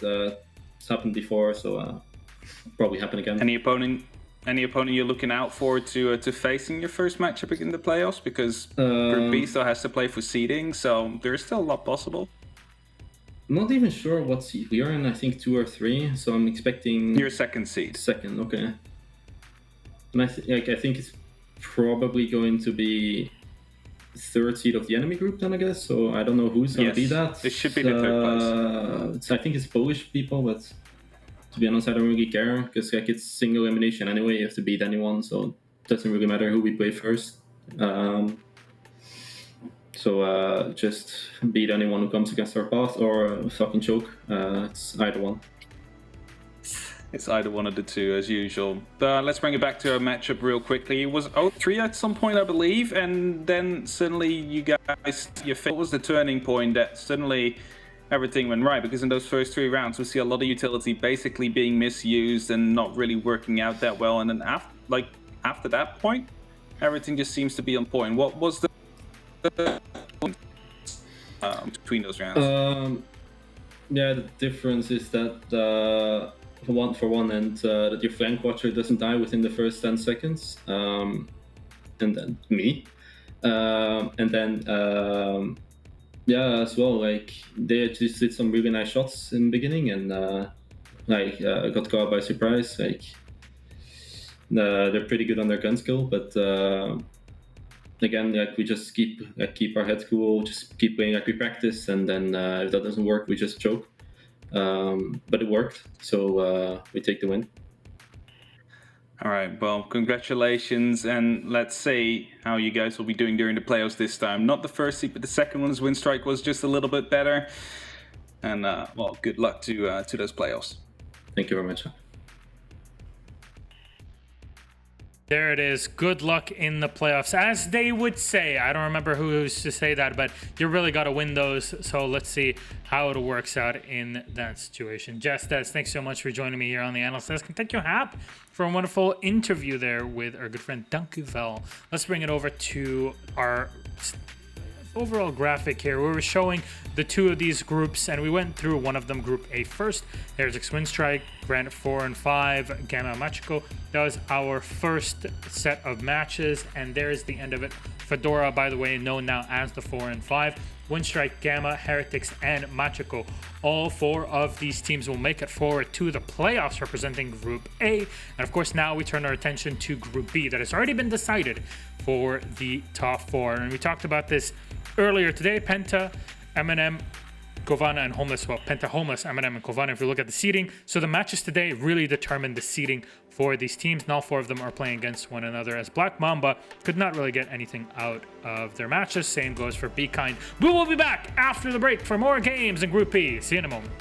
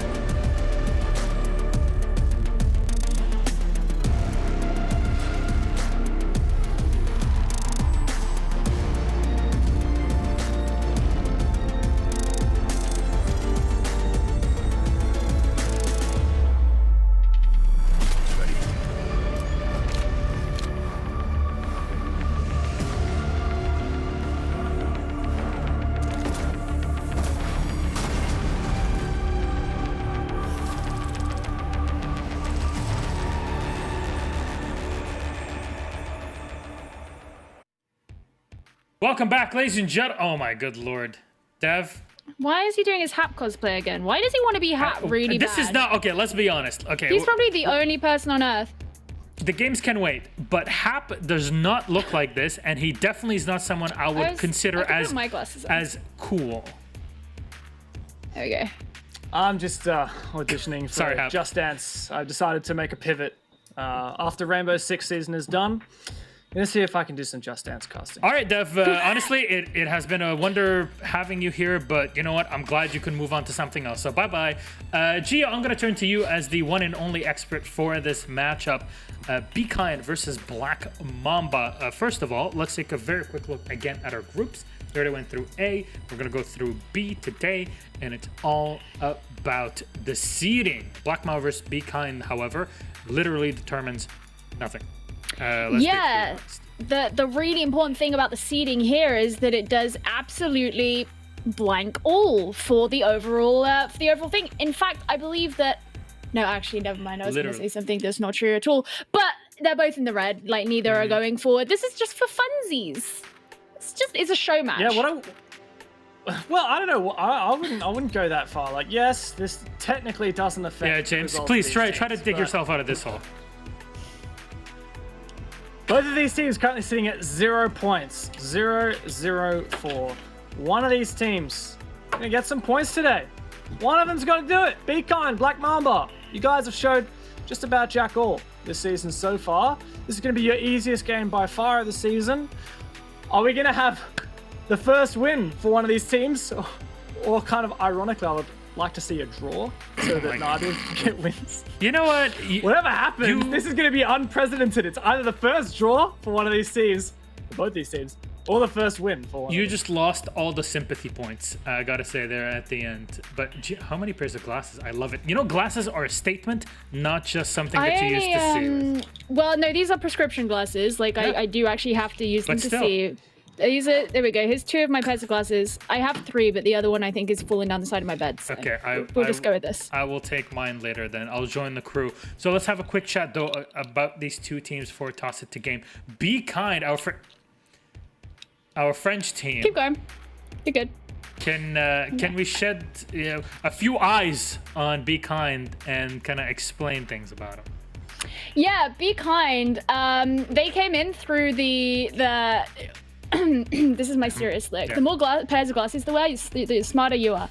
Anyway, Be Kind. They came in through the French league, but they were kind of low down in it because there are so many EUL teams in the French league, caused a bit of controversy. But regardless of the scoreline that they have, 0-0 and 4, they've actually played pretty well in a number of their rounds. So it doesn't necessarily show where some of the competitiveness has come in. So I have decent hopes for them because I think they've at the very least improved throughout the course of the season. James? Yep, well, Be Kind, they had that good game against Penta, I'll give them that, but Black Mamba as well had that one good game against old mate M&M Gaming, arguably probably the two best teams in the league right now in CL, Penta and M&M. These teams had their best games against both of these teams. Black Mamba's been smacked silly in all of their other games, but hey, if this potentially goes theme park, maybe that'll be a chance for them.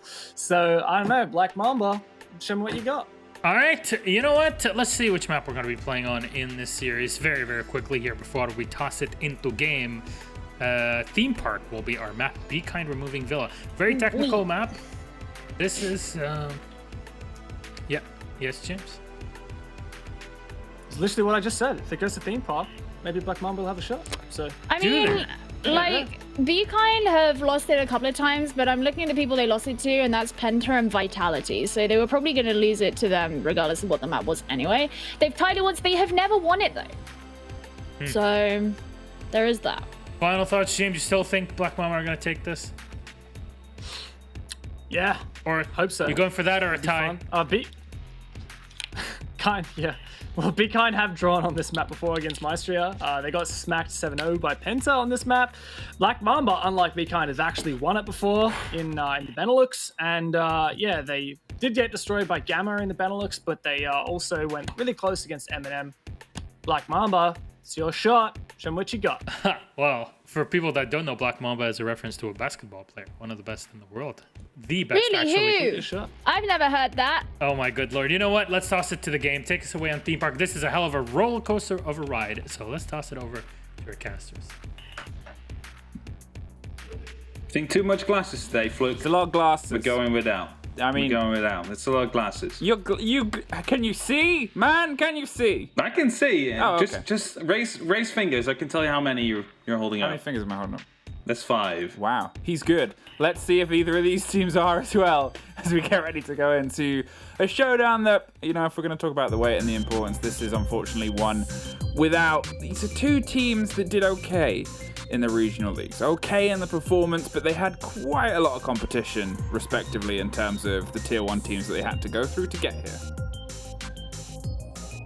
Yeah, Be Kind coming in as the 5th rated team in France. Black Mamba is the 2nd in Benelux. However, a lot has changed to the Black Mamba lineup, at least in the meantime. Wishmaster and 7 both gone. Coming in 2 new UK players. It's more a UKIN lineup now than a Benelux at this point. Are you only saying that because it hasn't been a great season for them? Because the two UK... Yeah, we're tossing them out. Okay, the two UKIN teams, they did well for us.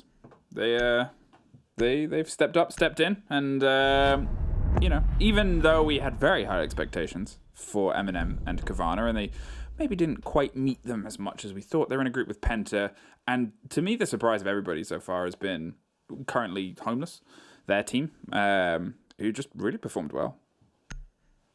They're definitely doing good. Something you might not have expected. The Polish scene is not a scene that often had like teams in CL, for example. Yeah, they did often get quite close. It's strange because Polska Grom, it runs deep apparently, at least it runs very deep in Twitch chat especially. Can we blame them for it? No, hyper. They're seems to do very, very well at the minute, and obviously across the board too, as you look at the CIS in the top echelons. But the CIS so far, well, they're not playing yet. Let's talk about what we do know, which is this final showdown between these two. As we said, it's for not really any marbles. All the marbles have already been taken to someone else's home. This is just a kind of match exit frags, and an exit showing between two sets of players that I guess, in a similar way to Granit earlier, to be fair, we saw Granit's best performance throughout the season. I guess now let's see if these two can kind of put a mark for themselves here. So Black Mamba getting quite close on this map against MNM when they showed up against them earlier this month.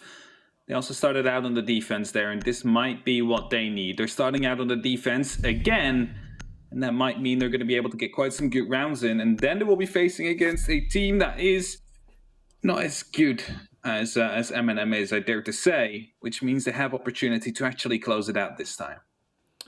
Now, playing on Theme Park, and obviously the table and the desk talked about some of the stats and statistics of where these teams have been and what they've been able to do here, but I guess it's always a lesson because, well, there are expectations of what these two teams could do in the league, and unfortunately I don't think they matched anyone. Okay, Black Mamba had roster changes before they came through, and Be Kind just unfortunately didn't hit the level, but at the same time, you know, we've seen French teams struggle and pull themselves back, and we've seen these players before, so...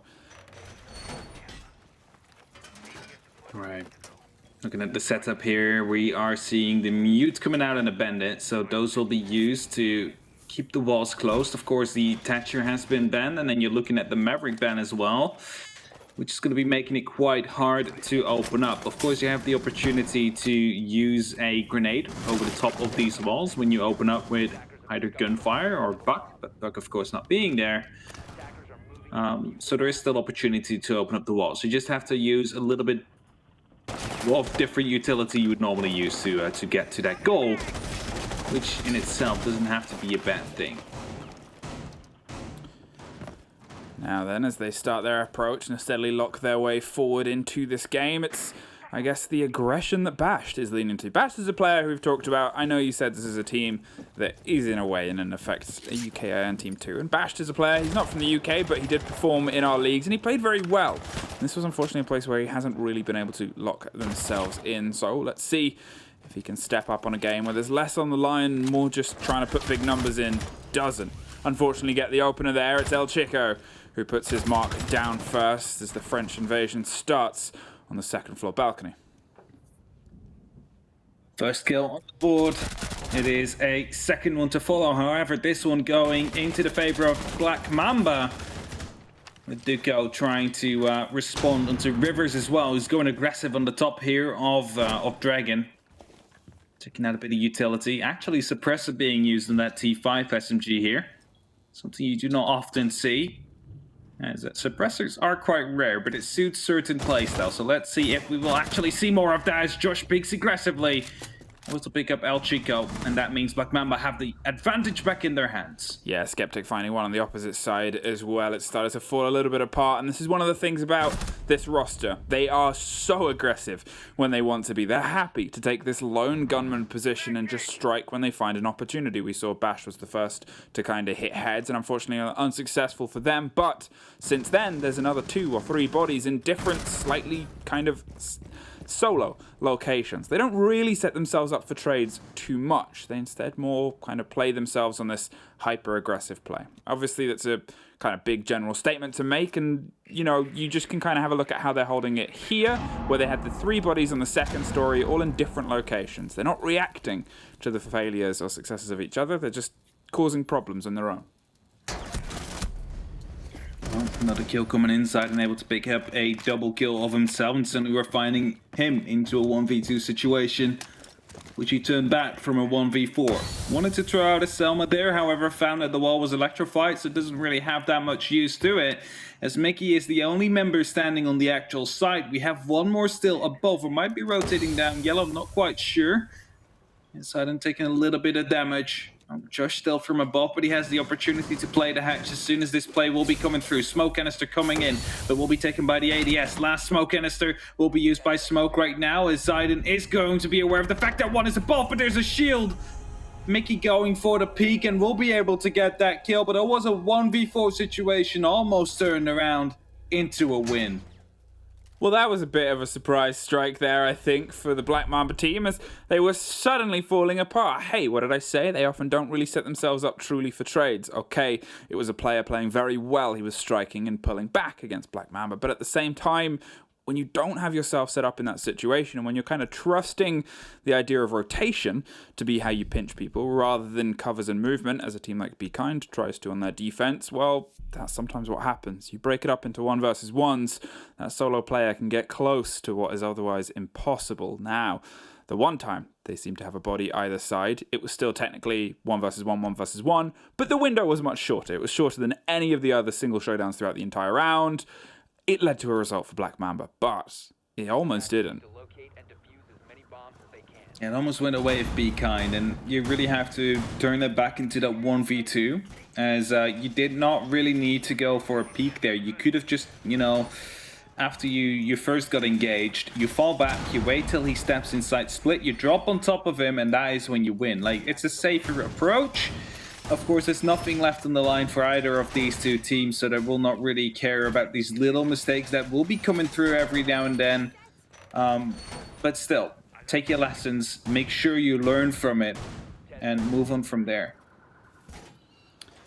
Now then, heading to the top floor, heading to a more solid hold and a setup upstairs potentially, because obviously we had 3 roamers before, only 2 bodies down inside the throne room, and they trusted the 3 on top to get the job done. They did, but it was close. Here, I'm curious to see if we see the same underneath rotation, if we see them separate across this top floor, which is less of a boxed site than throne is. You don't really have the same kind of core heart of it that can be locked down in a similar way. Here you have to stretch your legs a little bit to make a convincing hold, and, well, how much are we going to see Black Mamba stretch themselves across this top floor? Drone again coming in. Mulkiro hoping to be following it up shortly. Arvaduko and El Chico will be getting into a gunfight. El Chico getting the better hand of him this time around, meaning that yet again the entry will be going to Be Kind. And leaving Black Mamba in a 4v5 situation, where this time they are closer to the side than they've gotten so far in the early stages of the last round. Shield being taken out quite quickly as well, meaning that utility seems to be falling quite quickly. Now Bashed is able to try and strike back. He gets revenge for the first round and is able to put down the Zephyr, who got the opener against Duco. Josh round the corner, swung on this and got a kill last time. Didn't hear the man go on drone, but here's the drone whirring. There's a bit of a feed. They've got the wrong man, though. They might not know that Josh has just tucked into the corner here.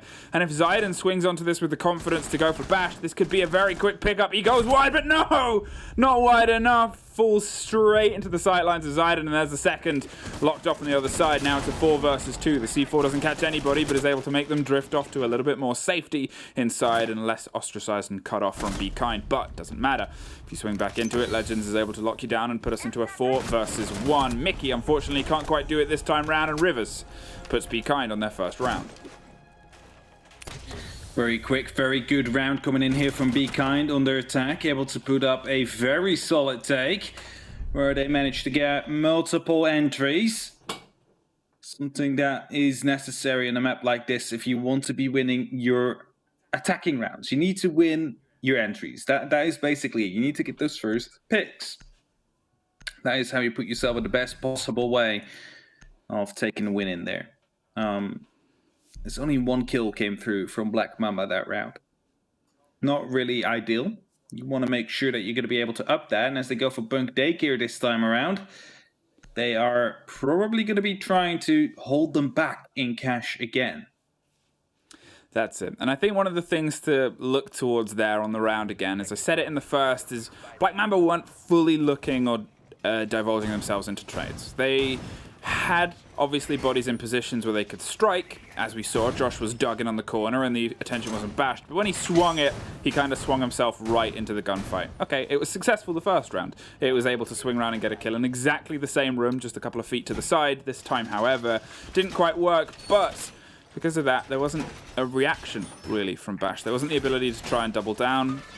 That's one example, but you look across all of the kills that were taken, and it's something to look across Black Mamba's defense here and how Be Kind push, because Be Kind, they can be quite a good balanced team on their day. They can bring the attentive focus to be able to set up for the T on the KOST stat, which is quite an important one for a lot of teams. The thing is, A lot of people spoke badly of Beacon after the first two showings they had. Of course, one of them was a 7-0, and well, as one gets picked up now by a Spawn Picaduco, it's El Chico to lose it. Seems to be involved in every single opening battle so far, El Chico. Even though he's not the Ashes running on that Sophia. But I wanted to say, after those first two initial picks, they improved a lot, as Legends right here shows. Able to cut off that rotation, making sure that he is not able to live. Duco will be taken down. There it is. There's a quick pickup and a quick rotation and a quick catch there, as obviously El Chico is off the board again. They've been involved in every single opening engagement so far, and mixed success. Unfortunately, leaning on less success right now, with only one of the opening kills going their way of the 3 now, though. They seem to have an idea of what they want to try and put pressure onto, the mute jammer on the door, to allow themselves through and get a little bit more inside as they try to overtake and overrun the cafe. A different style of push has come through this time, and a different style of location, obviously reacting very quickly to the flip over to a slightly different positioning. And here, well, they're starting to charge in with Legends, offering the back support. Josh, sitting in the yellow corridor, able to take down a drone or two. Put himself back. Bunker behind a reinforced wall to a bit more safety. He isn't, having the most of hit points available to him. And knows that pressure will be coming soon from the cafe, so he has to do his best to make sure that he's going to be able to pick up 1, maybe 2 players just to ease off the rest of the pressure for the rest of his teammates. Also still has a C4 available, could potentially toss that in. As it looks like they want to deal with a shield. Yeah, there you have it, shield will be taken care of. That's the Goya one, will explode into flames. Will now not be able to be peeked by Bashed, meaning that for a little bit of time you're going to be safe for actually trying to rotate through that line of sight, but it doesn't seem like that was their plan after all. Now as they look and wait over the arcades, it's Skeptic that pushes back. Walkero, though, is able to take care of Josh in the corridor, but Rivers is the one that's under a bit of fire here and pressure from inside the site itself. Smoke canisters popped.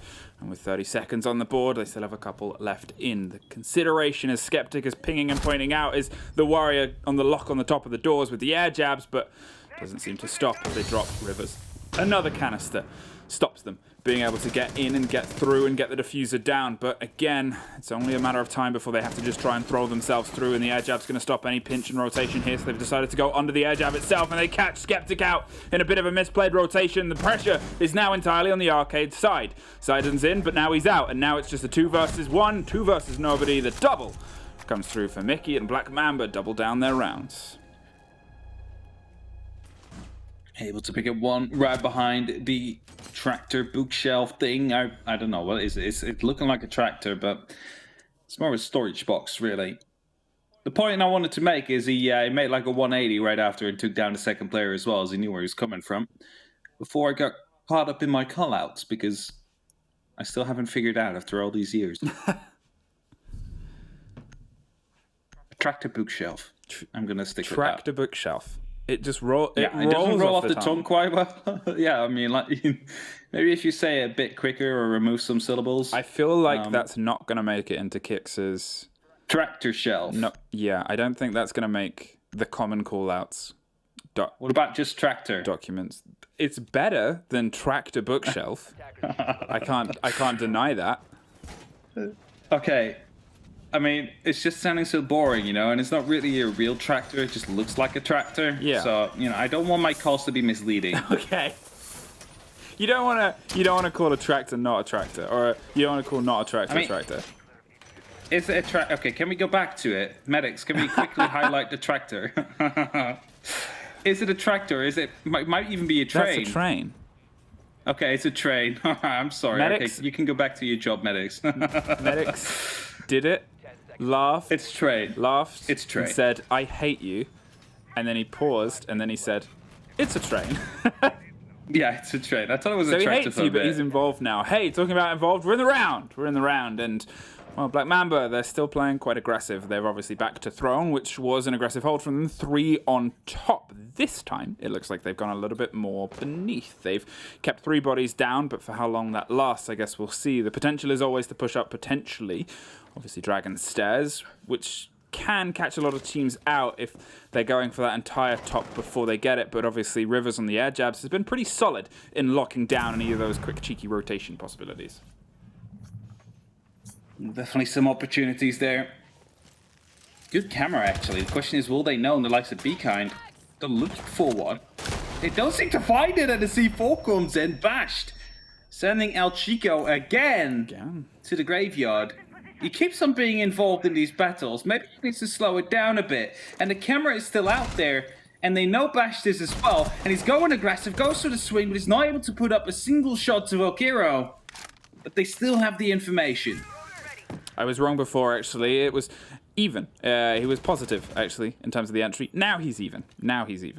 I'll check. I falsely said he was behind a foot. He wasn't. The first two, he was positive. He was able to take care of Bashed and then take care of Duco, even. So I'm just thinking of Prince there. And now it's none of the Passion of the Flame Kingdom as they set themselves up with the cool of Uncle. Now, as we start to find our way pushing over the top, as I said, they've set themselves up the air jabs on Dragon's Stairs. They're going to make sure that they have this top locked down before they try and apply anything beneath. Obviously, they've been able to get the counter and get off Bashed as well. The C4 was costly, but you think of what it took, and you think of what that took too. I was about to say they lost some soft destruction, and now they've lost so much more. Oh, it's that big hammer they can use. Have to try and find a response here. Zayden moving in from below, moving in from the locker room. Pushing out a Selma, might be to bait. No one will be swinging on it to try and take it down, however, but there is someone on the top of yellow. It is Duco, standing by, has an opportunity to go for a great flank here as soon as these angles are being watched or they think about entering them. Might be able to just pick Zayden up. And with that, drop the diffuser. Aseptic now drops down Valkyro. It's a 2-4 situation, but we can't Be Kind out yet. Because we've seen what happened in the first round. Air jab triggered, but if a tree falls in a forest, is anyone there to hear it or shoot it? Apparently no. Josh, though, he's found his way up Dragon Stairs. He's been able to put it, pop it, and then get his way into this position behind them. As I said, it can be such a big part for these rotations, but Skeptic is going to climb up with the pass and get the kill of his own now. It's only Zayden played the first and tried to bait it and plays against one as they push towards him, but with only 10 seconds. At this point, it is very, very tough for him to begin to take. He has the diffuser, but he doesn't have his life anymore as Skeptic. A 4K for the round, I believe. Very well played here, just being mobile, being on your feet, constantly moving around and able to pick up these kills left, right, and center. And whilst, you know, these people are busy slaughtering each other, we have a discussion between Medics and Dev about what the actual call is. Medics says locomotive, and Dev Marta says choo-choo. It all comes down to a train. No, that's an argument. Okay, picture this scene. Medics is a nursery, a kindergarten teacher. And he's like, locomotive. And then Dev is a 3-year-old child and goes, choo-choo. That's that scene of them deciding the course. And then you're there and you're like, tractor. And they're like, man, this kid lost course. Saving. As, yeah. All right. Maybe we should have a poll here. If any mod is watching, can we get a poll between tractor, bookshelf, locomotive, train, and choo-choo? Like, we need to settle this once and for all. Like, I would get why it's a train because in previous Team Buck we used to have trains.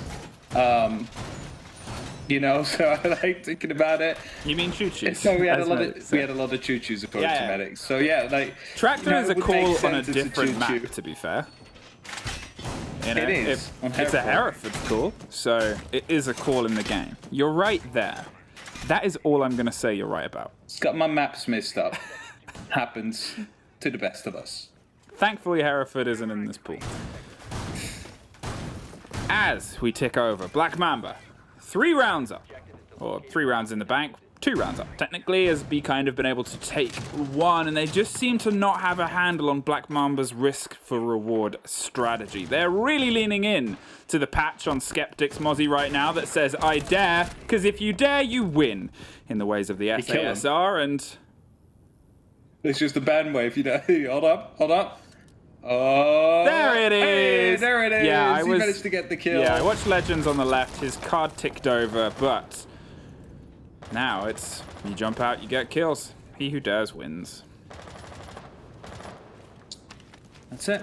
This time, not El Chico involved in the first gunfight of the round. For the first time in 5 rounds, he's not He's in the second one, though, as he gets taken down by Duco. I'm just going to not even finish my sentence up here. Valkyra on the top will be able to put up one shot. Duco will go down. Bash was quite close, but he already fell back towards the waiting room. And right now, Rivers and Valkyra, both on the top of Dragon's Stair, are here to try and put some pressure. You see Bash falling into the hallways. It gets taken down by Zayden. That means we're back in a 3v3 situation here where Black Mamba had a big advantage, but they tossed it all away. Well, now they've been able to at least clear most of the A site out, and they're looking to try and push steadily through the bathroom, a place that has been pretty consistent confrontation. Unfortunately, the Jammer's going to stop the approach here. Oh, no, there it goes. Volcaro heads underneath, pops it open, and you can hear the wall popping above too. Mozzie's stopping the entry with the drone, but they can just go through the recently opened Selma hole if they really want to get all the eyes on anyone that might be behind it, and currently the only one is the aforementioned Mozzie, who rotated a bit up the long corridor to see if he could apply some pressure over the top, waiting and baiting for anyone to come through, but this drone is going to head through the vault, and oh, wait, there they are! And now they know exactly what he's doing, where he's watching, and this should just be a turn, a flick, and a pick. Here we go. He's lining up the pre-fire. Oh, he missed out just a little bit, though, taking some damage. Will escape with his life, which is more important. C4 being ripped right now and will probably be held in hand by Septic, as that allows you to toss it in at any point. Because often they will be trying to bait for the Velcro rip, right? As soon as you hear that, you see people moving out because they know the C4 could be following. But if you rip it prematurely, without them even knowing that it's coming, you have to be careful, though. Valkyro is looking to make a flank happen. There's not that much time left. We still see some rotations coming in, but it looks like Bekind is setting up for the very, very last second approach here. Yeah, 20 seconds on the board and a 3 versus 3. Obviously, you've still got a smoke canister in hand, but that's about to be thrown and blown just then. Now, it's going to really limit the way that they can enter. The pinchers attempted to come from the backside. Ash has hit barbed wire, and that's a kill that goes decisively in the way of Black Mamba. They only have one more to get, and they do a kill apiece. So they find one each, tear them apart in their fangs, and keep tearing their defenses ahead. Again, the defense of Black Mamba here seeming to be a change. The good change, at least. They need to get some good rounds in here if they're going over to the attack, because we all saw what happened against them, and then they struggled to close out that game. As, well, unfortunately, they did not. That could have been a win. That could have been a draw. But they were left with nothing. So they're more than likely looking to go for a return here now. They want to get that win in on Team Park. They want to leave CL with at least one win underneath their belts to be like, at least we weren't the worst this stage. It's a way to look at it. It's a way to look at it, sure. It's not that, you know, it's the situation that you're in. Obviously, you put yourself at the bottom of the board, as Granite managed to do earlier today with their win. They didn't end, even though their day started off in the worst possible way of a guaranteed relegation, they still managed to find some fire. And you know, these two teams, they're obviously in a very tough group. You look at the teams that were above them, and there were 3 that everybody expected to be able to pull their way through to the qualifiers, and then there was one that set up and showed in force for everybody else. So I guess, you know, it's one of those moments, one of those kind of ideas of this is your chance. This is your moment. Let's see if you can put anything through here.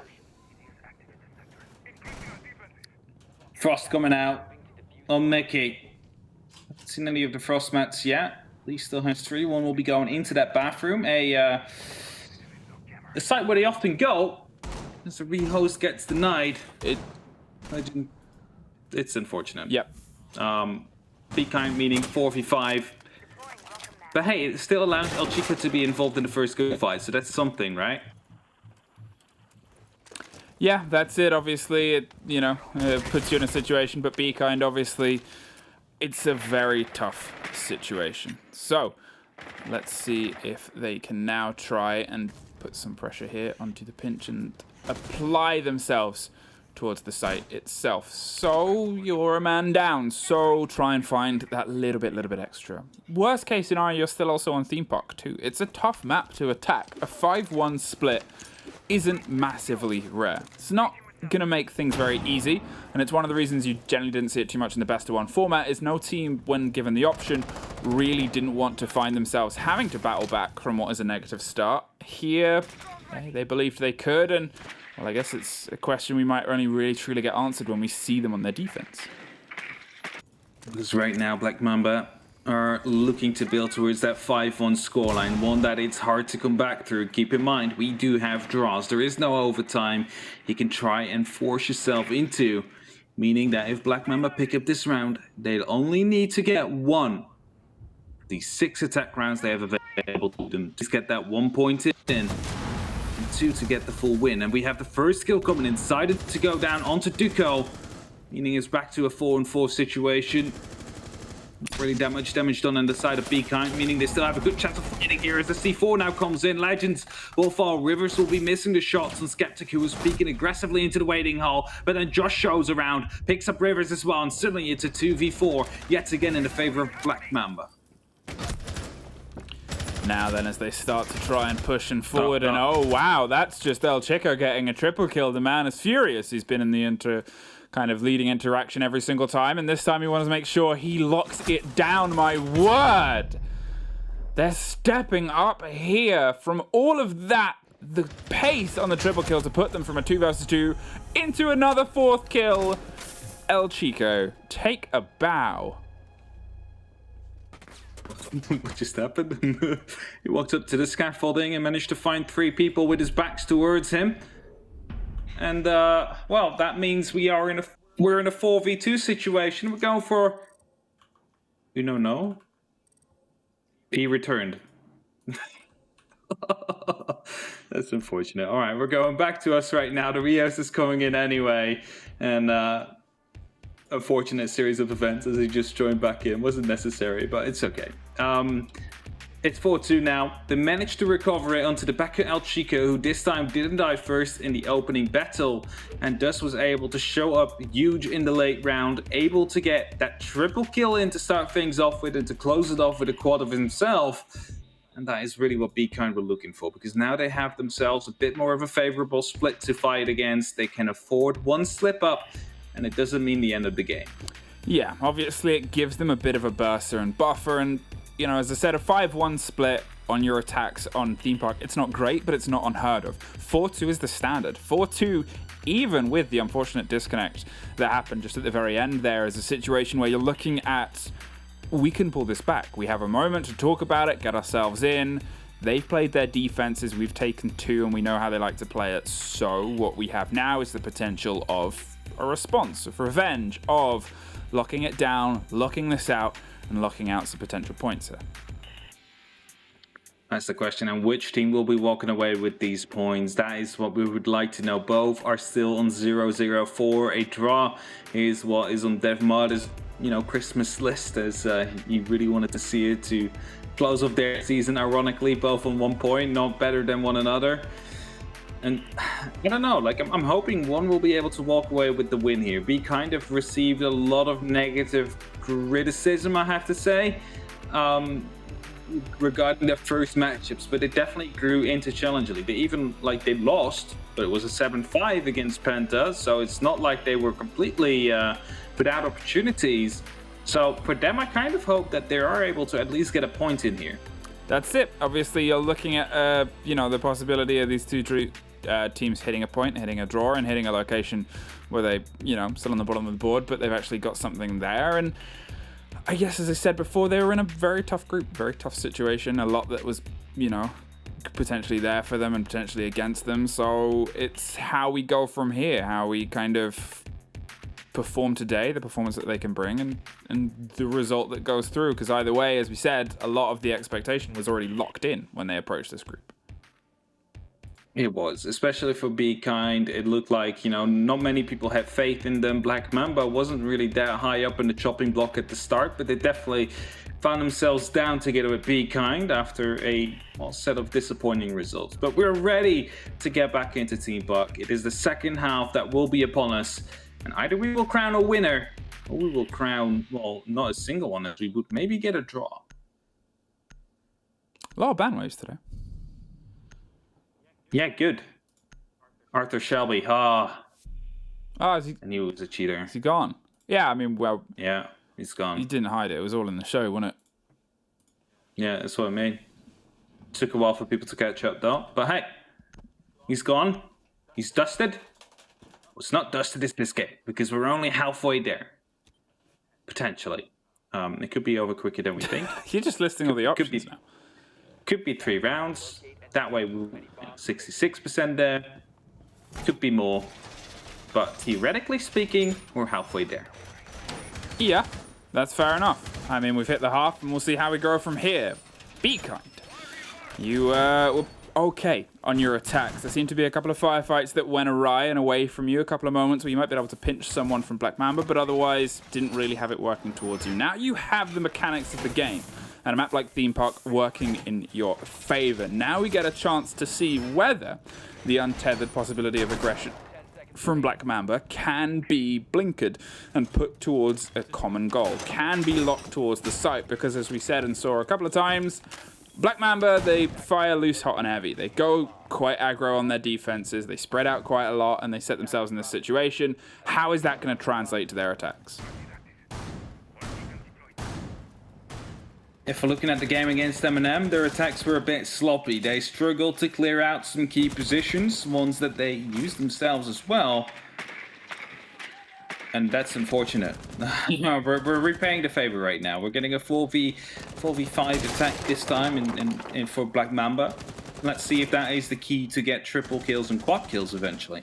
Eye for an eye, and, well, these potentially Be Kind up in a favor as they try and look towards getting this open lock down. Skeptic, he had a pretty great first half. He was top of the board and was able to put a lot of bodies down under the board, so he's looking to try and start this off with Bashed applying some pinch pressure on the backside. They know that there was someone playing around this space. All 3 of them have started to flood through now as they instantly push and apply the pressure towards the body that's still giving his game away, opening up rotations with impacts on the back side of this floor. And, well, there's another bit of cover and another bit of concern coming from those main stairs.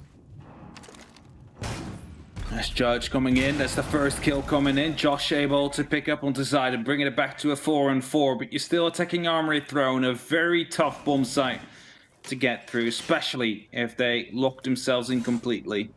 Now, Be Kind, they didn't have to put a roamer on, I have to say. Like, you're already fighting a 4v5. It would maybe be better to actually sit out on site, because now you're going to give them the opportunity to bring things back to equal, which they did.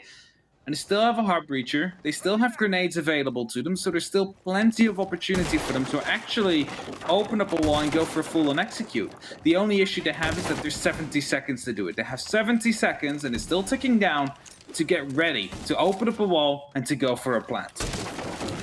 Making sure they have their angles and sight lines clear as they start to crack open all of the second story and make positions tougher to hold inside Throne itself. Forces the players into corners and angles where they can try and lock down as they start with 45 their approach here. Hey, Duco's back and he gets to watch out the rest of the round now to see if Black Mamba can try and make something of this now 4 versus 4 after the initial pick. Flashes come through. They're going to put pressure onto Legends, who still has a C4 in pocket, but he's going to lead with his gun for now. Hops to a little bit more safety, catches most of a flash in that, but they can't quite get him out. The frag grenade is going to be the attempt. Just damages Walkero instead as it rolls a little bit too wide. He's playing inside split. Now he's not as Ash swings around and Bashed gets the kill. Josh pinching from the opposite side. Rivers from deep throws a smoke canister, but it doesn't last long as they just push through. There's a couple back into the favor of Be Kind, but now it's just a 1 versus 2. He's on the far side of sight and they're putting the diffuser down with the final 8 seconds. This could be a pick that defines the round, but he can't quite find it. He's a little bit too late to stop the plant. However, he's just in time to put himself into a 1 versus 1. He's going to get swung on, however. Mickey able to pick up that final kill. A good first round here for Black Mamba.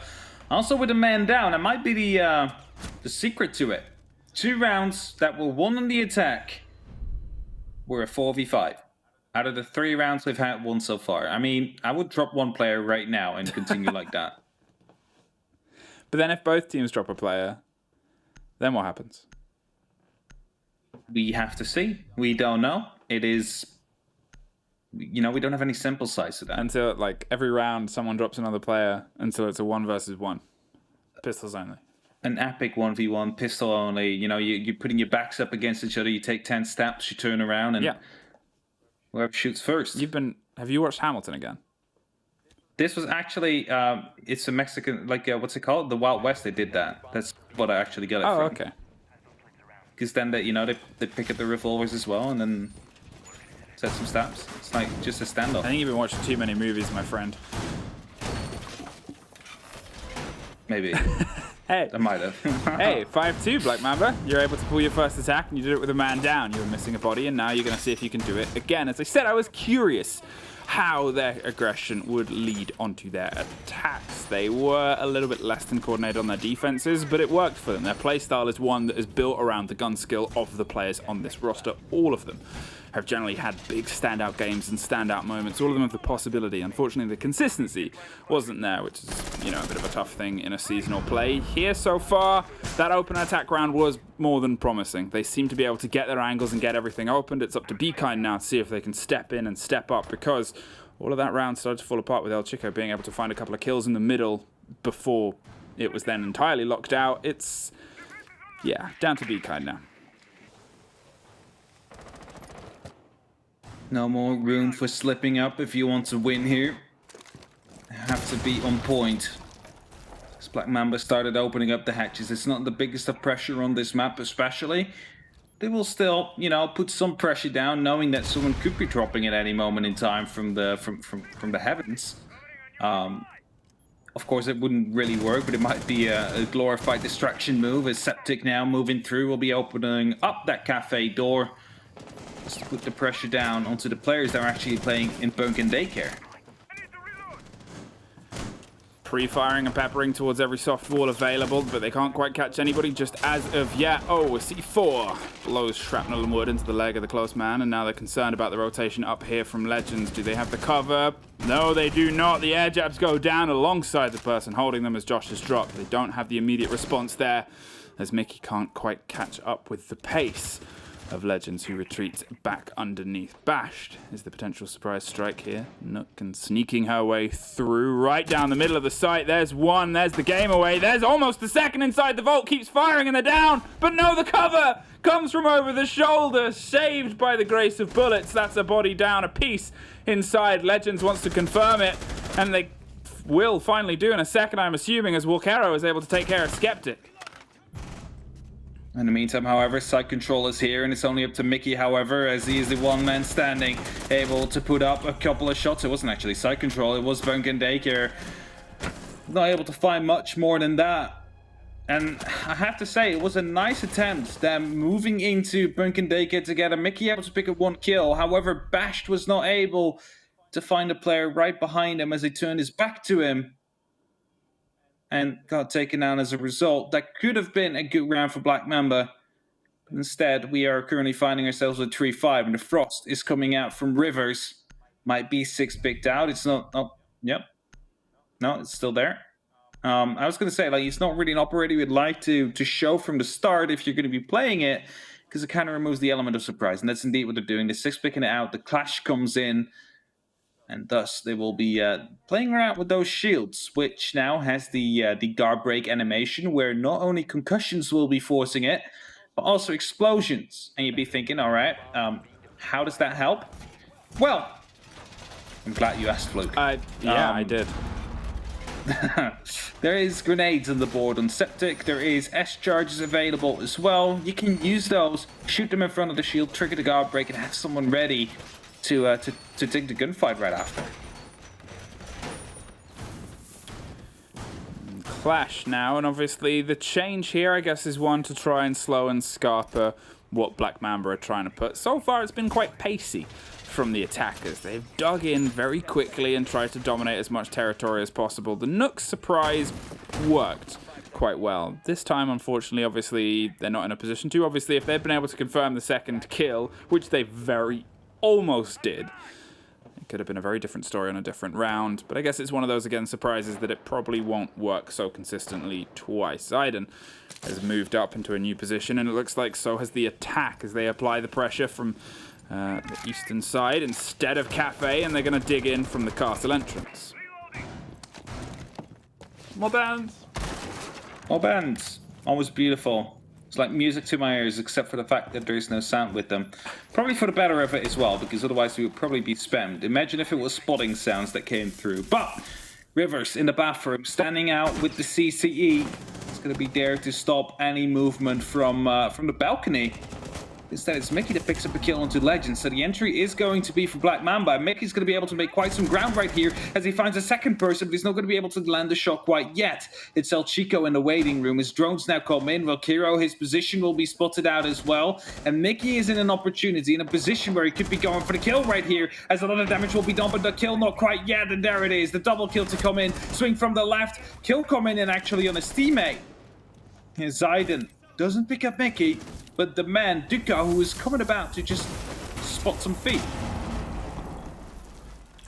Attention is paid towards the opener of the angle and towards Mickey, who gets dropped. Clash almost suffers the same fate inside the bathroom, but peels back just in time. Skeptic might try and finish them off with a frag grenade, but they're going to bounce back, roll away, and see if they can get somewhere a little bit safer. There it goes. Oh, just caught and baited by the Clash. Very well played by Rivers, and now they're in a bit of safety, in a bit of a position. El Chico, however, just does that and decides to lock down a double to top up his triple. And now it's just down to Skeptic. How does it keep getting away with these kind of plays? A beautiful tap coming in at the end, and it's only up to Skeptic. He's being flanked in the meantime from the bathroom. He seems to be aware as the smoke's now getting popped. He will be rushing through. However, has no clue where the player will be able to pick up that kill, but he will be zapped to death most likely, as the Clash is going to be pressing that shield. There we have it. The kill coming in. Be Kind able to pick up yet another round, and we are in 5-4 now. It's looking like this might become a draw by the way things are currently going. All that Black Mamba has to do is just get one more round, and let Be Kind do the rest.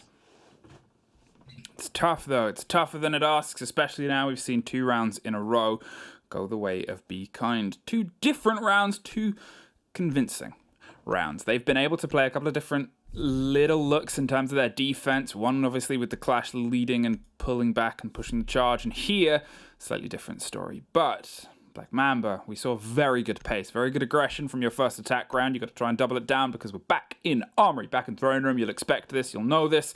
Let's see if you can go through with this. Defenders, protect your bombs from being defused by attackers. Armory Throne. Nothing too weird coming out on the setup. Remember last time around it was a 4v5 situation by Black Mamba as they had a player drop. Be Kind stuck to the rotation. Now decided to come back to it. What went wrong last time is Valkyro got picked up early as the roam. And then they managed to just enter the side. They opened up the yellow wall. Managed to get inside, get the plant down, and no one was able to actually deny it because, you know, there was only one player left at the time. So you got to make sure that you're going to be able to hold onto those walls a bit longer. But as I say that, you're looking at the lineup and you see a Goyo, you see a Vigil, a Smoke, a Jaeger, and a Mamai, and then you're thinking, okay, how do you want to hold on to these walls exactly? Because you do not have any electrification, you do not have any signal disruptors, and besides that, you don't even have any impacts. I'm not sure if they have any C4s either. So, like, I don't think there's any way they can try and deny the walls from opening up. Okay, so we have 1 impact left. Aside from that 1 impact. Oh, there's an impact.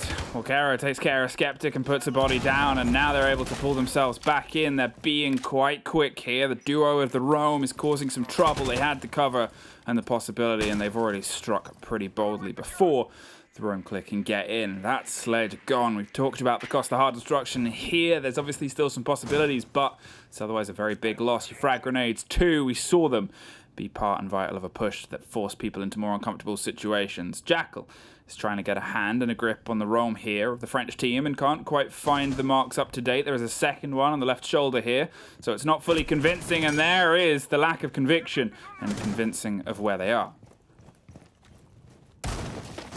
Need to make the impact happen. They need to get these roamers out of the way. It's 2 of them. It's Zayden and Valkyro. A lot of damage being done, however, here. The first one gets picked up. Duco able to land that one bash, however, now in the gunfight with another one. Swaps out to his pistol, but it will not be able to land him his kill as Valkyro is left behind on about 10 HP. As he rotates back to top arcade, has no clue where the remaining Black Mamba members are, but all he can do right now is hide. But as I say that, he gets spotted out by the Jackal track and now has to move. There is no hiding now. We'll be doing so by going down the stairs, descending them, I have to say. He's going back up, he's going aggressive, able to pick up 1 kill. That's his triple kill of this round, going for the quad kill. Will be able to land there as well. It's on up to Mickey now to deny him that ace. He has the opening to work with. but he doesn't have the pressure, he doesn't have the manpower, he doesn't have the firepower. And thus, with 1 minute left, it will be a very slow death, most likely. Yeah, you're in a very tough situation here, and as BeKind look ready to lock it down into a 5-5 even half. As we said, them heading to their defense was a scary prospect, and they're proving it an ace. What a way to wrap up a 4K and a pretty solid round from the Rome game that, as we said at the very start, they never really had a handle on, even with the Jackal. It was kind of proven looser and looser, and BeKind are proven more and more confident now. They find themselves level pegging. They found themselves the ability to pull back what was a 4-1 situation with getting one more on their attacks before swapping over here and just locking down round after round. Monty being revealed might indicate a Clash S6 pick, as a Clash is now a direct counter to the Monty with the way that the guard break works. Nuck coming out as well and bashed. Rivers will be swapping out, but he's not quite sure yet. Okay, the Frost coming in. So we will see the Frost play. Of course, has an opportunity to catch the Monty of guard as well, as of course will not be able to directly look underneath him. But I think it's more so meant for Bash, who will be trying to sneak himself in. Be able to catch him off quickly. Well, how is the approach going to play out here as we find ourselves locked in and locking down the potential of pulling themselves ahead for the first real time today? BeKind have looked very good. They've looked very, very well put together and very solid. And I guess, hey, now's the day. You may as well. There's nothing else really left to play for apart from just a bit of pride. So I'll try and get some from Black Mamba, who otherwise have dropped off on their attacks. They haven't quite been able to lock down. And yes, it plays into this map. As I said, a 4-2 on the split's the common split. It was a good rounds from the defense at the time of Black Mamba, but it was aggressive rounds. And that is a hard trait to fully transit. My question here is, are we going for a draw, or will one of these two teams win? And if I have to put my money onto one of these two teams for a win, I have to say BeKind. They are on the defense. They have been doing pretty well so far, and Black Mamba's their attacks, they again don't seem to be working that well. They're bringing out the Monty now. How much will that save them? Will that be what they need to roll through to get the pressure they need? Oh, the Frost is actually putting up a Frost mat there. You could have went for a quick couple of shots if they wouldn't have known, if they would have known, if they would have heard. Not the case. Well, it's a bit of a waiting now as we play into the new Frost meta. The change here that obviously is worth a little bit getting into is the shield in the hands of Mickey. I think they've very quickly realized what they're losing to is a confidence from BeKind, a confidence to swing into their aggression and swing into their gunfights and win them. Now, more and more, we're seeing more and more of an exploration of the possibilities. And here, well, they want to stop that happening. How do you do it? You shove a massive shield in your face, apply flat pressure. Bashed back on the Nook is looking to try and sneak around underneath and make sure that if anyone swings around on the staircase and gets a kill, a la the last time they were here, well, here we are. Situation where they can make sure that if anybody does swing round, swing up, swing down, they're there to strike them and catch them before they even begin to lock down onto the arcade stairs. They're trying to go for a couple of pre-fires, will not be able to land anything as of yet. In the meantime, one is sneaking up on the yellow stairs. So Mickey is trying to put down some pressure with that Monty. He has to be careful that his back will not be exposed, because if that is the case, he will go down. And as I say that, Valkyro able to take him down from his back. And that is putting BeKind in a really good position here. So the driving force of the push is gone, has been taken down, and they will be able to follow that one up even more as Bash goes down as well. Another one falls, and Zayden gets a kill. Josh goes down as well. It's only up to Septic now. The diffuser is dropped in the middle of enemy territory. There's 4 enemies still left standing. You only have 35 seconds left on the clock to try and make something happen. How much can you get this done? Like, how much can you get done even? Are you going to be able to pick up any kills, or are you going to be able to fall without any? Now then, Skeptic swings around and puts bullets towards the first and picks them up on the second attempt. Doesn't actually lock them off. There we go. And at least gets an exit frag, but with only 15 seconds and no bullets in the main gun. Oh, hello! That was a surprise. There's one more, though. There's the drop, and there's the finish. Walkero swings around to lock down Skeptic. We might almost hit him with the knife. And for the Halloween, you know, like spooky month, spooky week. Almost managed to shut him down there with a knife, but wasn't able to get it. Sad face coming in as well. And thus 6-5 is the current score. Be Kind have the opportunity to lock out the win here and leave Black Mamba on 0 wins and 5 losses. Or Black Mamba gets out another round here and would be ending up in that draw that we kind of ironically said would be coming, as both of these teams have been on the bottom of the leaderboards the entire phase, the entire stage. Yeah, it's not been an easy season for them, and it apparently not been an easy end to the day for Black Mamba here. They've unfortunately let the 4-1 lead slip through their fingers, and it was always going to happen on their defenses that more of these, on their attacks even, that more of these rounds went away from them against the Be Kind defense. They were able to get there first, though. And from then on, they did it with a lot of pace, and that's all just dropped off. Their confidence has plummeted since then, and they are only 1 round away now. But now it's 1 round away from a draw at best, and 1 round away from potentially losing if Be Kind can lock it off. Be Kind, better and better, bigger and bigger. There is the surprise strike of a man with a knife, unfortunately. Didn't have Commando Pro on, but it did stop the reload of the main gun, so his life Action was for something. Yeah, mission accomplished, right? Mission accomplished. Semi-accomplished. Like, you got halfway there, you make sure you wasn't going to be able to fire back with the big gun. But yeah. Hey, it's the little things in life that you have to celebrate every now and then. And that might be, for Black Mamba, trying to get 1 point here. That might be that little thing that they're looking for, because otherwise Be Kind is going to be able to walk away with a win at their behalf.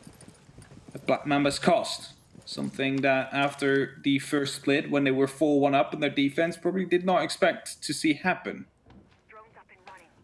Now then, Rivers started dancing on the balcony to see how many spawned over there, and then pulled back. They read the push was from this side, and they know where they need to be, but it also gave the game away a bit early of the play. However, there's nothing that really needs to be hidden. Wow, maybe that could have been hidden a little bit better. Clash picked off and pinched perfectly. The overconfidence of Be Kind has struck them, and Mickey careens his way into the bathroom to try and get the big cross angle down towards the opposite site and see if they can lock off the body that is closer towards it. They are holding in round behind the pillar. Walkero is walking cautiously. There's also one inside the vault just round to the right corner. The drones are working overtime to see if they can catch out where Zayden is. Has the 2 ADSs on the wall to stop the burn, but El Chico has the burn to stop Skeptic. And yet again, the sledge and the frag grenades have gone too early. Keep in mind, though, that the Clash is gone as well, and that is going to be a big impact, because the last time around they struggled trying to fight him, struggled trying to get rid of that shield, and now it's gone. They don't have to deal with it anymore. Flashbangs coming in will indicate a push, as Valkyra right here is aware of the fact that one will be behind a soft wall. Tries a little bit for a pre-fire wallbang. Not be able to hit anything yet. And 70 seconds left, another flashbang will come in. Valkyra will be pushed away from his position. Well, again, will be trying to go for a repeat, but instead loses his life to Josh, who now will be able to get initiation room under control. Zayden, however, responds into Bashed. It's going to be a back and forth coming down time and time again. Impacts will be used to secure that kill. Second one coming in as a concussion, just to force El Chico back. Or Legends it was, actually. He wanted to go for a repeat. And with 50 seconds left, the action is definitely on.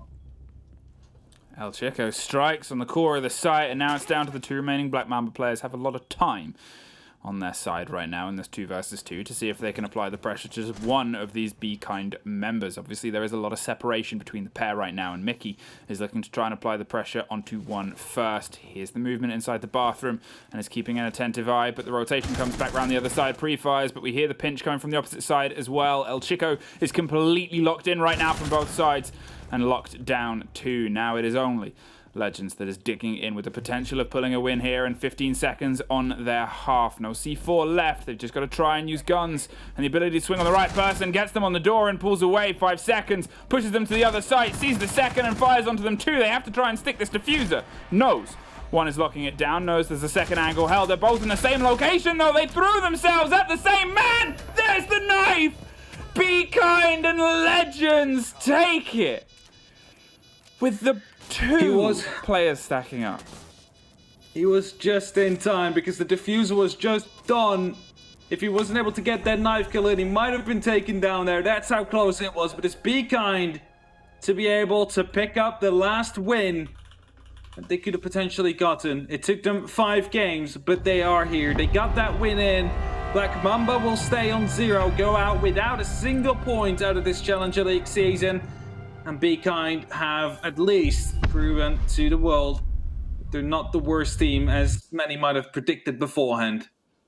Almost a draw. Almost a draw. We were sat at almost a situation where the 2 deadlocked teams on the bottom, locked because of a lack of wins, were almost deadlocked all the way till the end. But there can be one winner today, and that is currently Be Kind, and they are able to sit a little bit higher, as you said, on the board. Still relegated, unfortunately, but they're not as full of holes as their opponents. Let's throw it to the desk and see what they have to say about it. Thank you so much, my friends. Yes!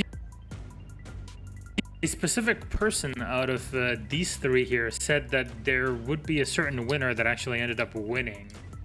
Who was it again? Refresh my memory. I can't get my glasses on. It was me. I was trying to look smart. But headphones be a thing. Boy, did you fail at that. James, in the end, look, you know what? We were watching the game. You guys want to be smug about this. It was so close. It was so close to a tie. It was very close. Yeah. It very much looked like Black Mamba was going to take it. 5-1, they were up after their defense went 4-2, which is pretty normal for the theme park. Like, Be Kind probably sitting there like, that's not a big deal. But then to lose your first defense as Be Kind, bit of a worry. Black Mamba were only 2 rounds off of securing that victory. Be Kind reverse swept them 5 defenses in a row.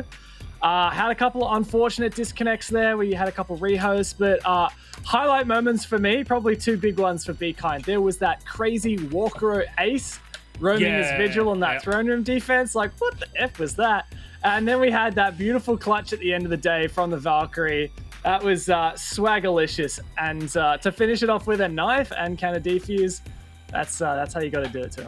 All right, Gio, end of the day, you still got something out of it, right? If you're Be Kind. I gained more than Be Kind did.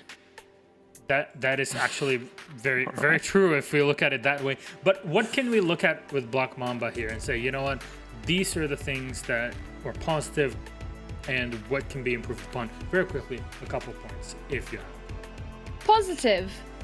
Defense was pretty good. Negative. The attack was not so much. I think their attack was a bit messy, not quite as thorough as it should have been.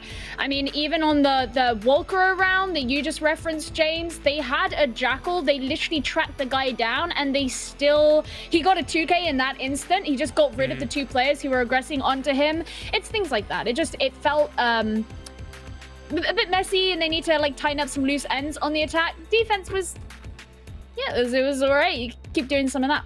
All right, Gia, James, thank you so much for the in-depth analysis. Of course, the match didn't really affect anything when it comes to the groups and the Challenger League, but we still have 2 more games to go that will have an effect specifically on the seeding in CL. After the break, Penta versus Kovana in a moment.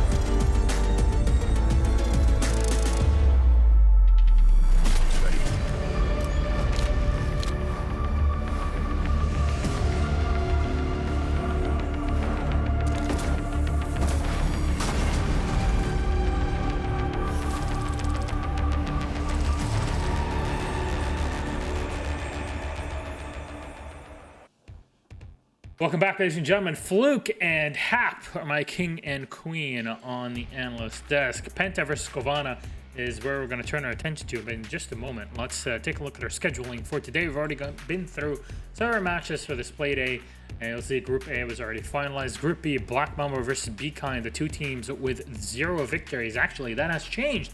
Be Kind, our French team, was able to inch it out, like genuinely so close with a clutch at the end. But yeah, so close for it. Still a victory nonetheless. Penta versus Kovana and Homeless versus M&M are 2 matches, 4 teams that will actually be affected today in Group B. Even though they're all going to playoffs, it still matters who sits where for our seeding. So how about we have a quick chat about our 2 teams, Penta and Kovana. And you know, Hap was asking, which one of us would like to start off with talking about which team? And you know what? Kovana, UK Massive, Fluke, Yes. I think they all fit together. It does. Kovana, obviously they come from my league, a little bit of a space in my heart for them. They were a team that grinded and worked together. They have a lot of potential and a lot of possibility. And for a lot of other people, with M&M being in this setup and strike as well, they were kind of unknown, made a name for themselves more on the international scene by pulling their way through the CL quals, but were the top of our season and the top of our board unbeaten until the finals. So them being able to kind of fight their way back in, I wouldn't go as far as to say they've played their best yet compared to Yukon. I think there's still places for them to go. All right. Hap, maybe they were saving stress, right? But Hap, let's take a look at Penta Sports. What do you think about the squad? Fill us in, please. It's still the same squad that, Sisu basically murdered in the last CL season, where they weren't able to go to EUL, so the dream is still alive. It's the same 5 that will have to do it. They look really strong, even though they had a bit of a hiccup with a draw coming in. And they're still not confirmed first seed. That is something to keep in mind. So a win here for them would definitely secure it. So that is what they're going to be aiming for. All right, let's see which map we're going to be playing on. Give it to me. 7 map pool, 6 are out, 1 is left, and it's Cafe Dostoevsky. Kovana banning out Villa. Technical map being removed there. Hap, your thoughts? It's like, I don't know, because Penta, they have been looking strong, but they also look shaky every now and then, and I don't really think it matters what map they go to, because they're an overall really good team, and I believe that they're capable of winning on every single map. The question is, however, how is their form? Are they again in that shaky form where they managed to get a draw the last time around? Or are we talking about the unbeatable form we've seen them be in, where basically no one can touch them, with Blast just running in and gunning everybody down left, right, and center? How do you even deal with that, Fluke? It's tough. It's very tough to deal with, because it's one of those things that's an argument that's made about a lot of teams that are built around very talented gunners, is how do you stop them when they're on their day? And sometimes it can be as simple as trying to thread 2 rounds together where they start to have a bit of momentum break, because it's also the thing that you'll see in these momentum teams is it's sometimes tough for them to pull themselves back in together. The tough thing here today for Kovana is you're up against Penta. This is a long storied roster, a long storied team. They've been all around the block and they've suffered heartbreak.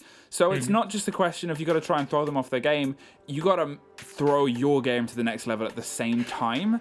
It's not going to be an easy day for Kovana today. Definitely not. If Penta show up as Hap is talking about, with Blaz hitting everybody all around the map, something to worry about. What sort of operators can be introduced or removed in this to save the day, Hap? We've been talking about the Glaz meta game ever since it's been introduced a couple days ago. I haven't really seen it that much yet. However, I did saw a clip coming down from BDS where they were able of using it quite well in the French league. That was quite scary to watch. Now I know that, Penta also plays that league, so they probably have been watching. We might see a little bit of that coming into play, but of course it's really hard to tell whether or not they will do that. So it's hard to predict the bans here. Might be going for a normal Thatcher or maybe a hard breach ban, because you're always in the right with that. All right, Fluke, Hap, thank you so much for your input. Let's toss it over to our casters. Just as you, I choose you, Penta v Kovana. Here we go then, Jess. Guess what? It's our final game that we're going to be casting together now for the whole of these 5 weeks. My, how the time has flown. And for these teams, no doubt exactly the same. We are here on a day now where this game doesn't matter all that much in terms of the outcome for them. But seeding, looking at how the other group's gone today, been a little bit crazy on the final day. Every point can help in terms of who you're going to face up against in the playoffs. I think that's the biggest thing as well, isn't it? Because these two teams, I mean, Penta predominantly has been having a smashing Challenger League season so far. The only time they've ever drawn, and let's be honest, was against M&M on this particular map. So the biggest weakness that Penta has is quite frankly on Cafe if you're looking historically. But if you're looking holistically, well, I think Penta doesn't have a lot of weaknesses. I think the biggest weakness we actually saw from them is their inability to adapt with wall denial. And that's really the only weakness I have seen from them. Sometimes getting a little overzealous with their aggression, but for the most part, their aggression really just tears apart the rest of their opponents. We'll see if that aggression today is going to work out for them. Kavana, of course, very recently now have all of their players playing full-time. Congratulations, boys. I think it was Sloth who had to serve out his notice period at work and now is able to commit to the game full-time. And they are hungry for that spot. Penta, no doubt, going to be a team that they are likely to face up against in playoffs if it comes towards threatening for that top spot to make it into EUL, either through the promotion tournament or coming up into that auto promotion spot. Let's have a talk around these bans, though, Jess. Ying, we've seen coming out quite a lot. We all seem to think that seems to be a bit of an attack towards the Glass meta that we're all expecting. Just means the ones that the operators that you bring the smokes along with otherwise aren't really the conventional ones that you'd expect to see. Well, I think the big thing there was that we've seen Gorgona, and I believe it was from Oregon, from my memory, tossing it over the top of shelves and whatnot. So I think that's actually more of a target ban than it is sort of the Glaz Ying meta that we're sort of seeing slowly creep in as that patch has changed it. This one I think was a lot more targeted there, and I actually saw a bit of a cheeky smiley face in chat as well, and a little bit of a sad face to follow. And we'll get pretty default bans for the rest of them. A Thatcher were my End of Valkyrie going out of play. That means yet again, for whatever reason, something under the sun. I don't understand Kavana's thinking here, but I think they probably should have got rid of the mirror because for the most part, we've seen them play really power positions with those mirrors, whether it's Ravan, whether it's Cactus, on this particular map. Maybe Kavana have prepped it. Maybe they've actually put a counter in place for it, and that's exactly what will happen. The 6-pick will happen. There'll be a position in bathroom where Ravan will play this. I love the positioning. No wall denial for it outside of enemy, but I mean, that's going to be pretty hard to get rid of. Attackers need to locate and defuse. I did wonder about Penta choosing to come here for a second week in a row. Clearly, they're thinking that the winter isn't so kind to the UK teams. M&M last week, it was a 6-6 draw. This week, no doubt hoping for the same or better coming up against Kavana. And the one big weakness that I clocked for Penta last week was where it came down to their drone play on the attacking side. Whether that was down to M&M's excellent preparation of knowing where those pre-placed drones tend to sit and dealing with those quite comfortably, I'm not entirely sure. But it is something I'll be watching out for once we get into the second half. Because in the first half, guess who starts on the attack? It is none other than Kavana. Coming up with a pretty standard lineup, dare I say, in terms of their attacking setup. Seeing that butt coming out once again, a lot of teams relying on that on maps like Cafe where there's a lot of opportunity for destruction from below as well as from above. You can already see Blaz on the other side of the map. Not unusual for him. But now that he has the MP5, the big thing will be, can he hit the shots that he used to with the T5? And no, not quite. I actually think if he had the T5 there, he actually would have been able to get the kill on an R kick. I mean, I'm just counting the hit points for body shots in my head, and I actually think he would have been at least DBNO. So there you go. That's the difference these days, is not that you should balance an operator technically on a weapon, but for the most part, it makes her a little bit weaker of an operator. And for Kavana, it looks like they want to make a speedy entry up white, and guess who's waiting for them? It's a shield. Of course it is. I had flashbacks then as that peek came out to Shaiko swinging around from spawn and literally one tapping the player that was playing on Bakery Door in the head, even though it wasn't Shaiko that he was looking at, as the player in front of him ran ahead and almost got himself sprayed down. Obviously not going to be the same outcome coming in here for the side of Penta, as to start to keep themselves alive, at least in the beginning. You mentioned about the aggression, the pace coming out of the side of Kavana. They aren't wasting too much time here. Guess what? They most definitely aren't here as they push their way through. That'll be a kill coming out of Gorgona, I believe, onto Alive as the kill feed fills up. This will be interesting talking around the kill feed without anything else going on. It's traded back a few seconds later by Blaz, who sneaks his way up downstairs, manages to collect the kill, and then darts back off into the distance once more. There's a lot of action happening below the site, and not really a lot going on above. And I was speaking about the mirror that Ravan likes to place in bathroom. It's a huge power position, but given the way Kavana are playing this so far, and with the whole half of the round having already elapsed. My problem is that that mirror might not do anything except spot the default plant, which if Penta keep being as aggressive as they are, might not ever eventuate. So my problem here is they've got power positions with the double mirror on this corner of bathroom. Does Kavana deal with it? Probably not. Be a real battle. Maybe that's part of why they just thought, you know what, forget about pushing into piano conventionally as we would do. Let's instead pull our efforts out towards the other side of the map. But at some point, they're going to have to worry about the impact that mirror can have. Just have a lot of coverage up towards the north into bar and also through storage when behind that mirror window. See what the threat looks like, and with the backup, of course, coming in from the clash into wide corridor, this is a bit of a no man's land. It's a no null-sum game coming out of Kavana. They're going to have to find alternative angles to go for a push. There is a flank coming up from Gridley right here. I don't think he knew about the mute being too close, and now he's going to know, but still loses the gunfight. Enemy picking up Grizzly first down. He goes into the dust.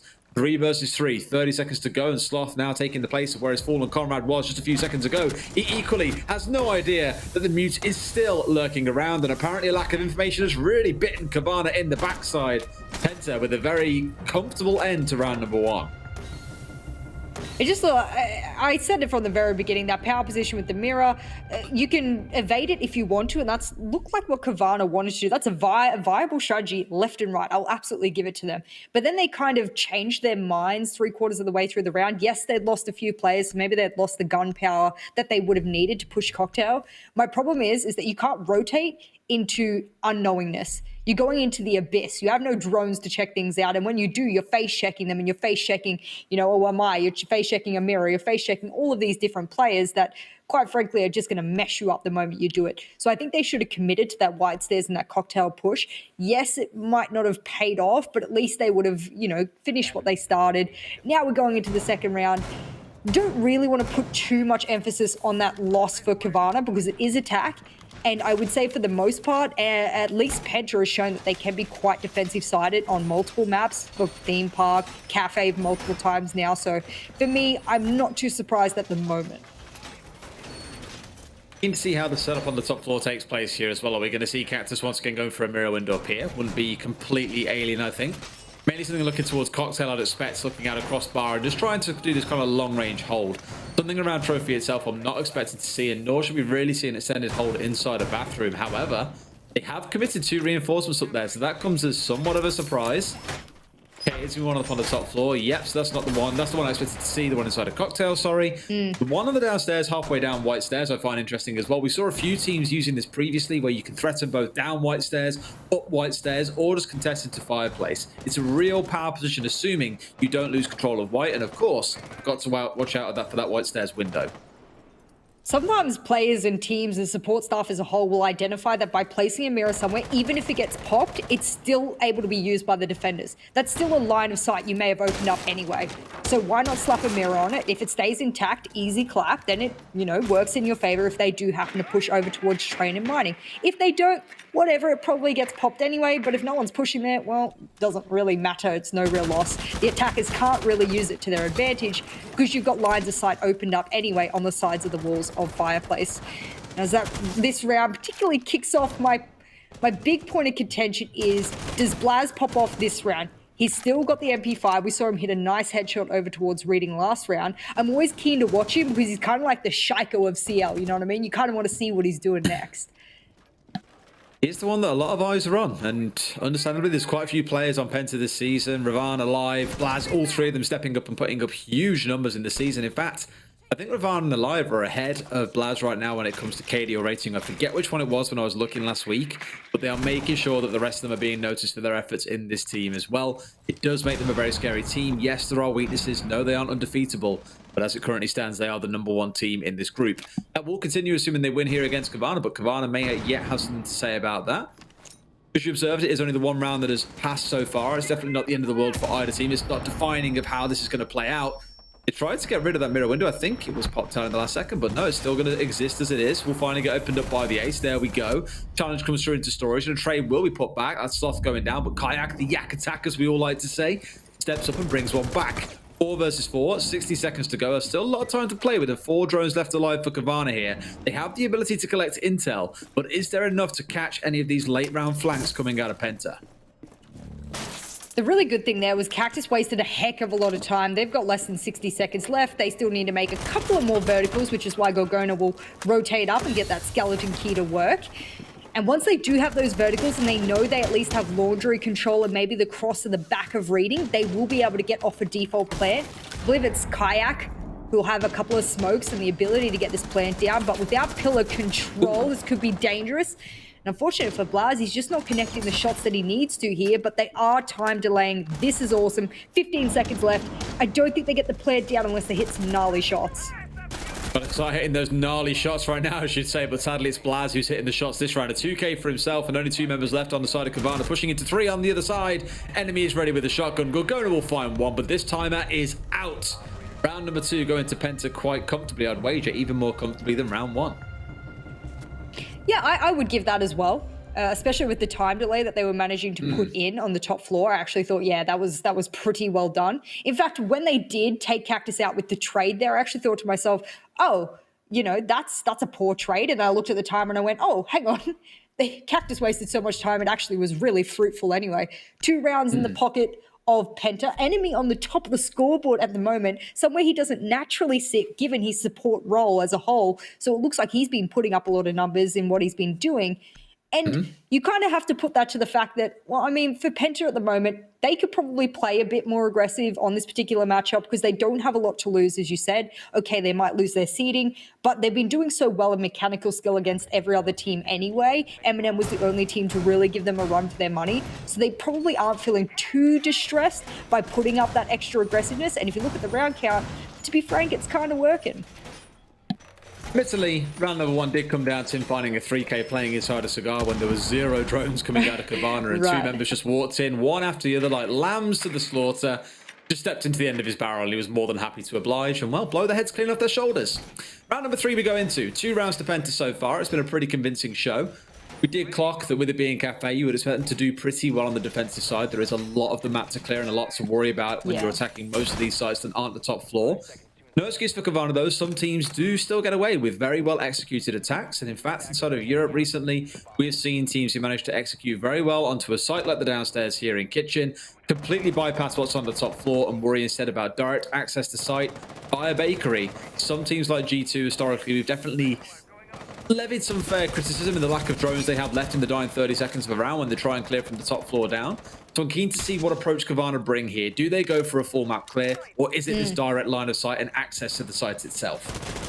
It'd be weird to bring a buck and then not utilize him for his purpose, you know, otherwise bring a sledge, get extra grenades. There's nothing more that a buck will bring other than, I suppose, if you're used to the weapon, if you prefer that weaponry, then sure, no problems, but it doesn't add too much extra.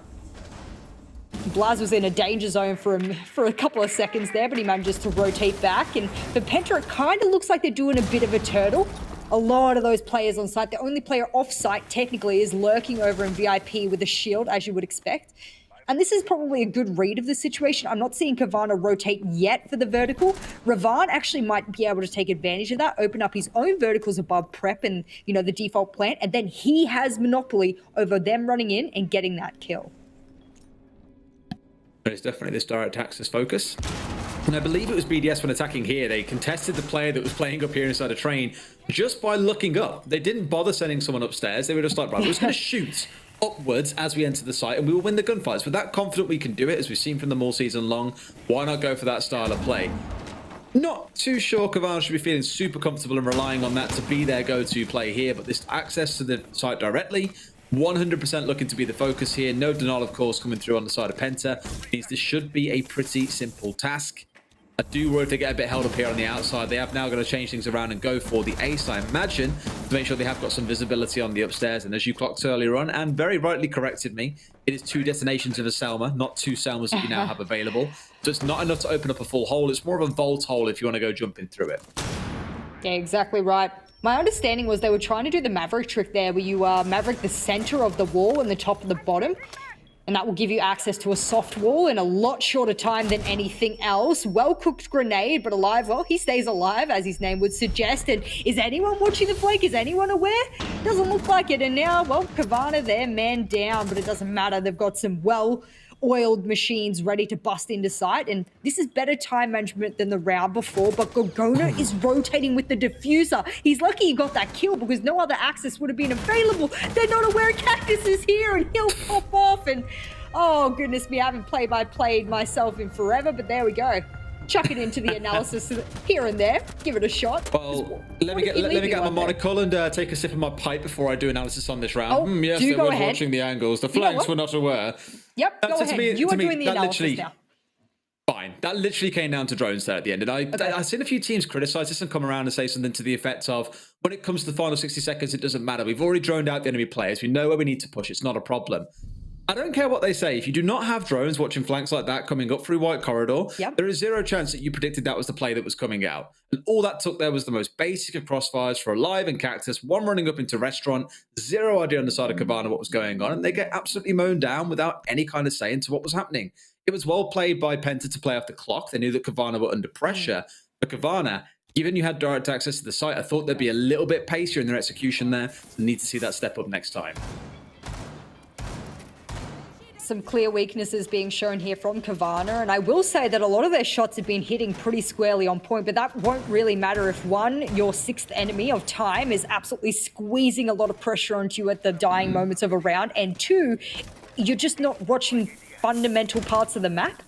Oh, I like that barbed wire there, and the reason I say I like it is I think Penta are aware that Kavana is so ever so focused on cocktail windows, on that east rappel, and if they're going to place a mirror, which I don't think they will, generally a lot of teams like to put a mirror on that wall looking into freezer towards the west. They've been doing double mirror in bathroom, but they might change it up now. Maybe they're looking for something fresh, who knows, but they know that someone might rappel in there, and if they do rappel in, they can move quite fast once they enter, but that barbed wire will just slow them down. Free kill for the defenders, easy.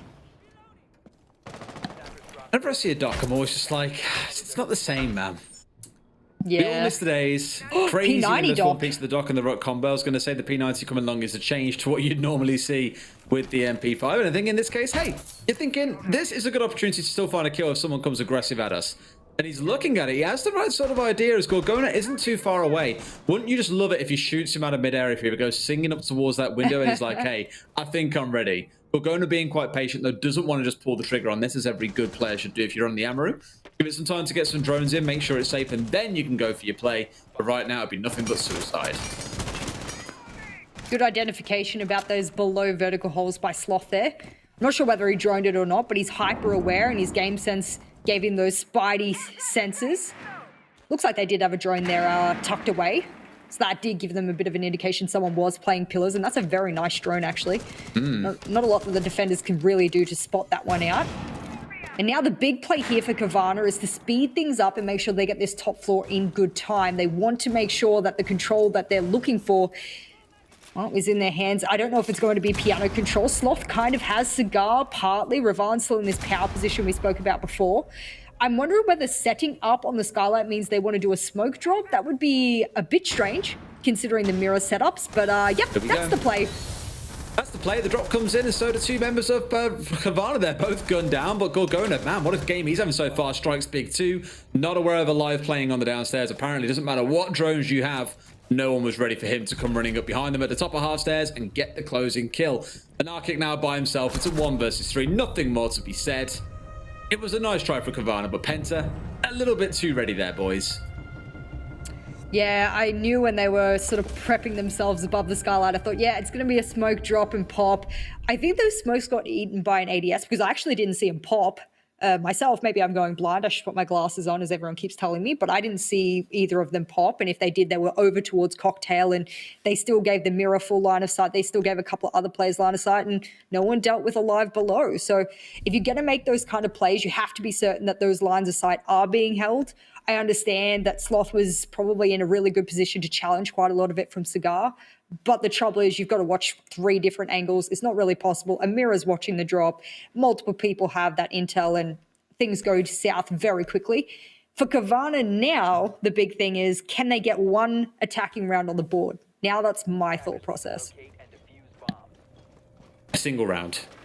Just one, boys. We're not asking for a lot. Just something to give you some comfort going into the second half. Right. And to be fair with you, for Kavana, it's one of these really hard things with these boys, because seeing them coming out of Yukin, they were the top team. They were number one. They came into playoffs. yeah. They got smashed by Na'Vi and lost both of their games and fell out of playoffs and couldn't get the auto qualification. Whereas M&M were. But Kavana has showed historically that they can do really well, that they are one of the best teams coming out of the UK. Watching them in CL so far, I've always felt like I haven't yet seen them at the peak that we saw them at in Yukin. We haven't seen the same quality that we used to seeing back then. And I'm beginning to wonder, like, dare I say this early, have we seen the ceiling for them? What is it that's going on? Is it they've gone full time? Maybe they can commit more time and improve a little bit more. But it does feel like we're seeing the same issues creep up time and time again. Consistency seems to be really hard for them to establish. And I'm wondering, are we going to see that in playoffs? Is there enough time for that to become a thing? My big worry, and something that I've really picked up on in the time I've been in Siege, is that a team, and probably the best team for me to reference, and don't hate me for it because I love them as a team, the best team for me to reference is Tempra from EUL. Tempra in CL look like monsters. Why? Because their teams allowed them to look like monsters. The moment they reached a higher tier and had to verse opponents that were more well-versed, let's say, then of course they're not going to perform as monsters as we saw them against, let's say, weaker opponents. That's just naturally how games and FPS games especially look as a whole. Someone might look well-polished and I guess special and crazy and awesome and all of those types of things in a lower tier, and the moment they get put up into a higher tier, they start to look unpolished just out of the fact that they're going up against tougher opponents. So I try not to make those mistakes anymore in judging a team. I can look at Penta here in Challenger League and I can go, wow, they're looking great, but can I say with full confidence going into EUL, if they do, that they're going to go wildly up against EUL teams? Probably not. They might sit mid or low tier just out of the fact that they've not had that competition in a while. I think everyone will be slightly skeptical around the teams that we're seeing here in Seattle and what they'll be able to achieve in EUL, but there is a long way to go. There's a lot of leveling up to do before we do step into those sacred grounds, and we'll see what they can achieve. Kavana even said 2 weeks ago, and they lost to Homeless as well. They went back to the drawing board, they paused, they reset, they reimagined pretty much everything. So we'll see if they can swing things around in the second half or if they can make it work right here and right now. Gonna go aggressive with the flash coming out. Kayak picking up the opening kill. Don't worry, mate. He's most definitely already dead soft. You can't kill a dead body again, I'm afraid. That's Cactus down. The dock is gone. 5 versus 4. Once again, kind of low on drones here. Got the 3 left alive if they want to, but here the vertical control is going to be a big intel gatherer for them. I'm wondering if we're going to see a late round flank out of someone on the side of Penta. White Stairs, always one of those moments where if you're holding those vertical angles, someone is going to come charging up. You've also got Alive playing downstairs on the ground floor. A second kill lead is now double, with Blaz also going down. So it now falls down to Revan, Enemy, and Alive to keep this round. Ironically, Alive, they've got to keep it going, get it up to that 5th round, and put themselves in the driving seat in this game, because 2 rounds going back to Kavana here could signal a swing back the other way. Oh no, the mid-stairs air jab placement means that Alive gets that for absolute free. 20 seconds left. This flank will be absolutely detrimental because Kayak is going for that plant. The top floor control is enormous here for Kavana. If they don't stop him now, the plant won't go down. They've literally got 10 seconds. Once again, they've left it into the dying seconds. Kayak is going in to stick it. Here comes Alive trying to take back control of the top floor. Runs face first into Grizzly, who goes more than happy to stick a knife in his chest and say goodbye, friend. Enemy collects one to Kayak once the plant is gone down. But I feel with that kill upstairs, with the vertical control still in favor of the side of Kavana, this should be their round. Revan and Enemy have got to pull off something magical here. And look at an Arctic playing on the outside. He's just waiting for someone to challenge the door. Revan attempts, but it's almost shot down. Will finally get picked off. It's all down to Enemy by himself. I think he wants to try and long arm this, but there's no way he can get away with it. Kavana will finally find the round they've been looking for off the back of a bit of an unlucky flank on the top floor. Yeah, lucky they were able to shut that one down. I think the plant was going down anyway. I'm not sure what happened to Enemy smokes there. I'm not sure what the confusion was. Maybe there was a miscommunication. Maybe he'd already used them and I just hadn't been able to spot it throughout the round. But either way, Enemy's job there was to try and get that deny off. He wasn't able to. Plant goes down, and statistically, you're 80% more likely to win a round than you were before if the plant goes down, of course. So that's a huge push in the way of Kavana. They finally put up their first round. Gorgona's actually having a really good matchup so far, and he's been maining the buck round after round after round. I think for him, that's his preferred soft breach. That's his preferred weapon as well. He's been hitting some good shots. So I don't judge him for taking it. I think maybe there are other, more viable operators on this particular map as well. But I think the way he's using his soft breach and those skeleton keys have sped things up for his team. Interesting, because he's one of the players that we've always looked at, and I think if you've always said, oh, you know, he's a bit of a quiet player, really looking towards Sloth to do magic things for them. Kayak we always speak about as the big IGL in the back line. Right. Definitely putting in work in this game. Gorgoda and Grizzly, a duo that have been together for, God, for as long as I can remember in UK Siege, I think. Speaking of Sloth this game, as a guy that likes to kind of declare himself as the fragger for the team, he likes to be aggressive, he likes to get those entry kills. He's currently 0-4. He does have those 4 assists on side, but thinking about that, these are kills that he's not converting or not closing. Maybe he's being traded out afterwards, but he's not the one putting the numbers on the board for his team. That has got to change when we get into the second half. You can only hope that defense looks far better than the attacking side for them has looked. And I mean, you hope that for every team, especially considering Kavana have come into this matchup technically the underdog. Penta have sort of been the reigning champions of Group B here, and for the most part, if you want to overtake them, well, you've got to at least bring them to a draw or beat them. M&M's, the other UK counterparts, have been able to push them to a draw, which is the closest Penta has looked to being weak. And yeah, open up that window, actually. That'll give Blaz a freebie, and oh no. He'll evade that air jab, which might have sideswiped him as he ran away. And Grizzly is very aware that that is exactly where Blaz was sitting. Interesting that they didn't identify that to begin with, because if you watch the last game that Penta played on this map, that's exactly where Blaz sat almost every single defensive round at the start, without a doubt. See how it shapes up in the final round. If it's more playing out in the same way, time will tell. It is, of course, the final round of the half here. For Penta, a 5-1 would look absolutely wonderful. And for Kavana to steal this back to 4-2, I'd wager, given how the first 4 rounds went, would be a bit of a steal, a bit of a smash and grab on their side to give themselves a couple of round padding going into the second half. Doing the usual work that we see from teams here, getting control of museum entrance. Very commonly, we see some teams look to reinforce up a couple of these walls to make it harder, to open up this angle that looks down into kitchen, contest a couple of the rotates coming out from defenders, and generally make their capability to contest a plank going down out towards Freezer a little bit harder for those that are stuck out towards the west side of kitchen. I'm glad that they identified that it was going to be a kitchen side. I mean, obviously, where else are they going to go for the most part? But you got the buck, you've got the sledge, double hard breach, just in case someone gets lost along the way. A little bit of redundancy available for them, and I really enjoy that. You've got the grenades as well.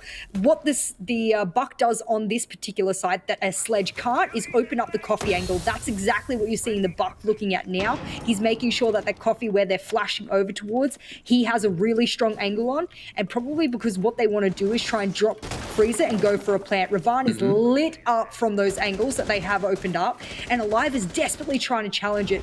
I think if they're able to get that pick, that would be really important. Blaz has already tried to flank here, and they know his exact position. So for now, the best thing they can do is just keep challenging it. Time delay, 30 seconds left. Can Blaz make an impact here, or can they get that vertical kill they needed? God, no. This is... Oh, yo, that's karma, buddy. We call that karma. Oh, Grizzly's like spider senses tingling, spins around and finds Blaz watching him from on high, like some demon about to drop down and assassinate him. But hey, Grizzly bites back, as do the rest of Kavana. Kayak is in. Plants going down behind the framework itself, or behind the bomb frame, trying to make it stick coming through. Alive just comes through for the challenge and finds one. And finally they'll get away with it. Alive with a triple kill coming out, but he's in a 2 versus 1. Cactus is down. He's going to go for the res, bring him back up into a 2 versus 2. But sadly, the boys are just all too ready, and you have to question that domino effect. If Blaz had got that opening kill and not sat there and waited patiently for too long, what could have been the outcome of that round? I tell you what, none of his other teammates, unless they were spectating him, of course, which they would not have been, would know exactly what he just threw away there. So if he stays quiet in the voice call right now and says, oh boy, sorry, I lost my gunfight upstairs, even though I quite technically think he lost them that round, because otherwise he would have been able to challenge the verticals, retake could have occurred, who knows, right? A whole other scenario could have occurred that just simply did not. But it doesn't really matter, because now they'll finish the half 4-2. That's pretty damn good on your first half. That's at least what you want on your defensive or defensive-sided map. I still think Penta on their attack are going to be just as strong. We'll see how Kavana play it, but they look like they're finally getting into the groove of this game. Right, well, now it's a game on the cards. 2 rounds to Kavana, a bit more breathing room. They now switch over to playing on the defense, and we're going to kick things off on the top floor. Turns instead of coming along, the Frost finally being brought along. We've seen a couple of teams starting to do this, actually, because, of course, you get the shield coming along. Now it's the secondary shotgun in the ITA to help with a bit of site terraforming. was actually quite useful.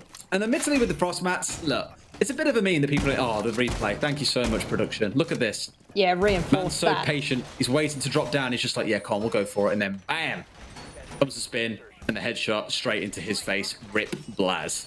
But yeah, Frost here, unlike in a couple of teams that started using it, we actually saw Eminem making use of it before the buff came in. So maybe that's more of a trend that some teams will look at that and go, oh, she's even better now. So actually, even more fair use case to bring her. That piano frost mat, I actually think is a bit of a, I don't have a better word for it. It's a bit of a meme because no team is going to enter piano without droning it. It's just simply not going to happen. So the fact that they've sort of put one there, I sort of thought maybe it could be used elsewhere, maybe default plant spot if Penta run out of time and use that against them, kind of like a lot of teams use cap can traps, or maybe a vaultable area somewhere, a rotate inside a bathroom even, a drop down of a hatch, who knows? There are a couple of better spots to put it, but frost mats are very big, they're very noticeable. And for the most part, I think for Kavana here, their biggest opportunity to win this round is to delay Penta from being able to get in and get in fast, because that's what Penta likes to do. That's a good frost map there, particularly behind minibar as well. Wondering how creative we can get, and hey, there you go, the frost finding the opening kill as well from behind that shield. See what, not a bad gun. Quite a big fan actually, it shoots pretty straight. You like most guns, as long as you can get it to the head, then who cares how much damage it does or the rate of fire, as long as you can get pretty good at clicking on those heads. Curious to see if anyone walks into a frostbite though. It's not something we've seen all that much. I think the last time I saw it was a member of Chaos, I believe it was Vito actually, walking into one in the Nordic Championship. That was a long time ago. However, absolutely hilarious. Yeah, I kind of hope someone walks into it as well. There's two placed over in piano. Whether or not they've dispatched of either of them is yet to be seen. But the one behind minibar is the one that's most interesting to me, because I think that one hasn't been droned out. There's actually no reason to drone that out now, because they know that they mostly have control of it, because that ace has opened up that piano wall. So no one's playing minibar. Sweet, let's just walk on in. Let's even just possibly ADS and accidentally strafe into it. That's how you catch a lot of players.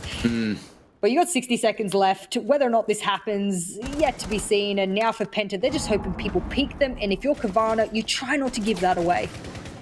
And also, again, let's touch on the drones for a second here, Jess. It was something we criticised Penta for last week, was their drones on the attacking side, and how many were left remaining. And guess what? There are none left alive. They have one left alive for the last 30 seconds. One alive. One alive. Do it. Do it. Do it. Please. Please. Please. No! Found it. There we go. Go Cactus. Cactus is close to one. It's like a magnet. You just want them to be drawn to it. You just want them to back on up on it. Yeah, back it up. Come on, mate. Go on. Go on. Back. A little bit more. Just go to the right. To the right. Come on. I feel like he can't hear us. Can we do Twitch plays Rainbow Six Siege and we all start spamming right, back, and it's actually going to happen? That would be the dream, but I think he's too keen on moving forwards here that it's quite simply not going to be a thing. I tell you what, forget Frost Mats, because the actual Frost herself is doing a lot of work here. It's going to bring down one towards the back, and now Alive is going to have to step around and take that place either inside a cigar or pushing in through piano. They're down to one man left alive. He's going to try and make it happen, but as you just saw that triple kill flash up on your screen from Gorgona, that round is done and dusted. A lot of work being done by the Clash there. Didn't even get to have a sniff at Cocktail and actually going for a plant inside the site itself. Yeah, poor Enemy. He didn't really have the cover there that he needed to be able to finish that plant off. It is one of the default spots, and a lot of teams will open up that bar so you can see a little bit through it, so you know when the plant is going down. I think Enemy had tried to do a long smoke over towards Cocktail, and it meant that he didn't really have the smoke cover that he actually needed to get that plant off over towards Freezer as well. I think it just miscommunication and mistiming of a bit of utility as well meant that he wasn't able to be fully covered as one would like. But it doesn't matter. They would have worked it out anyway. A lot of these players have great map knowledge, so spraying through smoke for them onto the default probably isn't that difficult either. And those frost mats, they were just tempting us as we were hovering over, hoping that Cactus would misstep and jump on into it. But no more frost this round. Instead, we'll have a Mozzie, hoping to be a little bit more elaborate on the way that they take Penta's drones, considering that drone economy is something you've already pointed out. Well, no frost being brought on this time round. Clearly settled on the idea of, hey, it's going to work once. Now we need something more appropriate for this site. Gorgona actually going over to the Jaeger, so maybe going for a bit of a runabout in Cafe. Chrisley going over to playing on the Mozzie. The Mozzie, one of those picks that we still getting picked up from time to time, even without a mute in some cases. Here, of course, it is being doubled up with that. So maybe this is more Kavana doubling down on the weakness of Penta and acknowledging, yeah, okay, their drone work really isn't all that hot. let's really apply the pressure here and give them some pain by bringing along the Mute and the Mossy at the same time. With the Wamai being banned away, it's totally okay to do that. Yeah, I think it's a great idea as well. Especially if you're able to identify it. And alive is alive to the game, no more. Sloth. Yeah, he's finally woken up a little bit, and some players are very much like that. They much prefer and are much more confident on one side over the other. I think Joystick said the other day he just felt like he came alive on the attacking half. That was something he much preferred over the defensive half. Sweet, no problems. If that's what you prefer, if that's what you were feeling more confident on that map, no problems. Light it up, buddy. And maybe that's what Sloth is trying to show us here, is that now they're on defense. That's his playground. It is, and we all know Joe in EUL. We know what he's been up to in terms of running around like an absolute madman at every single window or doorway that can be opened. He has been there. Sloth is very much that equivalent of Joe, but here for Cabana, he just loves going for those opening kills out of windows, out of doorways, being aggressive, running around the map, and generally trying to cause chaos. Let's keep a close eye on him and what else he can achieve, but with no ADSs inside of the site. Payak is a dead man. That's the Mute going down. Even with the C4 in hand, it's going to be of absolutely no use once you're dead.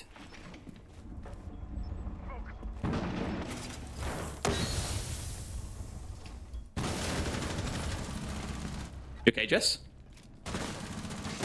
I'm assuming Jess is dead. She's disconnected, so guess what? It's me all by myself. Plant's going down a 1 versus 3. And now into a spot where we're in a post plant of 3 versus 1. Grizzly all by himself playing from upstairs has got to make some magic happen here. No C4 left for him. It's going to all come down to some gun skill here. Tries to find what he can, but with no one wanting to try and peek him too aggressively, I say that. Enemy's going to find him at range, it seems. Penta taking round number 8. That squares things up, or doesn't square things up, sorry. It pulls Penta into a 5-3. Maybe strikes a small resurgence for them here on the attacking side. Just one round to warm into things, and it could get a little bit better. We now go into round number 9. Reading and Fireplay is going to be the next place, and I hear that someone's just tutted in my ear. Is that you returning to me, Jess?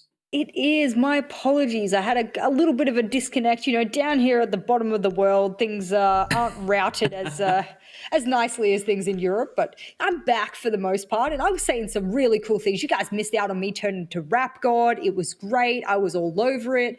You know, me and the 4 walls around me had a great time listening to that particular bit of casting, but you know. Yeah, Jess, cool. I hate to tell you this, but if the walls told you they're having a good time, there's a very good chance you're taking some drugs. Oh, no, not for me. No, thank you. The only drug I'm on here right now is the fact that I just love Siege. No. I love Siege. It's my drug. I'm addicted. That's it. You had to say the cheesiest line in the world, didn't you? You had to go there. Mate, I have to listen to you every day in my ears for the most part, and it's been a blessing not having you here for half the week, because the things that come out of your mouth are not only cheesy, but there's dad jokes and there's bad puns, and then there's like all the things in between. So let me have I'm allowed to. I'm old. You know, in a few weeks, I'm old too. I'm a boomer. So can I do that then? Wait, whoa. When's your birthday? November 15. Oh, wow, 23rd November. Oh, wow. That's so coincidentally, I don't care. Wow. What do you turn? 34? I mean, no, you don't care. I'm telling you nothing. Yeah, good. I just want to watch the game. You don't matter to me. This game matters to me more than you do. Ha. Let's continue. You crack on, Jess. You crack on. Thank you. I will. I'll let you have your day today. You've deserved it after a season of ribbon. You carry on.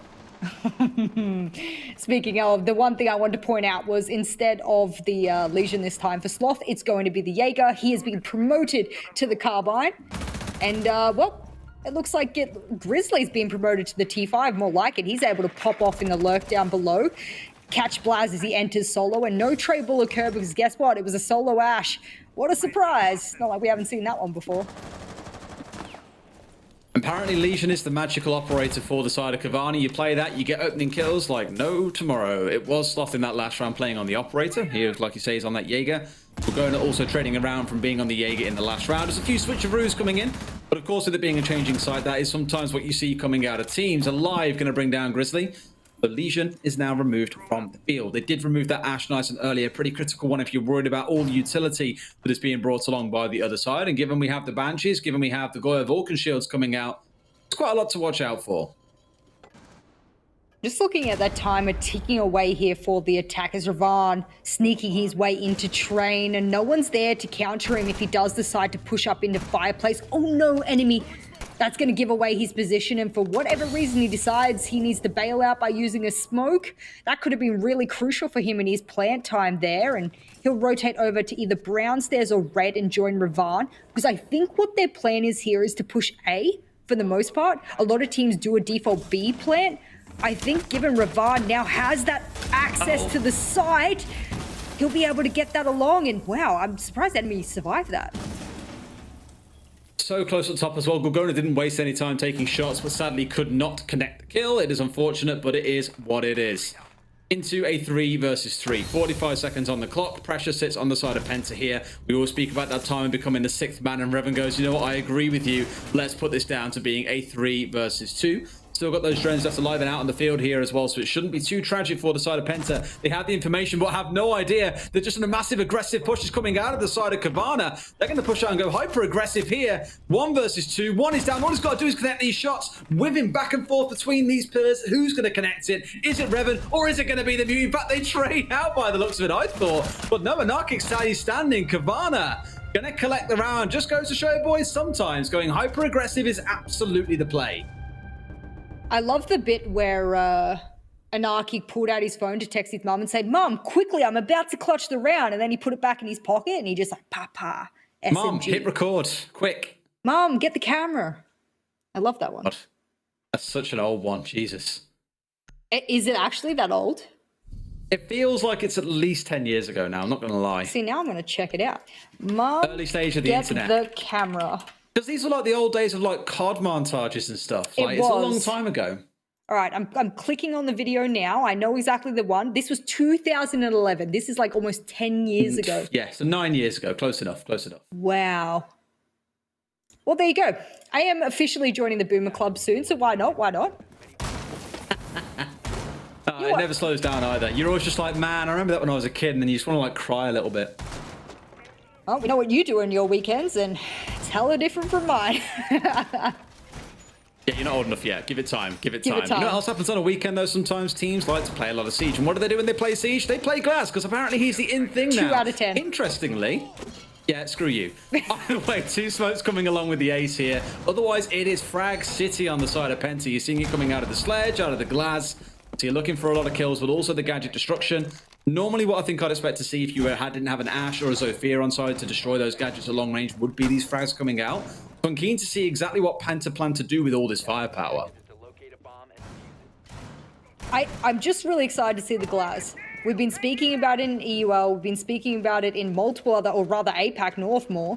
And for me, I think it has shown that it can have its place. Especially, my biggest thing is that Ace has smokes, and so does multiple other operators that you can bring around him. And he obviously has smokes as well. My big thing is that without the Ace, I don't think Glaz would be as viable.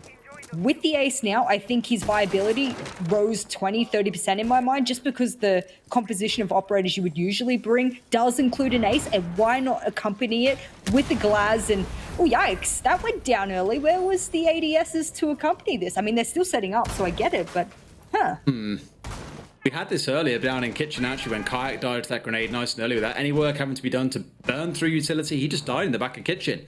No ADSs around, nothing to protect him. It was a little bit too easy. So that's maybe now a couple of rounds you could put down to saying, where are those ADSs? And probably, this is completely and utterly a joke, probably all in Sloth's back pocket because he's been at every single window going. I'm joking, I'm sure they're down the field, but it wouldn't surprise me given who it is. Vlad's going to get the opening kill onto Grizzly here on the Goyo of all operators as well. Not really the one you'd expect to see playing off on the roam and being caught out this early, but it is what it is. that's actually a little bit of a revenge shot there, because Grizzly got him last time he entered below, and he actually decided to enter on the other side, catch him off guard, and then, well, there you go. And oh, good night. You got a sniper? No problems. I've got a better weapon here, and oh, yeah, a little bit of a reminder, it's not the better weapon, and he shouldn't have lost that. It happened. And it's a crucial one to lose as well, because those smokes, yeah, okay, they look kind of cool, I guess, but that's all they're going to do. Look kind of cool. Even then, they're pretty grey and boring now, think about it. Mm-hmm. They're not so fun. With a Glaz, it'd be a lot more fun, because people would be dying through that. However, with no one there to capitalize on the back of it, they are just going to Expire, nothing else really to come from it. I think they're going to try for yet another one because they really want this wall opened up, trying to get rid of the mirror window. They should be able to get away with this. An Arctic just going to spray through. I guess that's the downside of having spokes there, is you are also safe as the defenders if you do want to try and make use of those for your own purposes. They do so, still have a mirror window left alive, and despite all the utility that Penta brought, I think they are slowly starting to run out of options, Jess. Yeah, they haven't even got rid of Pixel Shield. The timing on that, he crosses over, he gets access to side. Blythe should not be where he is right now, and if they win this round, it's off the back of his sneaky Ash crouch walking skills. Managed to make it happen. Yeah, okay, now that's one more down, so he's literally by himself here, going to finish one off. It is a triple kill for Gorgona. Enemy has got a lot to do here by himself, and it's quite simply not going to happen. I think he gets a trade in, but an Arctic finding that kill gives Kavana yet another round. It's feeling, Jess, like it's going to go here for Penta, exactly as it has done against the other UK team in M&M, potentially a draws on the board. This would be a bit of a curse here for Penta if it does go this way. Either now that we're at 5-5, either Kavana win the next round, put themselves on match point, and they give Penta their first loss. Or this goes to a draw and Penta kind of goes, man, we're kind of cursed here on Cafe. Both of those UK teams have been putting us to our wits' end here on Cafe. And then if they verse them again, I don't think we see Cafe again. Surely not.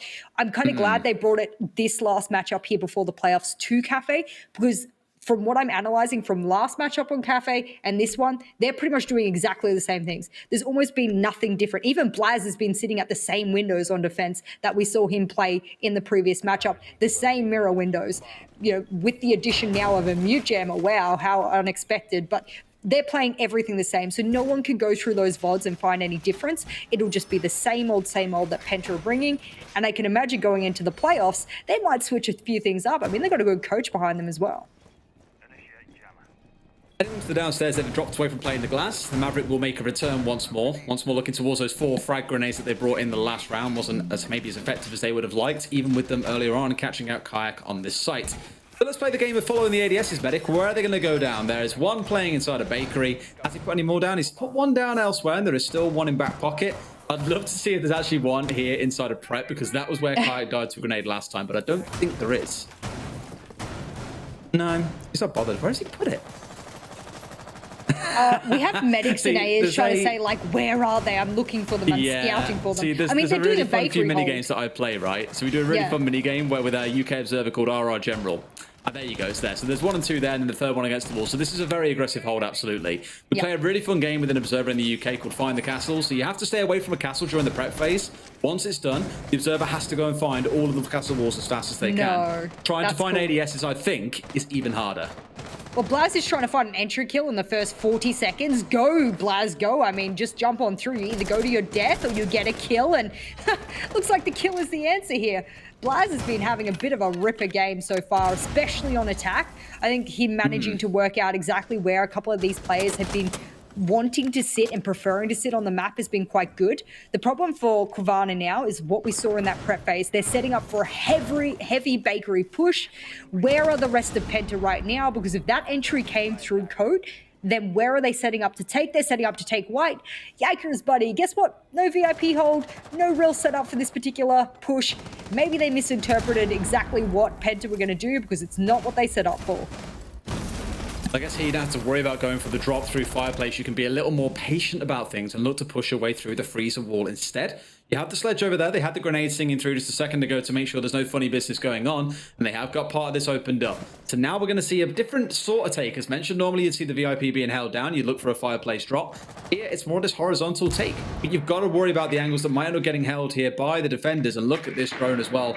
Lots of information being packed back and forth. They have a wonderful idea as to where these players are. Does someone rush in here and try and kill him out? He didn't know he was being seen by a drone. I'd imagine the call comes through the buddy. He needs to be careful. They know where you are. I think Alive still has an idea here. Wants to swing round. Will find the kill onto an arc kick. 5 versus 3 for Penta to go for match point. All they've got to do is close this round out. Do they know about Kayak here playing behind Coffee? I'm not entirely sure. No, they do not. He steps up and finds one. Enemy with a TK. Sloth is trying to make something happen elsewhere. An enemy is going to grab this round by the scruff of the neck, charge it through, and give them control of the site. And now we go for the plant. We've got Revan holding inside a red. 2 pushing in from the side, but there we go. What a round by enemy. Like I say, dragging the round by the scruff of the neck over the finish line. The man kills 2, goes to a plant and decides, you know what? No, I want to frag today, and finds 2 more. What a round by him, and that is just enough to guarantee that Penta will find at least a single point. And with that, I'm pretty sure they are in a spot where they cannot have first place taken away from them. Well, currently looking at the points here, and I'm just going over it, they can still be overtaken by Homeless. I can't even believe I'm putting those words are coming out of my mouth. Yes, Penta can be overtaken by formerly Azarko Boars, now Homeless. And if you're listening to this and you're an organization looking to pick up a team, you should damn well pick up the second place team here in Group B, known as Homeless now. They're the Polish team. They can overtake them by walking away with a win today against the very formidable opponent of M&M, who, when I say formidable, they're outranking them on the leaderboard as it currently sits. So how formidable they really are to them is yet to be seen. My big point here is I don't think it's as likely Homeless walk away with a win against M&M. They've shown up a couple of games here. I think their sort of glory run has kind of come to an end here, but that doesn't stop them walking away in a pretty good position here in playoffs. For Penta, however, they probably aren't too concerned that M&M will not win it. And for M&M, they really want to move up into that second place. And, well, if Penta draw here, they'll actually... I'm looking at the head-to-heads here. I'm trying to put it. They drew. It'll come down to round differential. And then... Yes, you're sweating. Oh my my God, God. she's sweating. Oh, okay. Statistically, Get the ladies and calculator out, gentlemen, Jess. I will have to wait to count the amount of rounds M&M win What a if letdown. this comes down to a draw in the next What a game. letdown. So don't miss the next game as well. I was so excited there. You built up such hype around it, and then there's no end product. Next game, we get the end product. Trust. All right. We'll wait for it. By the way, it would be pretty fitting, to be fair, thinking about it, that you've seen so many of these teams draw against each other in this group. We've always spoken about Group B being the group of death. The way it shapes up, it's definitely starting to feel that way. M&M drew against Kavana, Penta drew against M&M, and now Penta are potentially about to draw against Kavana unless they can break that triangle, get out of this love triangle, and get themselves a win, establish themselves as the #1 in the group. Already we're looking towards this top floor clear coming out for the side of Penta, trying to threaten their way onto Kayak, who's playing, I don't say unnecessarily aggressive, but very aggressive, absolutely. Gets droned out as well, doesn't choose to move away, or droned out, more scanned out, I should say. Nearly gets himself tagged down on the other side of things, but there are still 5 alive for either side. Oh, goodness me. Oh, whoa. There's flying bodies apparently here, ladies and gentlemen. 2 kills come against Kavana. That's 2 in favor of Penta. 1 gets traded back as yet another scan comes out. And that is the early bloodbath settled. And I imagine now we go back into the droning. Bearing in mind, we are still only at 1 minute and 45 seconds remaining here. There's still plenty more to come in this round. I mean, it is spoopy month, so not a surprise that you have people dropping above you. Give yourself a little bit of a scare. I mean, I love Halloween. Halloween is a great month. And I think for Penta, it's been a great month for them as well, moving on to the playoffs in a very high seed for them. Did they miss Drone Sloth here? Yes, they did, but Sloth Buddy, no. Oh my God, enemy. What an absolute banger of a game to finish on here before the playoffs. He's absolutely popped off. Sloth is going to be kicking himself so hard. There is no way you put half a mag into a player and you don't kill him. Unlucky for him. This looks to be the victory lap for Penta, though. 3 versus 1. Grizzly, the last man left standing. He's going to have to pull off something heroic here. And you get the feeling it'd be deserved given how well they played in a few of these rounds. But the ferocity of Penta, enemy especially, take a bow after today, my friend. We were speaking about Ravana, Alive, and Blaz, what they have achieved. But so far, it has been him that has done work for them today. 1 kill is found. 44 seconds to go. He is on the defense. It's not the end of the world, but he's got to be so careful he just doesn't walk into the waiting arms of one of these attackers. 35 seconds to go, holding around White, challenging to see if anyone dares try and push him. There's Ravan holding around at the top of White, just patiently waiting here. They don't need to panic. They've got the diffuser in their hands. They can go for this play together as a unit. They can play for the trade. Right now, Grizzly just needs to dance around, keep himself safe. Got about 15 seconds to go, buddy. You've also got these cameras still to help you out. He knows about Fireplace, sees and tries to push through, doesn't manage to get the kill, and is going to have to back away. So close, still a 1 versus 2, and now going temporarily into a 1 versus 1. Gets it out by the Legion, by the Goomine, sorry. He's going to find the kill from above. No way does Grizzly hold on to this all the way through. Cactus has got to make something happen. How on earth can you throw the 1 versus 2? Grizzly Sagard, Cabana, they bring the draw. The love triangle stays intact. There's going to be a lot of jealousy here. No one has a complete answer in Group B as to which of these 3 teams reigns superior. Homeless are in a spot, though, to put themselves above both of them if they go on to win their next game. How fitting that Penta will walk away with yet another draw here on Cafe against yet another UK team. Seems like the thorn in their side are those UK players. And, well, as I said, if you stay here for next game, considering this went to a draw, the next game will decide exactly who moves into that top seed, whether they do or they don't. And, well, that's probably pretty big considering the absolute massive players we have in Group A. You don't want to be going up against Winstrike, I don't think. You want to be trying to snag one of those other teams early on in the best of one. Well, it's not even best of one, it's a single elimination. So you got to win every matchup. There's no second chance. So big matches. It's gonna be spicy because I think with how things currently sit, Kavana most definitely finish in 4th place. They have to face off against Winstrike, but these other 3 teams, just a little bit of dancing around to do here at the top of the table. Let's go over to the Desto and see what they think about this match. Thank you so much, guys. And honestly, I did not expect this to go to a tie. I'll be completely clear on this. There was a moment where Blaz was hitting shots and, things were going well for Penta, but in the end, brought back Fluke. Takeaways for Kavana in this game. I think it was good. I think obviously they started massively on the back foot and they were in a weird way let into the game. Penta had huge amounts of pressure at the beginning, and then we started to see Penta get a little bit start playing with their food a little bit. Things like waiting for the kill when they're watching above pillars and suffering the consequence. Because Kavana are a team that if they get a little bit, they have a habit of stepping up and getting more and more and more. Obviously, Gorgona popped off today. Grizzly had a few big clutch rounds as well, and at the end, obviously, it came down to a clutch situation. And I think for me, if Penta had kept the pressure up and applied more, it could have been an easier day for them, but you gave Kavana an inch and they took almost a mile. I mean, Hap, nobody wants to play Winstrike, let's be completely honest. No, but luckily Penta won't do that. They're confirmed first or second seed to come into the coming stages, meaning they will either be going up into the Gamma bracket still or into the Winstrike bracket, because that is basically what's at stake. If they end up second, I believe they will be coming up in the Winstrike bracket, which means they will have to face them potentially in semis. If they get that first seed, they will be going up on the bottom bracket, which is with Gamma, which might be a bit more relaxed for them, really. So we'll give an idea with exactly the teams, but just to give the overall structure of the playoffs, officially stated by our admins, by the way, is in quarterfinals, which is obviously the place where we have the 8 teams. Basically, you have to see them as 2 sides to it. On the top side, the number 1 from Group A facing off against the number 4 of Group B, right? You have the higher seed. Then the number 3 of Group A versus the number 2 of Group B. And in the lower bracket, the number 1 from Group B faces off against the number 4 in Group A. And then the number 3 from Group B faces off against the number 2 from Group A. That's the gist of it. At the end of the show, we will give you exactly how that bracket looks like when it comes to all the teams. But yeah, that is pretty much it. It's still on the line, man. What is going on with Europe? It always ends up this way in EU League and Challenger League. I gotta say, even on that aspect, I think all of these teams are just ready to be in EU League, if you ask me. Yeah, we're getting the draw, so we're there, right? There's nothing more to add to it. Yeah. Girls' night. They're getting used to it. You know what? That's Penta versus Kavana. After the break, though, we still have one more game. Homeless versus M&M, and that will still have a huge play on the seeding. So we'll see you in just a bit.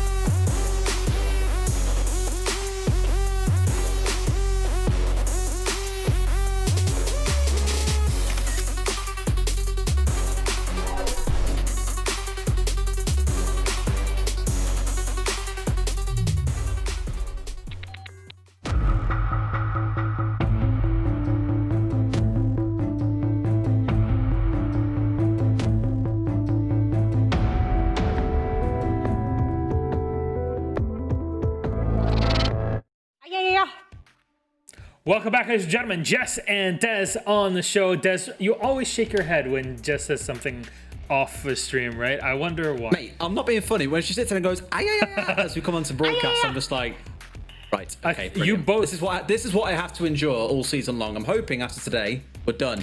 Never again. Look, you both speak You think he was weeb. my wife? Jesus. You have to get your woman's Italian, Jess. The comparison is still, you have to deal with it anyways. Anyway, let's put it aside. Homeless versus Eminem is our matchup for now, our final one, and that'll be it for the regular season of CL. After that, we'll be moving on to the playoffs and showing you how the bracket all looks like with everybody's positioning on it. But let's focus on Homeless first. Unfortunately, they're homeless, but they still made it into the top 4, and I'm wondering how they just have not been picked up this moment. Polish champs.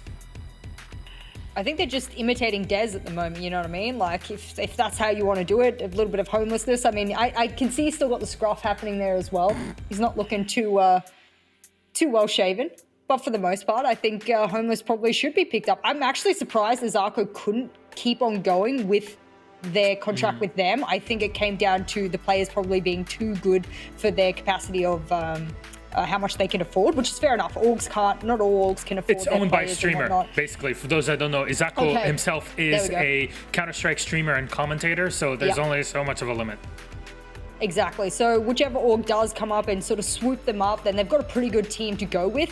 I'm not sure they'll make it through the whole playoffs unscathed. As I said today, I don't think they'll be able to best Eminem. I think Eminem's maybe just a little bit above their capacity, but who knows? I mean, they're putting in the damn work, and they've been able to do it from week to week to week, which is a very short period of time. So they've got the work ethic. Des, how far away is Eminem in this one?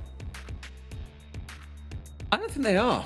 You know, I think Eminem, a lot of these players, they've been playing together for a long time now. They know each other very well. They go further back than my hairline does, some might say. Fresh in the chat, I know that's exactly what he's thinking. There's a lot of synergy between them. Look, you got to do it to yourself sometimes, right? We all know this. Yeah. They've been playing together for a long time. There's a lot of synergy. We've seen players like Nathan be stuck in the region for the longest time, but always one of the best players in the region as well. They have got a lot of strength behind them. They went on to win the whole of Yukin. They are still a solid team. Has it been a little bit shaky with a couple of draws coming out? You might say so, but no team has beaten them. The teams they've drawn against have been Cabana and Penta so far. Homeless is kind of the misnomer here that we're not quite sure which way it's going to go. Yeah. But this is going to be an absolute banger of a game to end the regular season. I'm really excited to see it get underway. All right, let's see which map we're going to be playing on.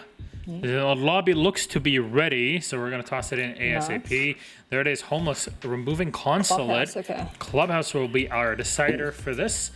Making sense. I mean, you're taking two teams that are fairly competent to a map that requires a lot of competency and teamwork and quite a bit of timing, I gotta say. Clubhouse is definitely one of these meta consolidating maps. Big thing for me is that the only time I've seen Eminem play it was the 7-0 against Be Kind. How much of their strategies they really had to show when they started to realize they had such momentum against Be Kind on their first play day, I don't know. So for Azarko, I'm a little bit concerned. They're going into the playoffs. Why go to a map that, quite frankly, you haven't showed before? Are you going to go all out? Or are you just going to completely just throw all the strats out the door? Don't present them. Don't give a VOD to them and just play however you would in a ranked game, for example. But do your best to put those scores on the board. We'll see. I would be surprised if they show all their strats today, and if they do, I don't think it's a wise decision. All right, Des, you still believe Eminem will take it today? Yeah, given most of their roster is ex-members of Crazy. Crazy were one of the teams that were regarded as one of the strategical masters when it came around to European Siege. I think this is a really good map for them. Against Homeless, I don't know what to expect, but I'm confident Eminem all the same. All right, let's toss it over to our casters then. Jess, Des, our final desk for the regular season, and the final matchup that we have scheduled for the day. It's Geo and Dev that'll guide us through it, so please go ahead, my friends. Thank you so much, Milos. Dev, it's been a journey here this season in EU Challenger League, but as Des put it there, this one should be a banger of a game. Very much so. Both of these teams we will be seeing in the playoffs, so this is not the end of the road for them. They are confirmed, but seeding is everything. With how strong teams are coming into these playoffs and the fact that they are single elimination best of 3 matches, everything matters. Seeding is super important. Indeed. So as we enter into Clubhouse, which is just so astutely put, hasn't been visited by Homeless so far in Challenger League. Are they going to give too much away? What are we going to see from them? Well, that remains to be seen. But M&M starting things off in the ban phase, and that's going to be a Monty straight off the board. Pretty typical for M&M on Clubhouse, what they banned against Be Kind in the first Playday of Challenge League, and also what they banned against Na'Vi, and 2 other UKIN teams during the UKIN. So that's a good start for them. Now, I will say for Homeless, despite them hiding Clubhouse thus far in the Challenge League, it's not really because they've been banning it. They only banned it once out of the 4 matches thus far, or 5 if you include this one. And they did play it a couple times in the Polish Masters, so there is some kind of information there for M&M to go off and some kind of, I guess, strategy out there. Some VODs are Homeless. But yeah, it may well be this is a map we end up seeing from either of these teams come the playoffs on the Monday. Am I gonna be added? Wait, what? Alright, Wait, No, I just got in my own head about something then. You are? Am I gonna be added to the list and that's finally rounded out with Kaid? It's because I missed the Maverick. And I was like, hold on a sec, I missed one here. Isn't I was there meant to be looking down at another the attacker notes I ban? was making. Yeah, well, Wamai is Homeless's most banned defender, so makes sense from my perspective. Funny they left the Thatcher and got rid of the Maverick, but I guess that's just their preference on Clubhouse. Often across most maps, their most banned operator is Thatcher, but particularly on Clubhouse, 2 out of the 3 Polish Masters games that I've looked at, they banned out the Maverick and the Wamai. So I think if I'm M&M and I've done my research against Homeless on the Polish Masters, this should be the ban phase you expected coming into it. I can't say so much, though, on the reverse, because M&M haven't banned this Kaid before on Clubhouse. In fact, we haven't seen any bans from everything I looked in Challenger League and the UKIN. I didn't stretch so far back as Challenger League Season 11 for this data, but that was quite a long time ago, back in May, so I feel like it's almost not relevant. Overall, M&M coming out with their defense on the first half, and they're the ones who are going to have to show us what they've got with the lack of a Wamai, the lack of that Kaid. I think it should be pretty comfortable, really. I think mostly this is comfort bans from M&M. I don't really know why the Kaid ban was there since Thatcher's in. It's not quite as prevalent. I guess you can try to Kaid trick, but nonetheless, it's not going to be the case here. For the most part, this looks to be either a full anchor setup from M&M or maybe a loose roam. They're not doing like a full commit reinforcements upstairs kind of roam. No castle, no mute, or Mozzie. Well, they do have mute, but I mean, he's mostly on site. Oh, no, there actually are a couple jammers, and I am wrong. They reinforced the kennels wall. I think it's going to be a semi-loose roam from M&M. Maybe just users, maybe Fonkers lurking around, and they're probably going to rotate back to site. The fact that they reinforced that hatch in bar means that even if, let's say, these roamers die, which they're not just yet because Dats has gone for an aggressive run out, then Homeless will still have to hard breach all of those hatches. Well, at least they still have the hard breaches on the board, as they lost one of their key soft breaches in the form of the sledge, and often when attacking onto this site, he's used a lot to open up the kitchen floor, open up the floor, basically here exactly where Fonkers is, just above the bottom of the main stairs. That's going to be a lot harder. You could, of course, go for I guess you could use the lifeline. Sophia sometimes brings breaching charges, but instead they brought a Claymore this time. Point is, it'll be harder to pressure those down in the kitchen if they decide to go for the kitchen hatch. Yeah, so I think I was right. It's just kind of a bait roam from M&M. They're putting a little bit of utility off-site, but for the most part, they're just anchoring. I believe there is one roamer over on cash side. It's probably Yuzu's. He was one earlier in the prep phase we saw setting up over there. Buppity-boo, indeed, he's in CCTV. The mute jammers will make it a bit harder for Homeless to clear him, and here, as you mentioned, the kitchen hatch is the first point of contention. Are those shots through the floor successful? No, ours doesn't. But he might have scared off that player long enough for that hatch to detonate. That said, Users is doing some work off-site and found one kill on the roam. Yeah, that was nice and clean, it felt like there. And you can tell the Mexus has come up to try and deal with the mute who still remains upstairs. Users gets stunned out from the lifeline, and Royal also on the other side. So they want to try and come in and pinch and get rid of him, but it's a lot of attention and time. It does pay off for Homeless, but they're into the last minute of the round. Yeah, I don't know if it does pay off for Homeless at the end of that. 4v3 for the defenders. All hatches were reared, so that means utility's got to be expended for those. And didn't manage to catch how many okay, 0 X-Karas left, and only 1 of the thermite charge that's going to go down on the bar hatch, waste more time, and the impact trick was actually successful. Look at that, medics, as Josh shown us, there was only 1 hatch breached, every single bit of hard breach utilized. 30 seconds left, 3v4, only 1 hatch, and no breach on the church wall. This is dire.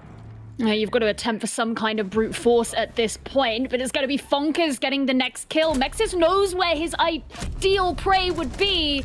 He couldn't secure it, as could neither of any of his teammates, and M&M take what looked like a pretty comfortable round. Very much. I really like the strategy there, and I think M&M played into it really well. I don't quite know why there was actually some pre-opened holes on the church wall. That's not something I see very often, but maybe later on when M&M reattempts that bomb site, we'll get to see that, and maybe it'll be more relevant, because honestly, the bomb site setup wasn't super relevant for M&M, because Homeless didn't get to the point of attacking it successfully. M&M well and truly won that roam game. It was just beautiful to watch. Not only was there that spawn peek from Dats onto Reba, but following that, the roam that we saw from users up in Cash and CCTV was just really difficult for Homeless to deal with. What we commonly see on Clubhouse is at teams at this level, it's not an order, a rigid order of, okay, step 1, roam clear. Once we finish the roam clear, then we start to breach the hatches.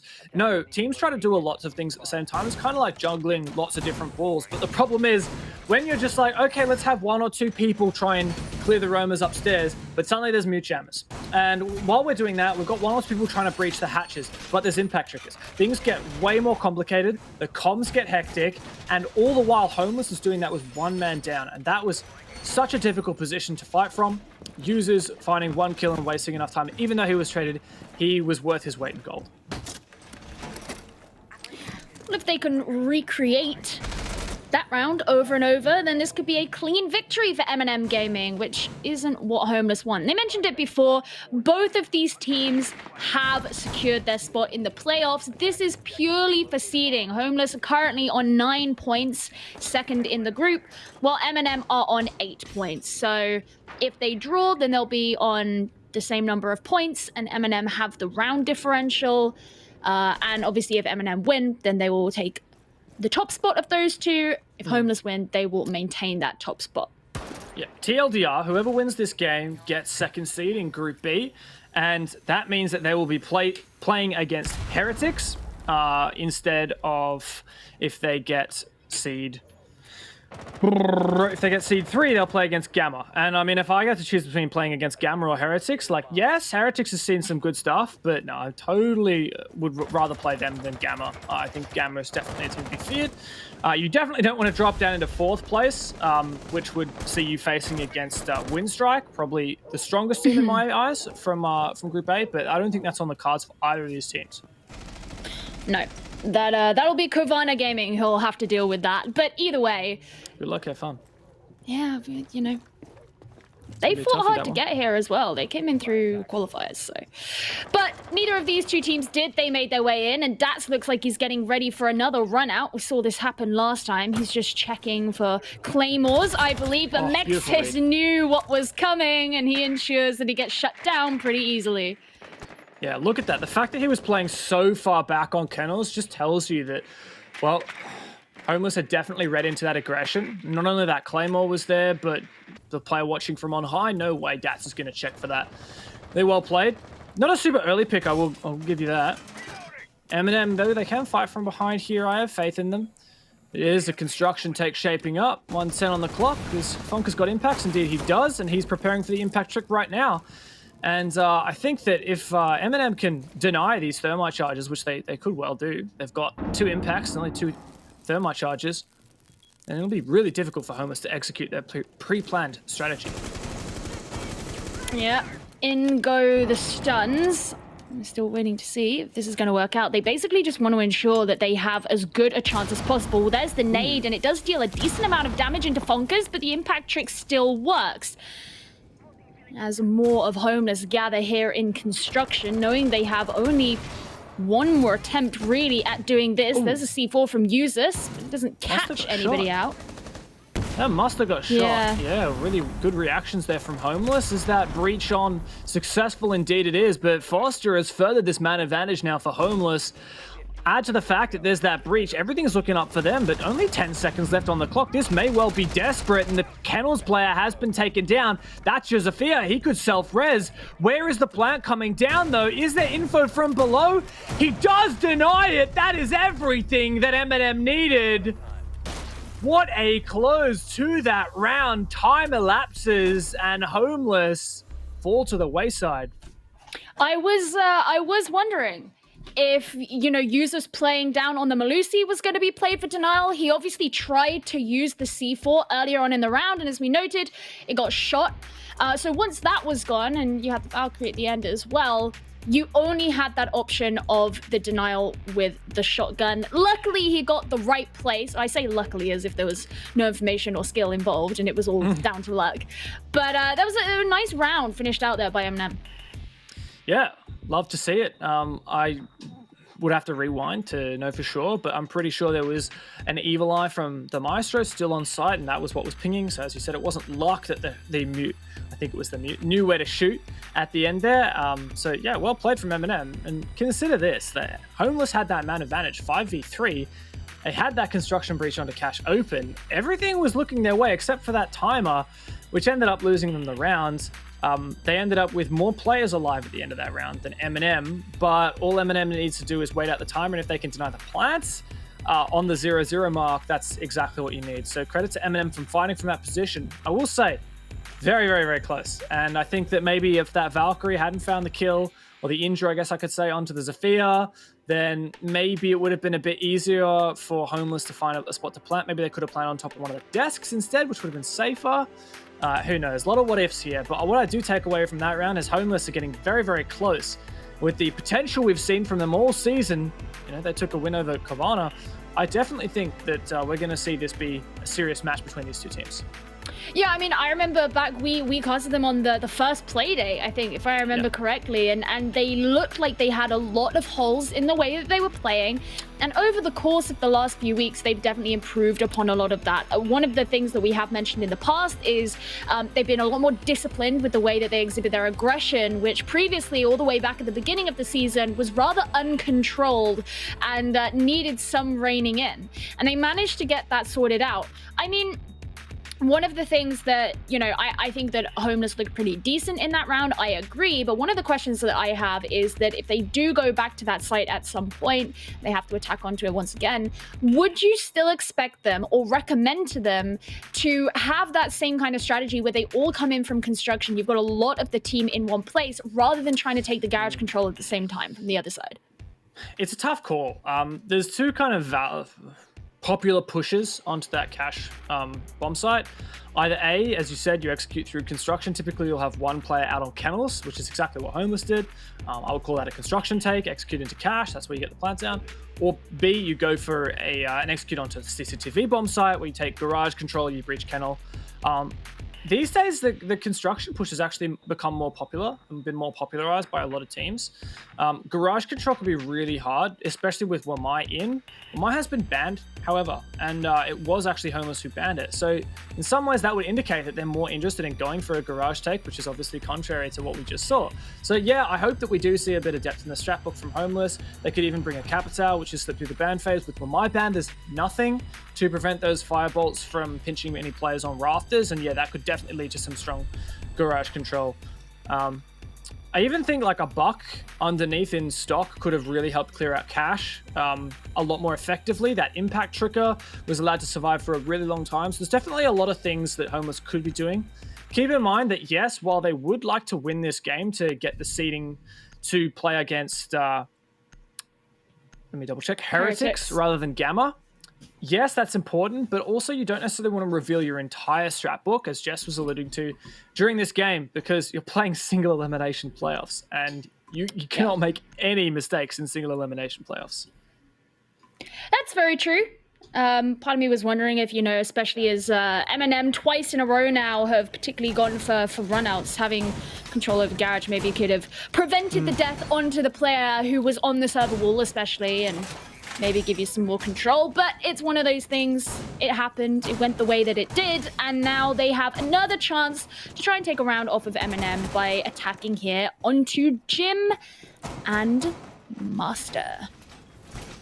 That's it. When you win 2 defenses in a row, you get that forcible rotation. I don't know. That's just sounds like nonsense.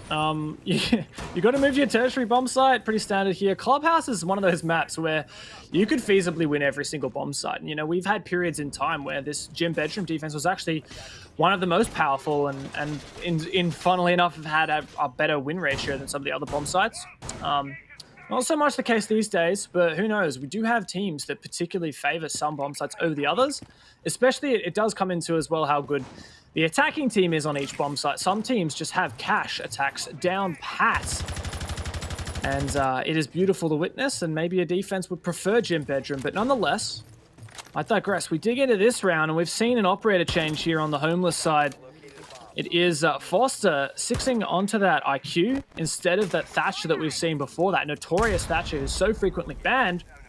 But I think this IQ is the right pick. As you can see, there's actually no wall denial from Eminem, and there hasn't been the previous round as well. And the Mutant round 1 was really for drone denial more so than wall denial. But this Valkyrie is definitely present, and I think the IQ is a good pick to try and counter that and suppress that aggression that Eminem have definitely wanting to exhibit. You can definitely tell that Homeless have it on their minds. I mean, even Royal checking the angle down towards storage just before he moved along, because he knew that there was a risk that someone could end up jumping out. And Jonka, just at the top of blue stairs, isn't far away. Foster still sits here on the roof trying to deliver that information. They still want to be taking this server side, but having got the jacuzzi wall open, the next job is bathroom, and they have been able to get it open now. Nath just 1 impact still in pocket, and he's going to be taking refuge behind the Vulcan shield. Yeah, it's really good time management in terms of the jacuzzi side, how much they've managed to breach. But yeah, there are still roamers, and that's my main concern here. Homeless, they can get the core breaches down, but Eminem have shown that if you give them an inch, they'll take that inch, and, well, they'll charge you double for it. And if that cache control is not fully cleared, if that Valkyrie is still allowed to roam below, she won't only have that C4 available to have an impact, but she could even rotate, potentially utilize that CCTV window and counter out those positions of the players on the balcony.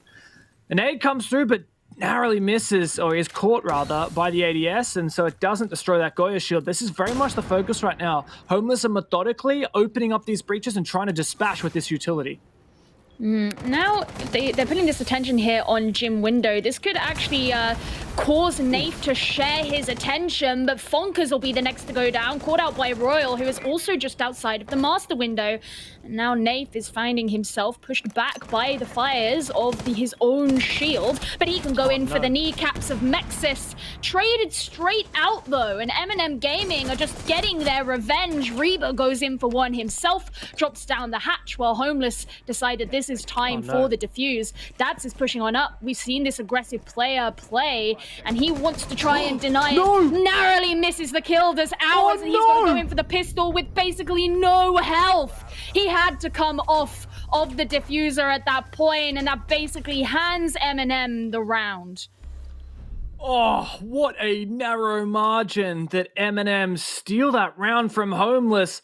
I've got to say, as soon as Reba fell down that hatch, it looked intentional at the time, but I don't think it was. Maybe it was just an error of judgment in the heat of the moment after he'd taken out that player downstairs, but dropping down that hatch and forcing him to rotate back out the pool window, trying to rappel up, it meant that Hours was alone to try and plant. And it's not often that you see a 2 versus 2 round end, thanks to the timer. We're still 4 players out of the 10 alive in the server, but it's one Eminem will take. Also so unfortunate for Hours. If he had killed that Jaeger, he could potentially have just stuck the plant, and maybe Reba would have rotated back up in time to cover him. A bit of a what if, but nonetheless, it is Eminem to make a full sweep on their first shot of 3 defenses. But Geo, 2 of these have been very, very close.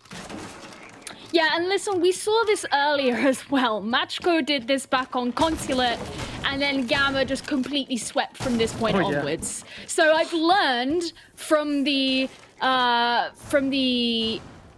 what happened today from the happenings of today? What would you even Sure. say? Sure, no, I'll play that. I've learned from the events of today. That's the word I was looking for. I've learned from the events of today that it can happen.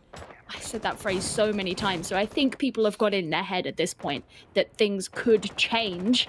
It has been close, and it was definitely disappointing for Hours at the end there that he couldn't confirm that kill, because as you say, him not being able to do that meant that he couldn't have another attempt at the plant because he didn't have the protection of Reba. Maybe things can turn around here. They are heading back down into the basement. We want to be watching out for Dats, who could potentially get aggressive. Fonka's just avoiding being seen through the window on main stairs as he moves back down. 2 drones already gone now. I think the strategy for Eminem is to kind of fake out this aggression and then shoot some drones. Users actually backed off fully. This is a contrast to what we saw in the previous defense of this bomb site, where users actually played off and around those mute jammers in CCTV cache and managed to find a pick and delay about 2 minutes for it as well. So I like the idea. I get the idea from Eminem. They don't want to be too predictable, so they're going to fall back. And the idea here is that those mute jammers are still upstairs, so Homeless kind of have to clear that out anyway, and they can't simply do that with their drones. They're going to have a player enter to at least shoot those jammers. I really think that Thatcher could be utilized well here, especially because Qaid's not prevalent. Like, we don't really need those EMPs anywhere else except potentially the church wall for getting rid of any mute jammers that you want to breach, that you want to get rid of. So to hard breach that wall, I think that's the point of contention. Here it's Hours who really needs to land the shot on the player who wants to impact trick. A C4 comes out, impact trick comes through, Hours misses his shots. Yonka gets away with his life, and still Homeless are struggling to breach this kitchen hatch. Isn't it crazy? The Thatcher's back in and it's still a problem. That's the power of impact tricking, and it's definitely causing Homeless some grief because they couldn't get the hatches open last time, and even this time they have the sledge available. He didn't get taken down as early as before, and they still haven't been able to prevent that pressure from below. Foster having to remove the goo needle, but Fonkas is so ready for him, and he takes advantage of the situation, rushing back towards the site. But that does mean the Homeless are a man down. Yeah, I think this is a really good play style from Eminem. It's definitely catching Homeless off guard. This kind of aggression, I don't think the Poles were expecting it. And it's coming back to bite them. And now Homeless fighting from, well, 1 player down, 4 versus 5. And they don't really have the ideal breach situation. Kitchen Hatch has been a serious hindrance. And Royal, so very late, is going to rotate Oil Pit to try and pinch with Nexus. This is so desperate, and it's got to work for him. Well, Nexus is gonna get taken straight out as he begins that endeavor. There's a direct trade, and Royal just has to push up, following in his wake. He sees one player, he manages to get him, but one sneaks up back onto him. And now Hours has to jump down once again, attempting for the plant, but this time Reaper's there to try and do something, but the deny. Fonka's got the direct shot. Reba didn't even see where it was. He was facing the wrong direction. A disappointing round for Homeless. Wow, I don't know why Dats hit the question mark just there, but all right, whatever you want, mate. That is 3 rounds in a row now that Eminem have won, thanks to that ever-present clock, thanks to that 6th player on the defense, the timer. Homeless have really struggled. They're, and I mean, a lot of teams would say, "Oh, they're just too slow." A lot of people would say, "It's just too slow." Whatever. No, it's more complicated than that. Eminem have had really good strategies all the way, and it goes back to that prep phase, right? You talk about that basement defense we see from Eminem. Everything from the mute jammers to the early aggression, but safe aggression from the main stairs, from the storage blue stairs, just shooting drones, getting back to site, holding an aggressive angle. Fonkas finds a kill. Even if he didn't find that kill, even if he just went back to site, even if Eminem were in a 5 versus 5 there, they would have had the advantage. Their play style and these plays from them, these strategies, are delaying time from Homeless, are forcing Homeless to hard clear these things and making them struggle with their drone economy, with their map control, with their breaches onto the bomb site. Kitchen Hatch has been a hindrance.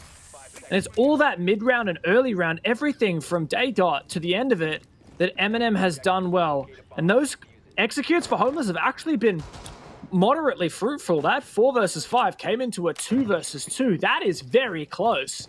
And if not for those little holes in the armory, hallway, then I don't think Fonkas would have been able to deny that, and that would have potentially been a Homeless round. So I've got to credit them, but I also got to credit this showcase of excellence we're seeing from Eminem. It must be incredibly frustrating for Homeless to know that they are becoming so close, yet so far every single time. It doesn't take them long to open up the server wall, given that there's no wall denial being brought this time. There's the black eye just above it, so they'll be able to have any information. A Banshee directly opposite as well, so huge dissuasion from being able to push in. Yeah, what we talked about a lot after the previous time that Homeless barely failed to attack this was, are they going to keep going for that construction take, or they're maybe going to go for a garage take? And they're shaped up very much for this construction take, which is meta these days, I'll give them that. But with that Wamai ban, I really feel like, I don't know, probably the place where Wamai is the strongest on this entire map is probably in garage, and you've alleviated that. You could go for a garage take. I really think that would probably work out. Like, maybe the Malusi is going to make that a bit more difficult. Let's have a look at the setup. In garage, you've got that ADS in the corner. There's an Evil Eye. I still feel like this could be possible here for Homeless, but I mean, it's almost not worth talking about since they've clearly decided not to go for that. Now it's a question of, can they get this breach on, and can they flush out these players, especially Fonkers here in Cash, especially with that shield to support him. He's only got one impact left, so there is more of a chance, I suspect, for Homeless to be able to get this right. They have placed the exothermic charge, if I'm not mistaken, and Royal's just holding on to the angle, but the impact trick attempt hasn't happened yet. They're just taking their time. Nexus is trying to hold the angle onto the rotation from Garage. I believe there's still the Valkyrie that's out there. And there's the attempt with the X-Kairos. Fonkers is looking a different way, though, and it looks like that's going to open up just fine. Yep, I believe that's a crouchable breach plus a second angle, but the pivotal thing here is Fonkers, not only has he been a pivotal player for Eminem, but he's playing such an aggressive gunfight-style anchor. Foster actually might find the first pick down here. See you later, users. That's great. But the nade needs to come through. Not only does it destroy the shield, but it takes down Fonkers. Suddenly, a 5 versus 3 for Homeless. Oh, it's looking so much more clear, but look at this. 2 kills coming in for Eminem, and Jonker's getting ready with the C4 to try and clean up. It works! There's Royal, who's been taken straight off the board, and Reba has a minuscule of health as he tries to shoot on through. He and Hours are going to have to push in, but there's another one from Nafe, and suddenly the Thermite is left with barely anything. And despite the fact that it looked like it could go well for them, Eminem still managed to clean up perfectly. Wow, what a way to go from a 3 versus 5 for Eminem to a 3 versus 0. That is, wow, a testament to those anchor positions and Eminem playing really well around each other. I'm going to point out the first kill that Eminem got that round, which I'm not quite sure which player it was. Perhaps Das, perhaps Yonka, who pushed down those red stairs to refrag out Foster, who'd killed the Malusa users in Lounge. Now, Eminem getting aggressive, taking an unusual position, pushing down the red stairs in order to refrag, that just alleviated that pressure. Like previously, up until that point, after users the Malusi died downstairs, constantly Eminem were like, okay, we still have to worry about not only the execute through Con into Cash, but also there's this loose player downstairs that's just killed our teammate. He could late flank up red stairs. He could go garage. We have to worry about him. No, push for that fight. Deal with him. Just tick him off the list. You don't have to worry about him anymore. Turn your attention to that construction executing, despite not having that shield, despite losing their main player on the bomb side to hold down, which was Fonkers. Eminem pulled through.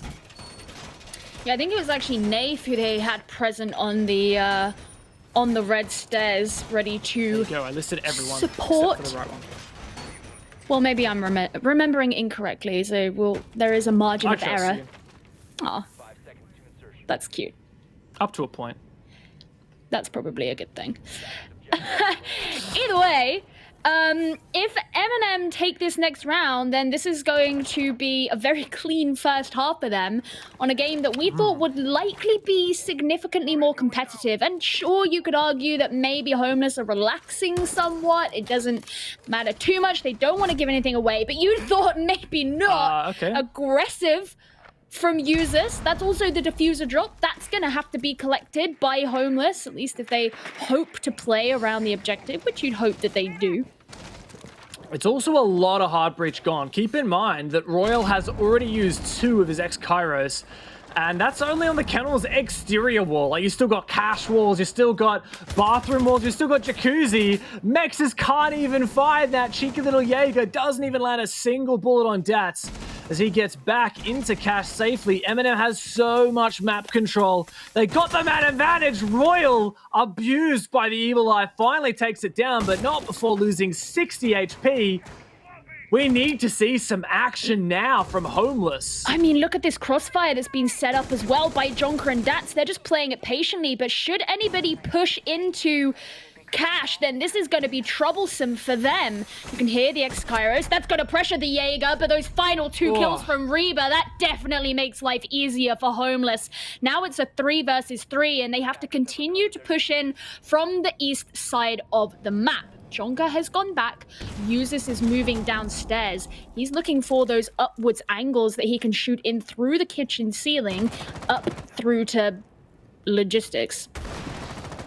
Yeah, it's a good one. That's a force vault there, so that hole has to be vaulted through. That means that it's a bit slower for a player moving through that compared to if they were just sprinting through, and that guarantees that users should be able to take him out. Nath takes down Royal, 3v2 now for the defense, and they're looking firmly in control here. So up to Foster and Mexus. A drone to come through. Foster actually still has not only a bit of time, but also a second drone he could use if needed. Oh, the shots exchanged. Mexus taking so much damage. I really feel like Homeless have to go for kills here, but it's so hard, especially when Eminem keeps taking these aggressive anchor angles. That's all she wrote. Nath cleans off the final 3 kills of that 3 versus 3. And Eminem make a flawless sweep of their defense. 6 rounds in a row on Clubhouse. Not even the opportunity to withstand at the end there. Mexus gunned down, and now this could be a very quick 7-0 if Eminem can keep this up on their attack. Well, Eminem, they're ready to go home for tea and biscuits. They just got to clean up one more round. It's Is that what they eat? That's what I eat. I don't know. If they're cool kids I like thought, me, then yeah. I thought you were just stereotyping by nationality. I don't have a problem with doing that. Okay. Can we just get that on the record in case we need an excuse to fire Dev? Has no problem stereotyping the Brits for eating biscuits and drinking tea. Tick. Guilty as charged. I'm also a bit of a tea and biscuits fiend myself, so I'm certainly going to be going for some tea and biscuits after this game. Eminem can win or lose for all I care. That's not going to stop me. But, well... You're such a wildlife. That I do. So, we take a look here at the standings once again. To reiterate the stakes of this game, yes, both of these teams are qualified for the single elimination Challenger League playoffs. But, oh my goodness, single elimination playoffs, that means every match matters like the world. And that means seeding is super important. If you're the second best team in a single elim bracket and your first match is against the best team, you will come last. You will not come second place, as you would perhaps deserve to do so. And remember that the top 2 from Challenger League will have their chance in EUL. The number 1 goes straight in. The number 2 gets to fight For Rogue's for their spot. chance against Rogue. Yep, guess that. Well, I was trying to remember which team, and then I was like, oh, of course. How could you forget? Wow. So just to reel it all in for a second here, right? If Eminem is the second best team, and Gamma is the best team, let's just theory, right? Okay. And Eminem plays Gamma, or let's what's more likely? Homeless plays Gamma here. If Homeless loses this game, they will play Gamma in the first quarterfinal of the Challenge League playoffs. They lose that. Even if they were the second best team in the whole thing, their run to EUL ends right there. That's why Eminem are going full hard right here. That's why they're trying their best, their darndest to secure this seeding, because it just means so much. You need the preferable seed, especially when it's single elim. And that's exactly what Eminem are looking to do. Homeless are as well, but they have not necessarily done a great job of it so far. And already about half the round has elapsed while we've been discussing seeding and placement and all those things. Eminem are taking their time. Reba's getting ready with the C4, but that's the bar hatch that's going to be open first. They'll have an opportunity to drone down as well. And it looks like they're getting ready on the kitchen hatch as well, as Nave, who's on Hibana, is present in there. Yeah, and this was what really stalled out Homeless. Now, is that impact trick successful? Ours, he wants to do it. He wants to do it. He loses his life. Nate is too good. He's just too good. And Eminem, they do what Homeless could not. They breach that kitchen hatch, and without breaking a sweat, that's a nice black eye on the other side. It's actually in the roof of Arsenal, but oh my goodness, Eminem 5v4, numbers advantage, positional advantage. They got the breach open. Surely they can convert this. Homeless don't even have info. That was a blind C4. This should be the 7-0. Sometimes it really do be that way, and hopeless, oh no, Homeless can try and scrap back. That genuinely was... Just call them hopeless? You just called them hopeless! Alright, that's it right here. Eminem, you gotta do it right now. You gotta do it right now. End their misery. This is it. Oh, please end mine as well. This could be very aggressive, and it is. Usus gets the kill onto Reba, and Mexus has got to try and resurrect his teammate. But even so, it looks like Eminem could just take this. They jump down into sight. They're going straight in for the defuse. They might not even need it if Mexus can be taken down before it's finished. He gets one kill for himself. He's still got 3 players to go up against, but it's a hard task. Eminem get a 7-0 on their seeding match. And Homeless really did look a bit hopeless there. Nonetheless, they both go forward into the playoffs. Maybe they would have just liked a slightly better scoreline under which to do it.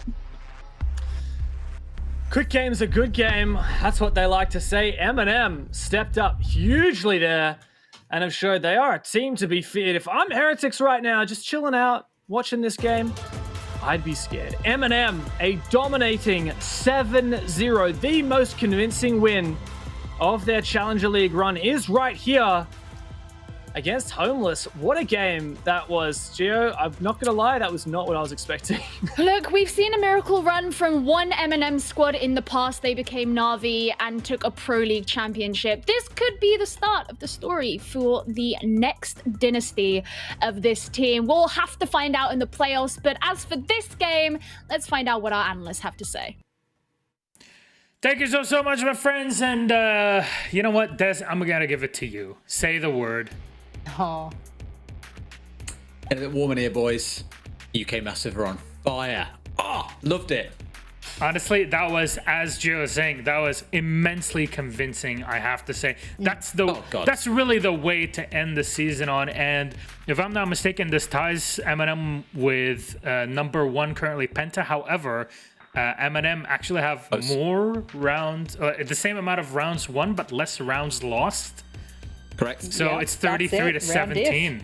That's huge. UK Massive on top, baby. Let's go. I gotta say though, thinking about this as well, because Dev mentioned at the end there as well as being their best result. They started all of Challenge League with a 7-0 against Be Kind. They've ended it with a 7-0 against Homeless. We'll forget about those middle 3 games, but the start and end, beautiful.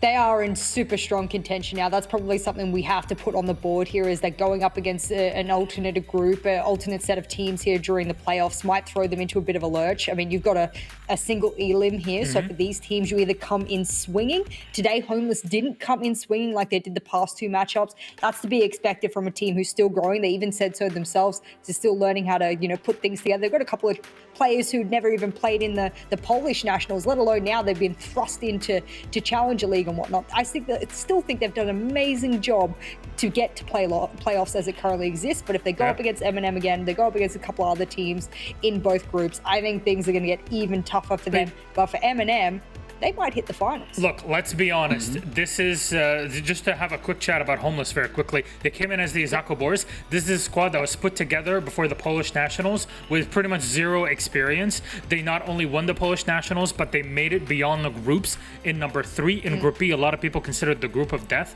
with Kovana, Penta, and Eminem as well in the top 4, making it to the playoffs. That on its own is a huge achievement, and I definitely don't want people to look at this and say, oh, it's a 7-0, it's a washout. You're literally playing against people that have been playing competitively in their region for so long. The level of comparison is not even fair. Let's be completely honest. But Eminem, I will throw in real quickly though that there is a couple of the players on there that are providing huge leadership. Our and Mexus, they have a heck of a lot of competitive experience amongst them that are being able to throw leadership wise. I think, like I said, it takes time. I even liken it to the way that Fabian joined Vitality. They had to take on a whole brand new set of leadership. They had to learn a whole brand new set of strategies, gameplay, game style, etc. So for Homeless, I really do hope that even if they, don't make it all the way through the playoffs, as it's probably predicted they won't statistically, but then they come into the next Challenger League season and we get to hype them all over again, hopefully with an org branding over their name. Yeah, so we I'm want really to give them a proud of home. what they've put out.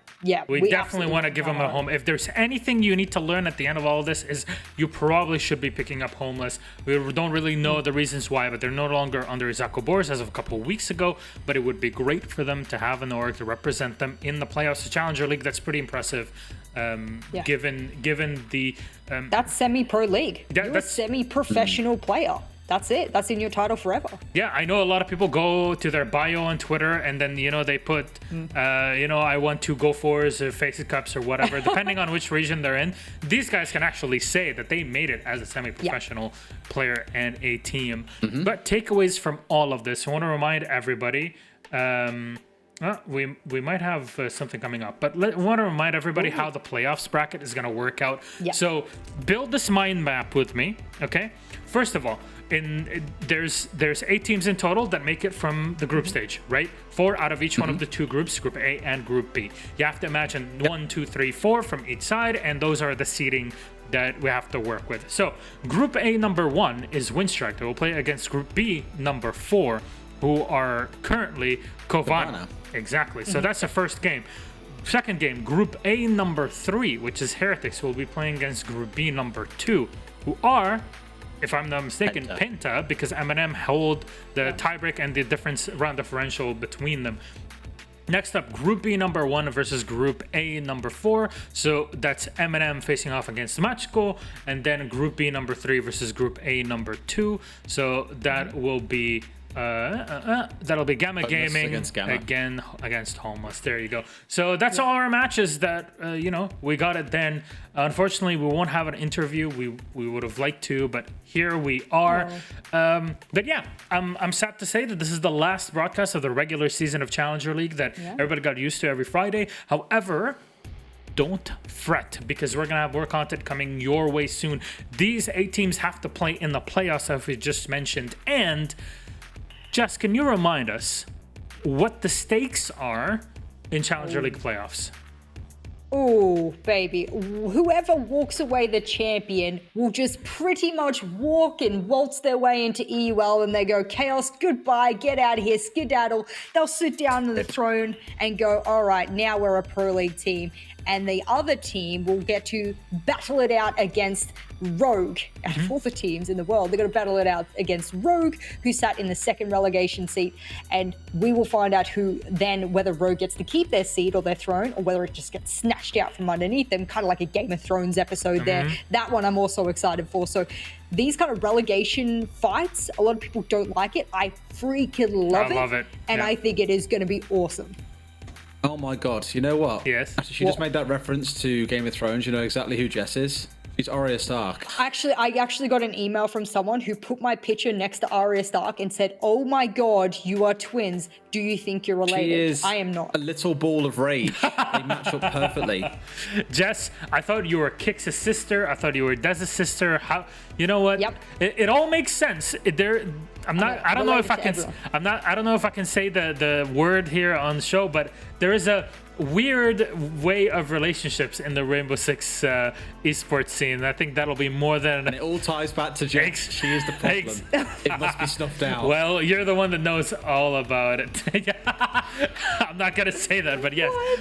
So there it is. Jess, Des, thank you so much for joining me here. Thank you so much, Gio and Dev, for casting through the game, and of course, Fluke and Hap that helped us through all of this. That is the end of the regular season. Playoffs will continue very, very soon. Don't you worry. We're gonna have the dates. Can we say the dates, or we can't say the dates? I don't know. You know what? I'm not gonna look at Twitter. To say the dates? I usually don't look at Twitter for a good reason. Can we say the Now you dates? can Because say we it. want It's on people to Wikipedia. come It's back. official. You can say Is it? It's on Wikipedia? Yes. It's Oh my 100% God. public on Wikipedia. Say it, Milosh. Let them know when they come I don't back know, to see man. us. I don't know, man. Let me check. know. R6 Esports don't EU. know. It's on Wikipedia. Yeah, but It's on there, mate. It's public. Look, I'll do it, and I'll take the rap if I'm wrong. yeah, Right? do it, Monday Des. and Wednesday for playoffs. Monday and Wednesday of Sorry, next guys. week. This is my What last the date? broadcast. You know, I got fired. It was for this exact good reason. God. Okay, you know what? 26th and the 28th. All I right. believe the times are Monday there and too. Wednesday. They are. That's 5 for p.m. 5 CEST and then 8 p.m. CEST on both of those days. Best of threes. All right. Thank you so much, Des, Jess. Let's just toss it over to our end of show. Ladies and gentlemen, we love you. We'll see you very, very soon. Good night and take care.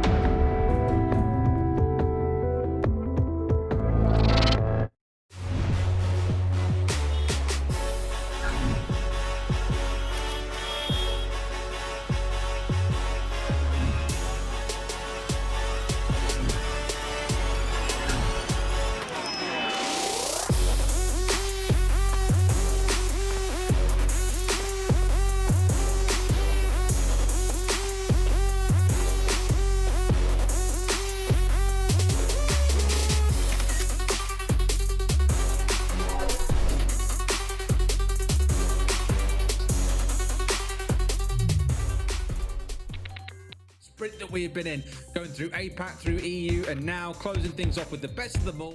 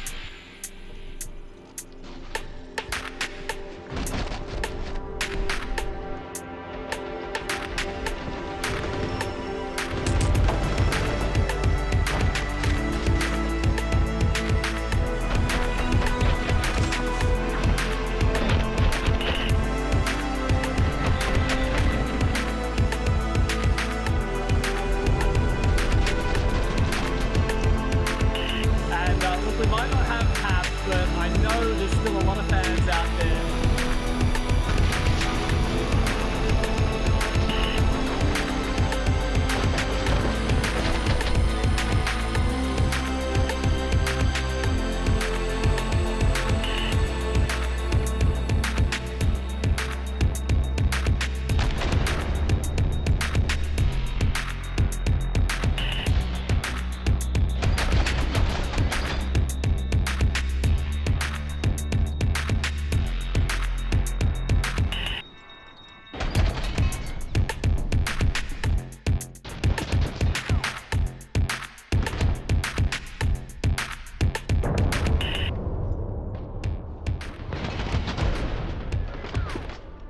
And the importance, this is unfortunately one without the two teams that did okay.